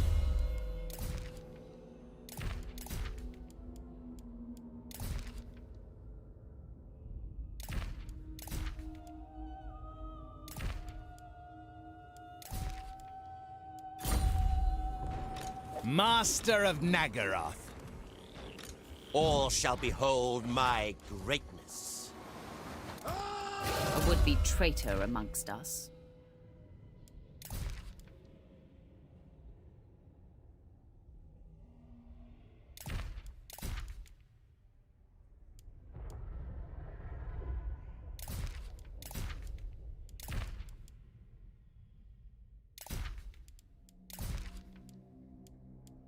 That'll do for now. I won't bother wasting too much time on that stuff.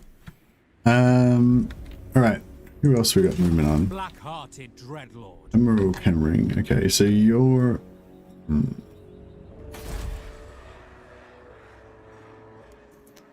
What's our... Military presence plus 10. And that's because we've got... full stack in here. We've got a full stack 20, yeah, we've got 40 units. So we take half of them out, we'll have plus 5. That's still good. We'll leave one. Vicious Dreadlord. We'll leave these guys in there. Take Lord of the Black this guy. Hey, should we start attacking Bretonia? I feel like that seems like the smart play. We're at war with Corone anyway, so we may as well get into them, I guess. Black-hearted Dreadlord. Look here, Fellheart. Is this enough, like, dudes? Malevolent Lord. I might bring this guy up as well. Just initially. Darkness.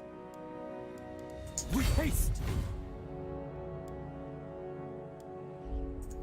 What?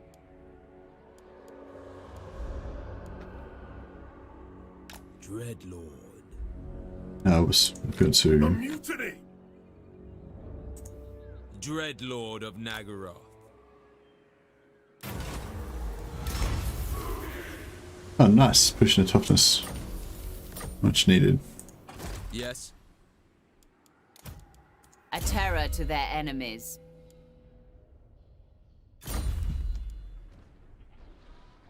The Beast Lord Ascendant.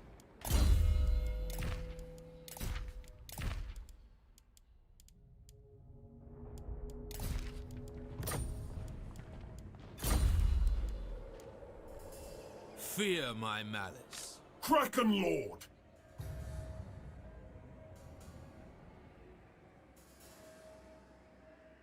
Denied. Move and obey. Shit. Tyrant of Nagaroth. Murderous Lord. Dreadlord of Nagaroth. Dry land.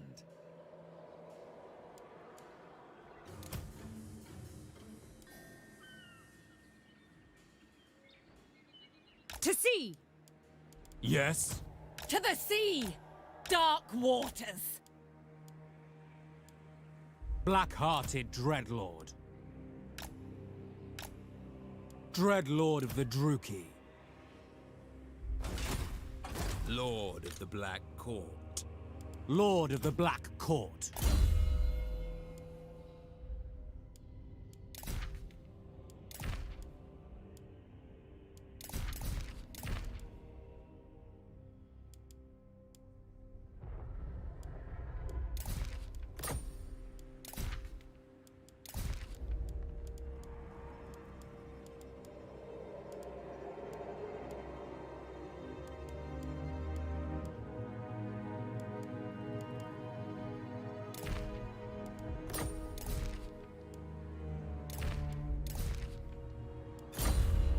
Right.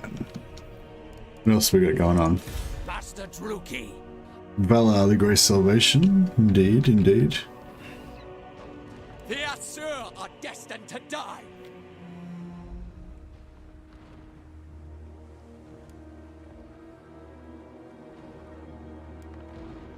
This is absurd.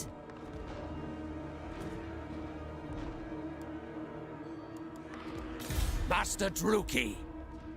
Traveling. Master Druki.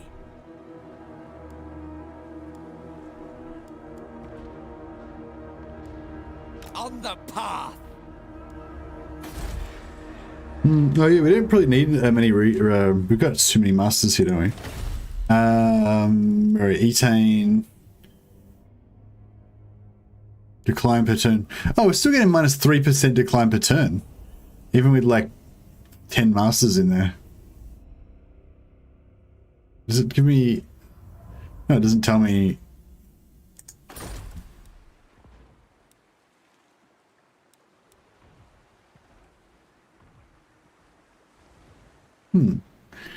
Is there any way to see the things that affect your decline per turn? Maybe we don't have all of our masters leveled up properly. I have much to I think show. we've got all of our masters here. 1, 2, 3, 4, 5, 6, 7. Yeah, we've got 7 masters there, but I'm pretty sure a bunch of them don't have their decline per turn reduction on. Just started a Noska campaign. It's more of a campaign.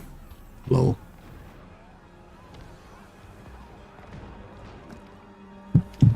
Yeah, what are you struggling with, Jesus? Maybe we can help. Although I feel like just stop playing Noska is the only help for it. Oh, how good is the Warriors of Chaos rework going to be? Somebody was talking about. We were talking a bit about the. We were talking a bit about the Warriors of Chaos possibly getting a rework in 1.3. We were talking about the you know, this new stuff for talking about the new stuff for Chaos. Actually, no, we don't do that, do we? 1, 2. Yeah, for that. And then next turn we'll build the growth.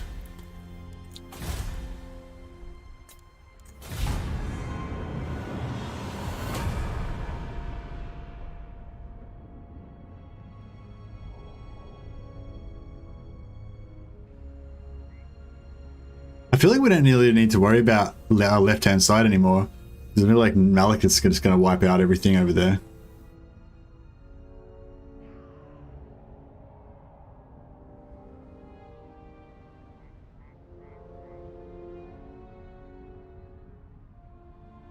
Our revenge will come. Sword of Cain's been claimed again? It's Ilariel's got it. Master of all. Tyrant. Yeah, we'll just do exactly the same thing again. Put all the heroes there, put all these heroes into here. This is real. So we can get everybody leveled up. Skills to show. My time. I sort of wish I'd have brought these masters over here now. Hearted. Progress. Master of Nagaroth. I am the first sorceress. I'm going.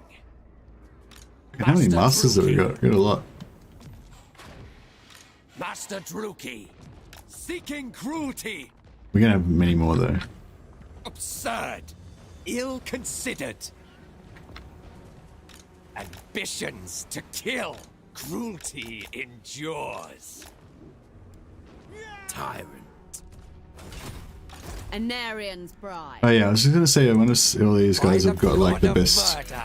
They've all got high up slaves. Yeah, high up slave basically is what we just need on all of What them. scheme? No, we don't have high up slaves. All of them. What's best for me? Yep. There might be some high up slaves that are on other people that aren't at home. Yeah, that's a good idea. Give.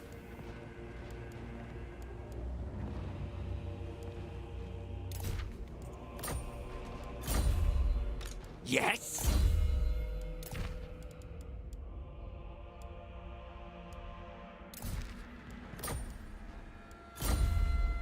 That might actually give us a fairly significant little update to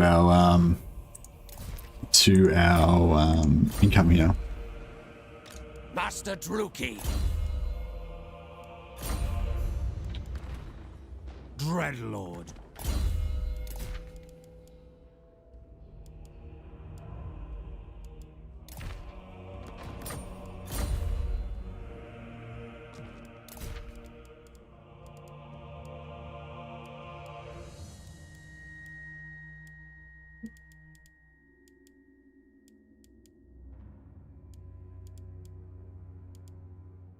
Sorry, it's probably a bit... Oh yeah, we need to get some more slavers. Yeah, shit, I need to get more slavers. I slept for a few hours. Did I miss the Dreadknights? No. Sorry, I don't think the Dreadknights are going to come even this turn. Might be next, might have to wait till next turn for them to get Dreadknights. I'm definitely going to do at least one more. I've kind of decided I'm definitely going to keep, like, however long it takes you guys to lose interest in this campaign, I'm going to make sure I play one more episode after that. So if today's if today is gets bad numbers and nobody really has watched today, then I'll still do one more episode. Or if today's good, then I'll do another episode tomorrow, and then I'll do one more after that. So yeah, I want to play this one for a bit because I'm really liking this campaign. It's going really well, and it still feels. I think it's going really well in a pretty good position, but it still feels a bit dangerous. Like I don't feel completely safe. So that's good, basically. Oh, this guy's in Force March, isn't he? Is he in Force March? How do I tell? I think he was in Force March. Actually, maybe I can tell in the... No.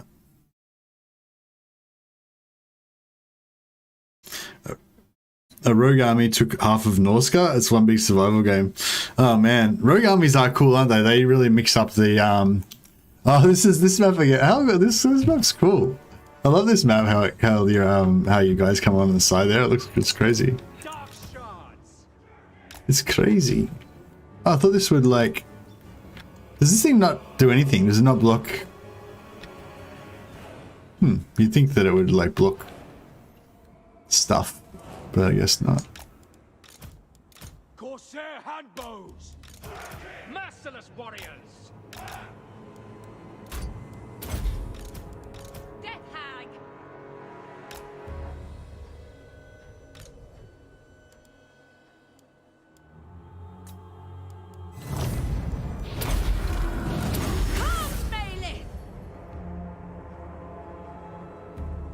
You got a fair army. Master of dragons. Carnage awaits!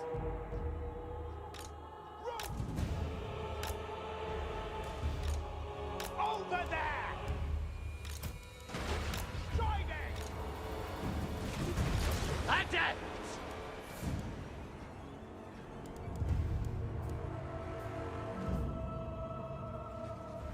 Master Druki! In motion! Get going! Die! Corsair handbows! Onward! On to battle!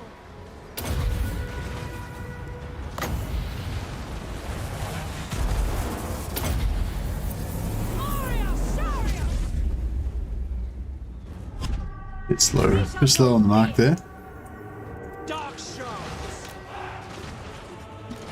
Away! Servant of Hecate!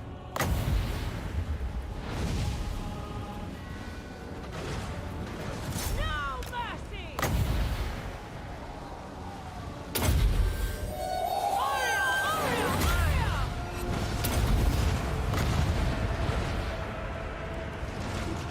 Seeking carnage! Corsair handbows! Master Druki! Corsair handbows! Moving out. Sorceress of Grund! Ready to rule. Glorious bloodshed. Corsair handbows! Wage war! Doom! Primed! Slay them! I will go! Sister of the Dark Convent! Elfry and Aha!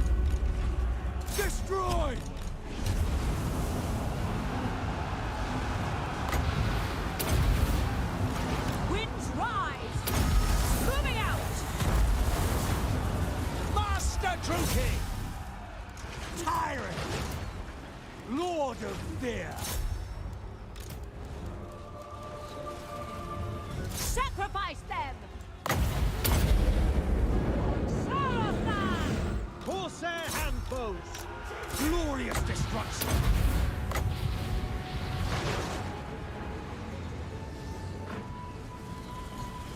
Rakar! With me, creature! Cool. Master Druki! Certain death! Certain death. Got a bit of a Sean Connery thing going on there. Dreadknight stack will add to the challenge. Yeah, true. Where's the best place for the Dreadknight stack to go? Like, where would the Dreadknight stack be the sexiest? Where else has got coastline that we can attack? It's probably the main thing. I kind of feel like Dreadknights on the plains versus the orcs would be pretty sexy, but I don't know if it'd be like good.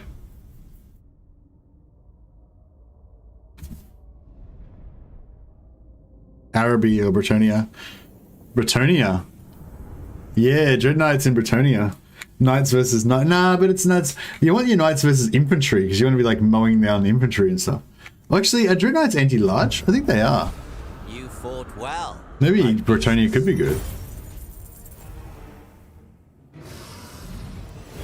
I think I'm just going to take murder captives every time now so that I can try to get more slavers.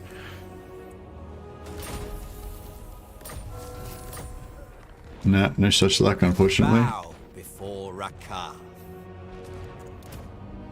Adequate. Yes, adequate. Adequate. Yes, adequate. I might give him...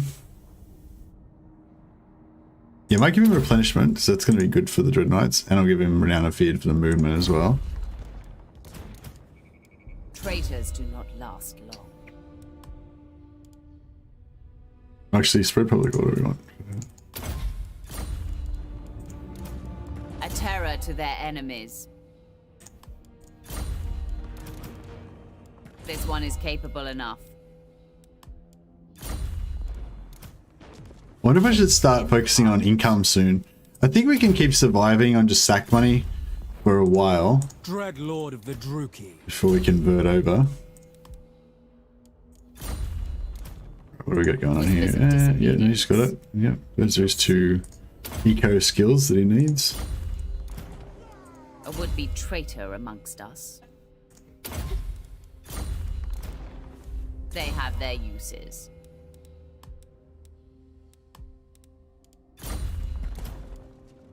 Destructive, this one. Useful. Yeah,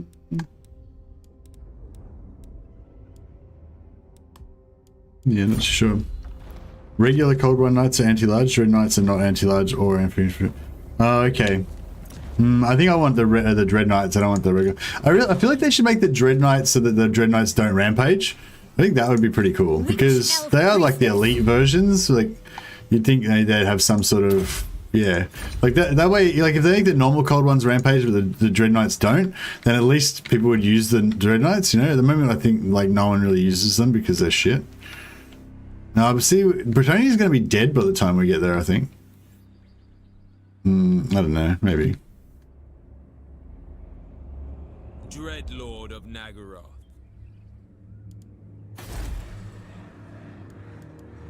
Oh yeah, we can upgrade this, that's cool. What else we got going on? 1 turn till Ulthuan goes up.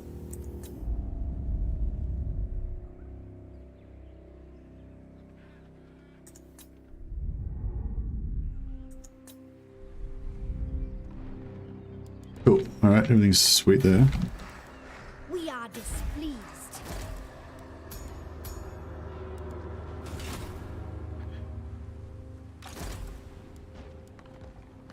All shall behold my greatness.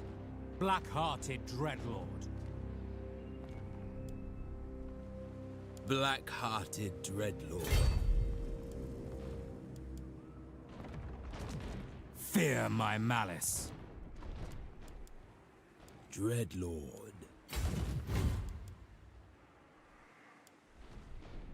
Submit to me. Oh Absurd. shit. It's got a full stack in there. Let me defeat. I reckon I haven't cheesed a good siege for a while. We should be able to. How much magic have we got? 106. Definitely no tier 5 cavalry should rampage. Yeah, I feel like it'd be cool if they made it so that. Yeah, I don't know. I guess they want to try and reflect the tabletop, and in the tabletop probably they rampage or something. Rip? Why? Isn't this a good? This is a good one, isn't it? I thought this one was an easy settlement. I don't really have many archers. That's probably the main problem.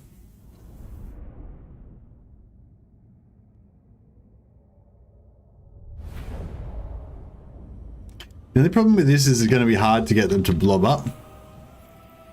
Oh, the walls are already busted as well. Nice. Yeah, the walls are busted, but the towers are all up. Except that one. But there's a blind spot in here, I'm pretty sure, where we can enter. Bolt throwers.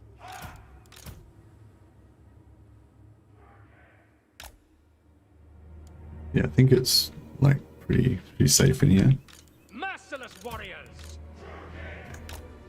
Dark elves.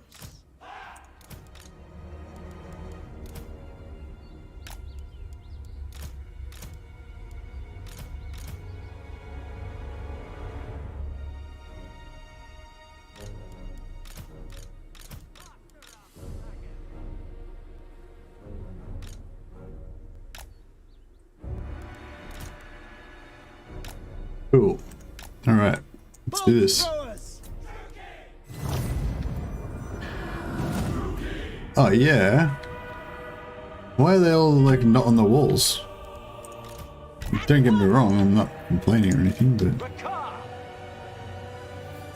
Repositioning. Bolt throwers. let me get the bolt throwers up in about like here. Forward.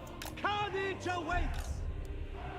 I wonder if a bit of a sweet one of these down that direction.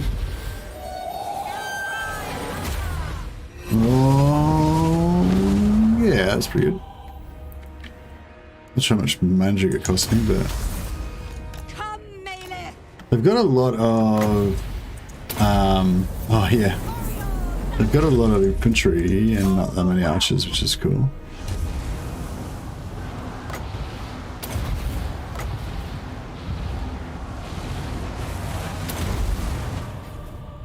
My power is yours.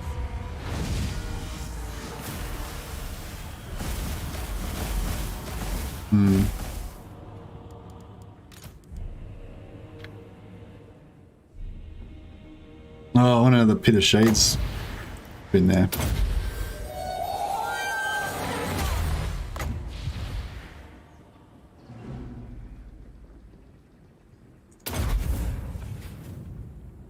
Did it? Oh, I didn't watch it. I wonder if it was any good. That's how magic wins per second, 1 for 2 seconds. Oh, that's pretty good. I should probably let it go back up before I cast anymore.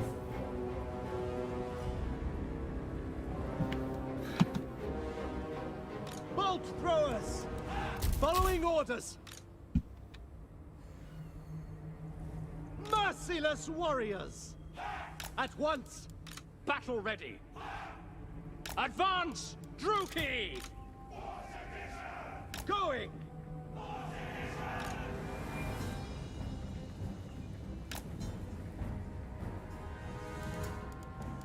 Dark sorceress.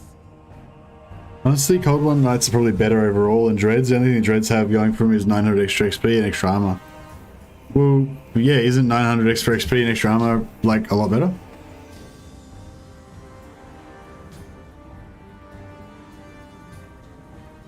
I mean, they don't have anti-large, which is a pretty big deal against anti-large. I mean, if we're going up against Bretonia, then maybe.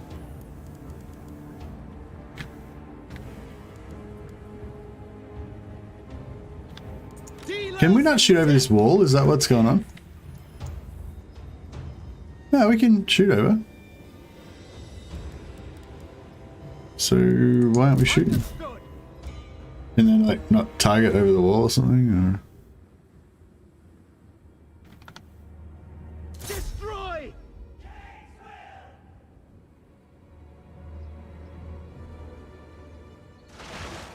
There we go.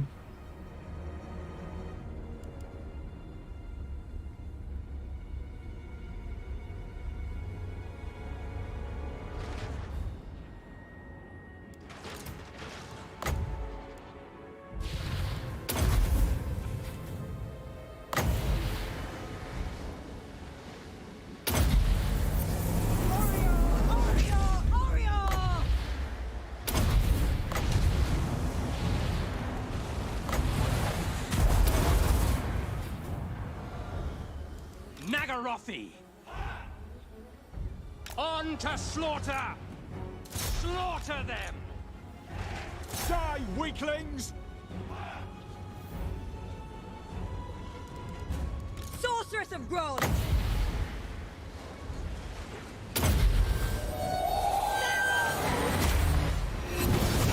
Ah, I missed. Gotta put it right at the start there. Seek cover! Beast Master! Bolt throwers!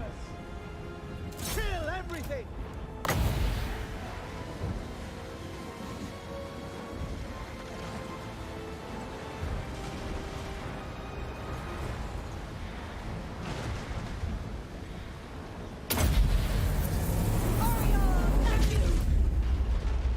Die, weaklings!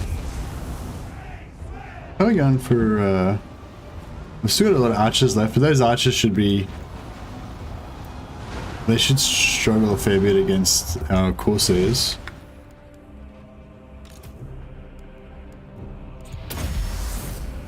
Come, Maleth! Dealers in death! Right? Druki! Here!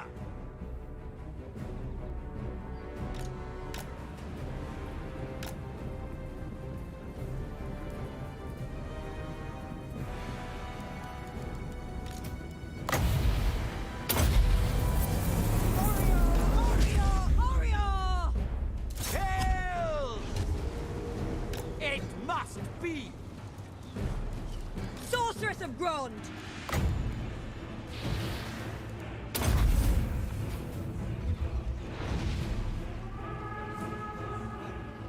I hope that Chaos factions in Warhammer 3 allow characters to get gifted by Chaos with random traits or items. Me too, Jesus. Me too. I really, really hope that. If they don't sort of do something about, I really need them to represent the Chaos gifts, both the random nature of it, and I kind of want that kind of like cursed nature of it too. Like, 'cause sometimes the gifts aren't always good, you know. Yeah, I really would love to see that sort of stuff represented in the game. And if they don't, I feel like it'd be a real missed opportunity, you know. Advancing!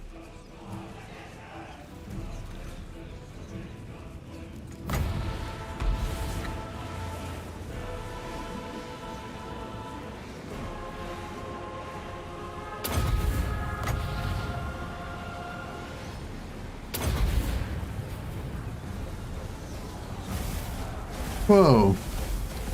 Those... Oh, wow. What the fuck happened there? It's cool. It's like deleted them. 90%. Is that good or bad?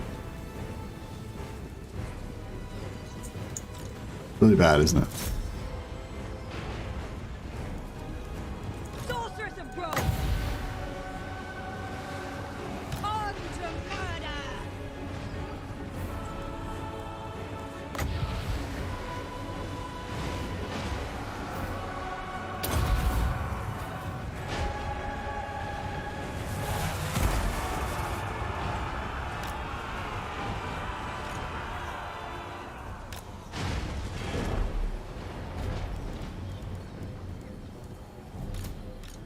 whip awaits.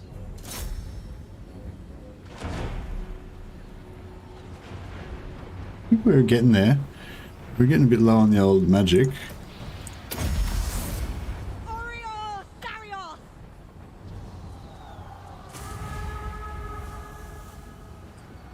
Corsair handbows.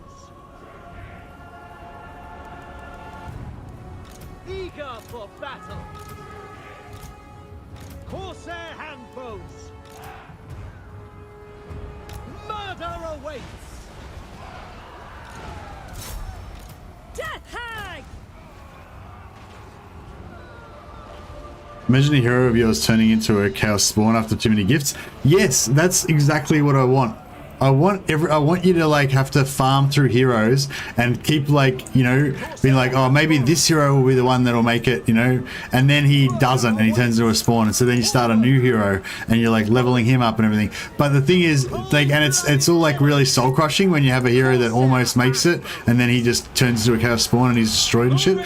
But if one of your heroes is lucky enough and strong enough and powerful enough and he makes it to become a demon prince, it's just like super like awesome. Like they become like just the most powerful thing on the battlefield, you know. And that's kind of like what I was saying before. That's that payoff, you know, like and all that frustration of having all your favorite heroes turn into chaos spawns and all that sort of shit.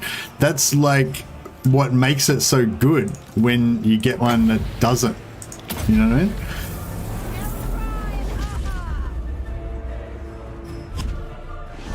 Onward! On to slaughter! Calling the winds! Basically. Ready to rule.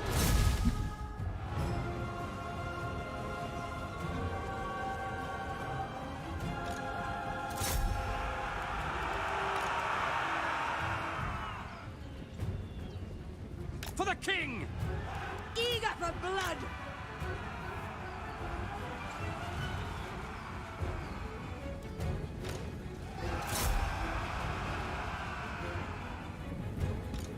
Attacking! I think this is gonna work, hopefully. Might need to bring these bolt throwers in as well.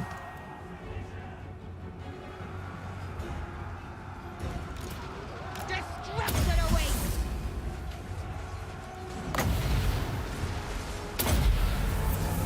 Narrow them! The winds rise against us!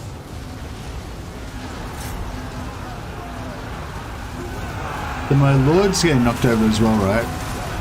We're just not taking much damage though. So that's pretty cool. For the king! Slay them! By Drakira! Slash! Kill! Attack! The car!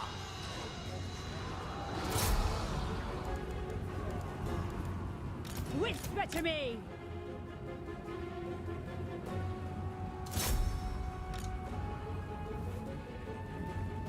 Moving out! Kill them! Battle calls! Blood will flow! Murder awaits! We understand! Dark shafts! To destruction! Sorceress of Grond! Swiftly! Calm! Death and despair! Going! Slay them! Corsair handbows! Moving out! Druki! Destroy! My blade hungers! We are ready! Terror and death! Corsair handbows!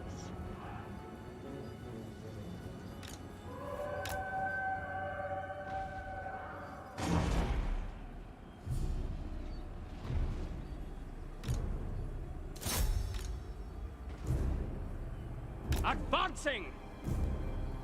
Druki, forward! Dark shards! Onwards to murder!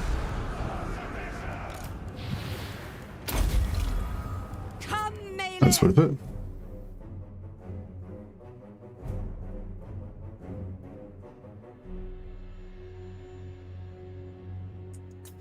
Would the chaos spawn be a hero chaos spawn or a basic unit though? I think it'd be better if they turned into a basic unit and you just, oh, actually, yeah, no, that'd be cool. No, they should stay as heroes. You're right. Yeah, that'd be cool if they stayed as heroes and they still had their items and everything as well, and their items and everything were locked onto them. But like, you like, yeah, I don't know, like you would be limited in some way. Like maybe you couldn't use their items or their abilities anymore, or they'd be random, or they'd have rampage. Maybe all spawn have rampage now or something, or whatever. Yeah, I don't know. Either way, I think would be really cool. Like, it'd be really cool if they turned into a spawn unit and they were like a giant spawn though, like a single spawn, not a spawn unit, you know. Or they turned into like a hero spawn that has all their items and stats and everything still, but it's like unique or whatever. But I feel like that'd be too hard. It'd be easier for them to do it if they just made him turn into like a, like, you know, you have the mutant rat ogres, like the big versions have like mutant chaos spawn, and they're like the ones that were failed champions. Like, yeah. But yeah, like I'm pretty worried that because they haven't mentioned anything about it yet, and I just think, like, I don't know if anyone else feels the same way, but like I'm a big fan of Chaos, and I really feel like if they don't show anything to do with champions like turning into Chaos spawn and stuff like that, then it's really sucks. Like that's like it's the whole central.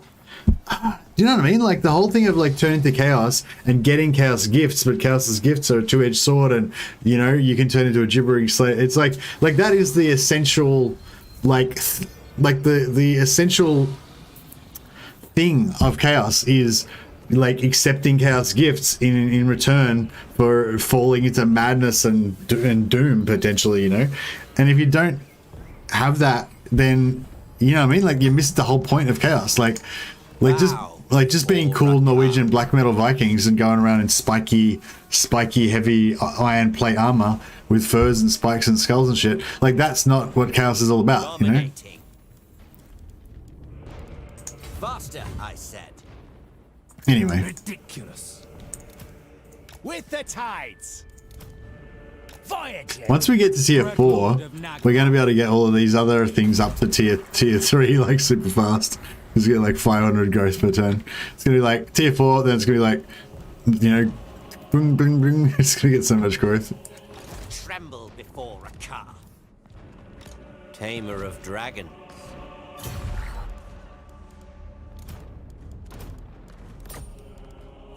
Right, I'm going to put him in Dread Expansion. Hope like hell that I don't forget to take him out of Dread Expansion again. Bow before Rakar. Master of Nagaroth. Whispers of disobedience. We shall see.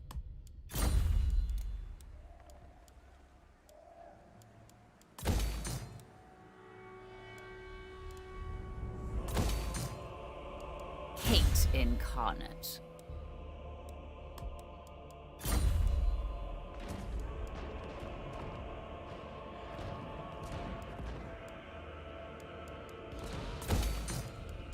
Destructive, this one.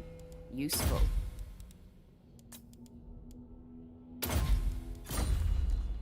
This one is capable enough. Hag Sorceress of Grond.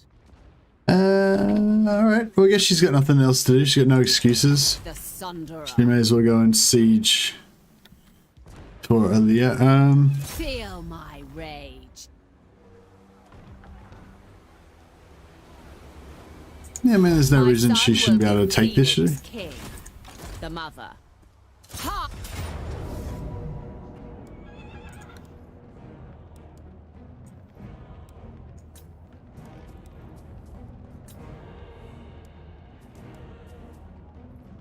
Destroy them all!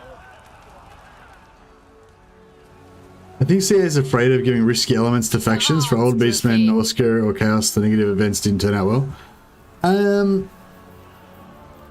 Yeah.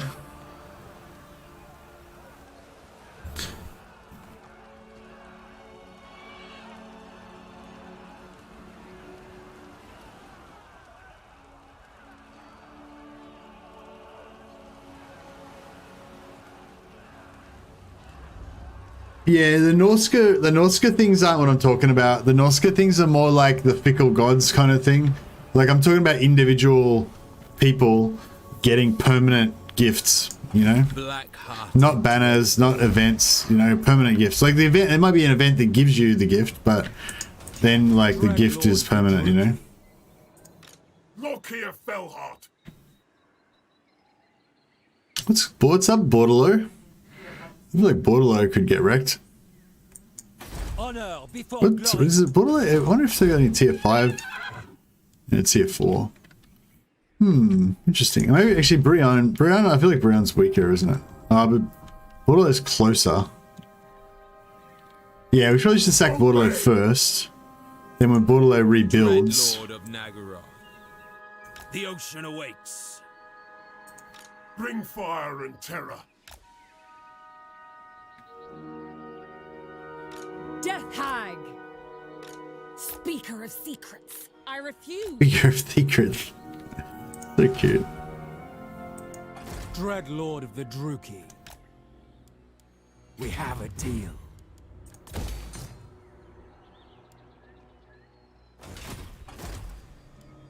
I admire your darkness. What the fuck? So 49 minus 1. Tyrant of Nagaroth. That's 5. Oh, okay, no, so Tyrant. it's working.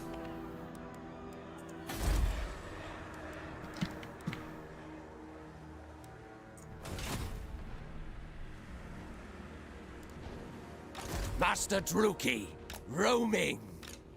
Roaming! Master of Nagaroth. Master Druki. Master Druki. Master Druki. Death to the Druki. Yeah, we kind of now. want Toy of Rest to get up pretty fast after this. Yeah, we'll get like 2 more. We don't really need Death Hags, but we'll get like 2 more.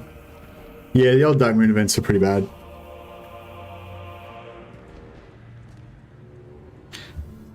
If your Norska units have armor in the first place, you're playing Norska wrong. Laughs in Berserker.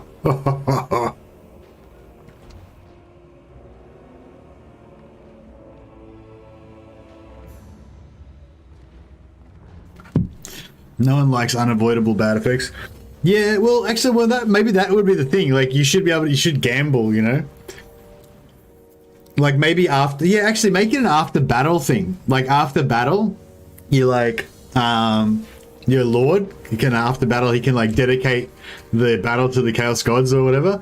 But if it's, and if it's like, yeah, it should be like,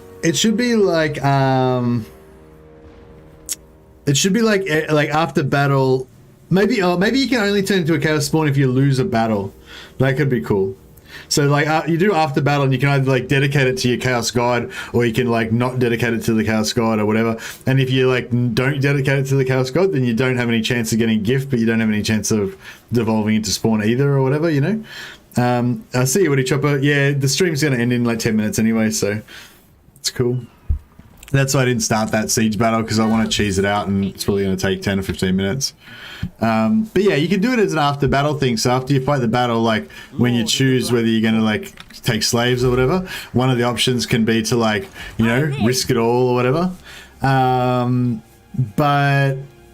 But like you can't, maybe it's only after a critical point, you know, as well. Like every time you get a reward, like you can't turn into chaos spawn straight away. You have to have at least like 5 or 6 different mutations before you can turn into a chaos spawn. It's only when you get right up to that top level, right, that you're at this level where you're like one of the greatest champions of Slaanesh or whatever. And if you go any further, either you win or you die, you know, or either you win or either you become a demon or you devolve into Chaos Spawn. So if you're not, if you don't want to risk it all to become a demon prince, you can just just be mediocre. Just accept that you're never going to surpass that certain level, you know. I think that would be a fine way to do it, and that would, most people would be happy with that. It's like, you know, like, so you don't go for Demon Princedom until late game when you can afford to like lose one of your lords or whatever, you know. And you know, and maybe you can also once you get like plus lord level recruit rank or whatever, you can start recruiting lords that already have like 3 mutations on them and stuff like that. The other bits of up here like that would be welcome. Well, yeah, I like the roleplay things. That's the first thing I saw when I saw that Kislev training thing. I thought that, you know, that would be great. I'm good for Tzitz fashion. You need chumps that turn into Chaos Spawn right from the first gift. Yeah, for sure. That'd be cool. But yeah, I hope that they're going to do something cool with the gifts. Now that you guys have got me thinking about it, I'm really worried they're not going to do it well.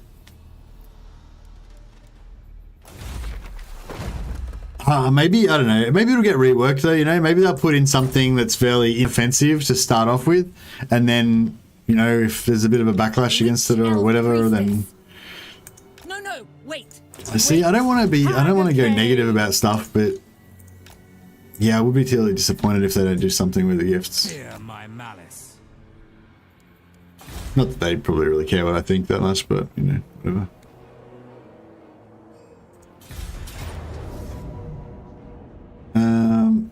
Guide us, Cain.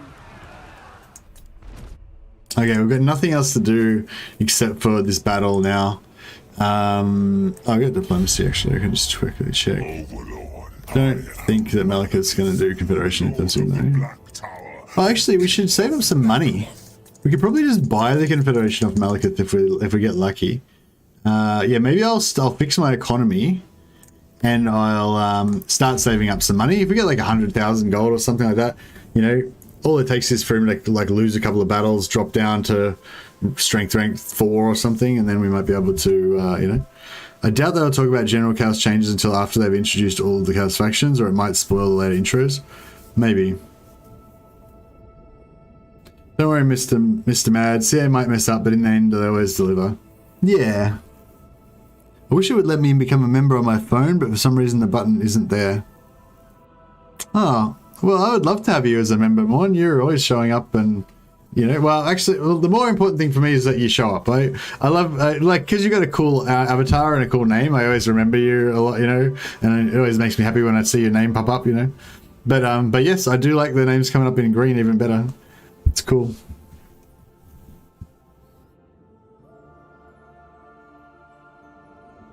Can you become a member on your computer when you get home or whatever? Oh, I don't know. Whatever. You'll work it out if you want to do it. But you would certainly be welcome to the gang. Yeah, if anyone wants to become a member, it's you got to subscribe first, but then yeah, you become a member. It's like $5 a month to, you know, help support the channel and whatever. Yeah, I mean, if you watch a lot of Mercy the Mad streams and shit, then maybe you think it's good value. But of course it's completely free, so you don't. There's no requirement or anything. But yeah, we're still getting a few subscribers, which is cool. Even though I haven't put out a video for a while, I am going to actually put out another video in about a week, hopefully, if I can get it done. It's so much work making these videos. Fuck. I'm really enjoying it though. I'm excited about this video. I'm excited to show it to you guys. So I hope you're going to like it. Yeah, should have that done soon and just try to squeeze in some hours working on it in between work and stuff, and so we can get it done. Yeah, I'm just kind of like killing time now because I don't have to start work for the 10 minutes, but I don't want to start this video. I don't want to start this battle.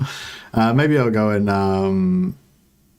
have you tried the non-mobile versions of YouTube or non-apps version? Maybe I have you on my desktop. Yeah, you got to go on your desktop, log into your YouTube account on your desktop if you remember your password, and then you'll be able to do it on there, I guess.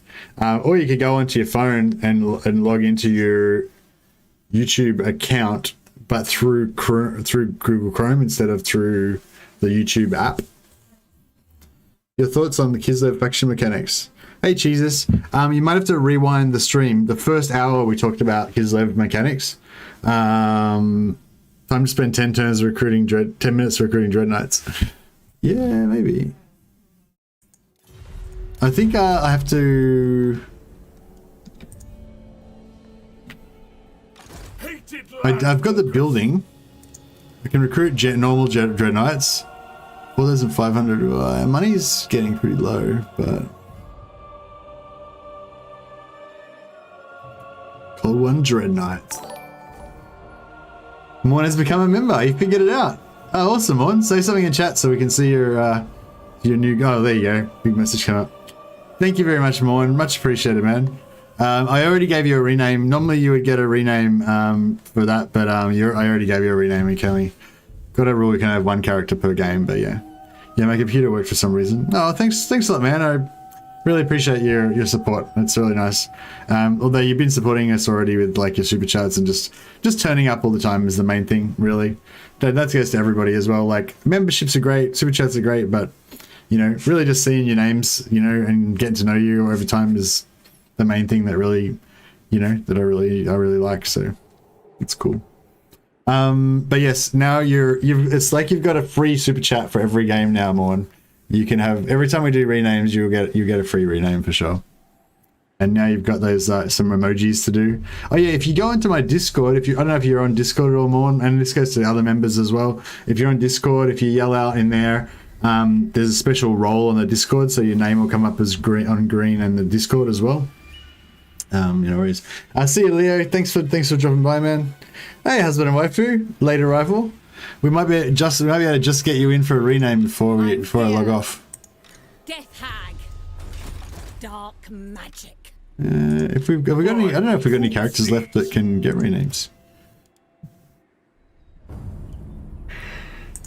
Black-hearted. Shit, there's Morn the Soul Reaver. Jesus. You've been here? Oh, you've been quiet though. I didn't know you were there. Ralik, the Lictor, Shadowgrave Jim, that's Ninja Jim. Closest Humorless.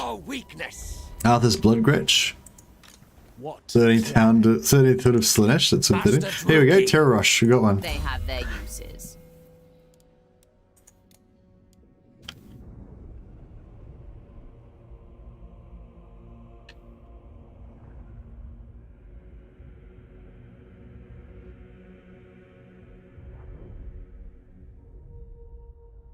Wife of Star. The Slave Husbander. No, that's not it.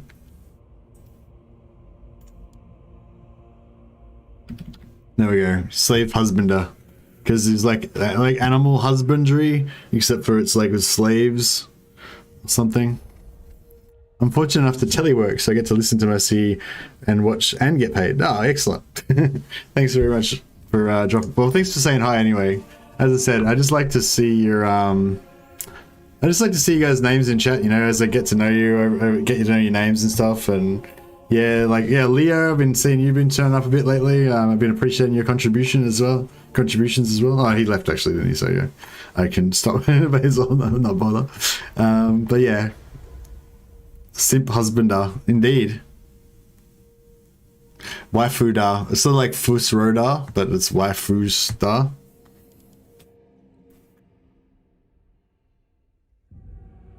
Anyways, all right, guys. Actually, I better just do this to save make sure it saves.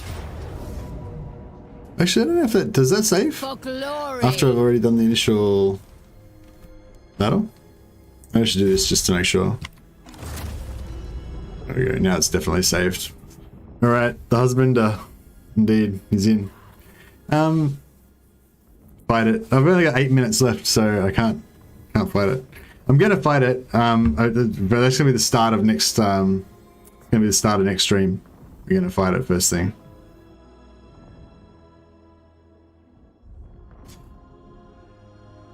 Alright, if you're interested in a quick chaos guide for wiping out Watertide, I have a great outline for it. You're saying for playing Warriors of Chaos -- yeah, maybe. I'll be looking for another campaign in a few days, probably. Although I'm probably gonna do a big dwarf campaign next weekend. If I can get the video finished before then, just to launch, you know, for some dwarf action. But we might be able to get a quick gimmicky campaign in before the end of the week, which could be chaos. I'll cycle back onto that. But yeah, anyway, members, if you want, join the Discord and just do at Mercy the Mad or at moderator and just say, hey, give me my role, and yeah, one of us will fix you up. All right, have a good day, guys. Catch you later.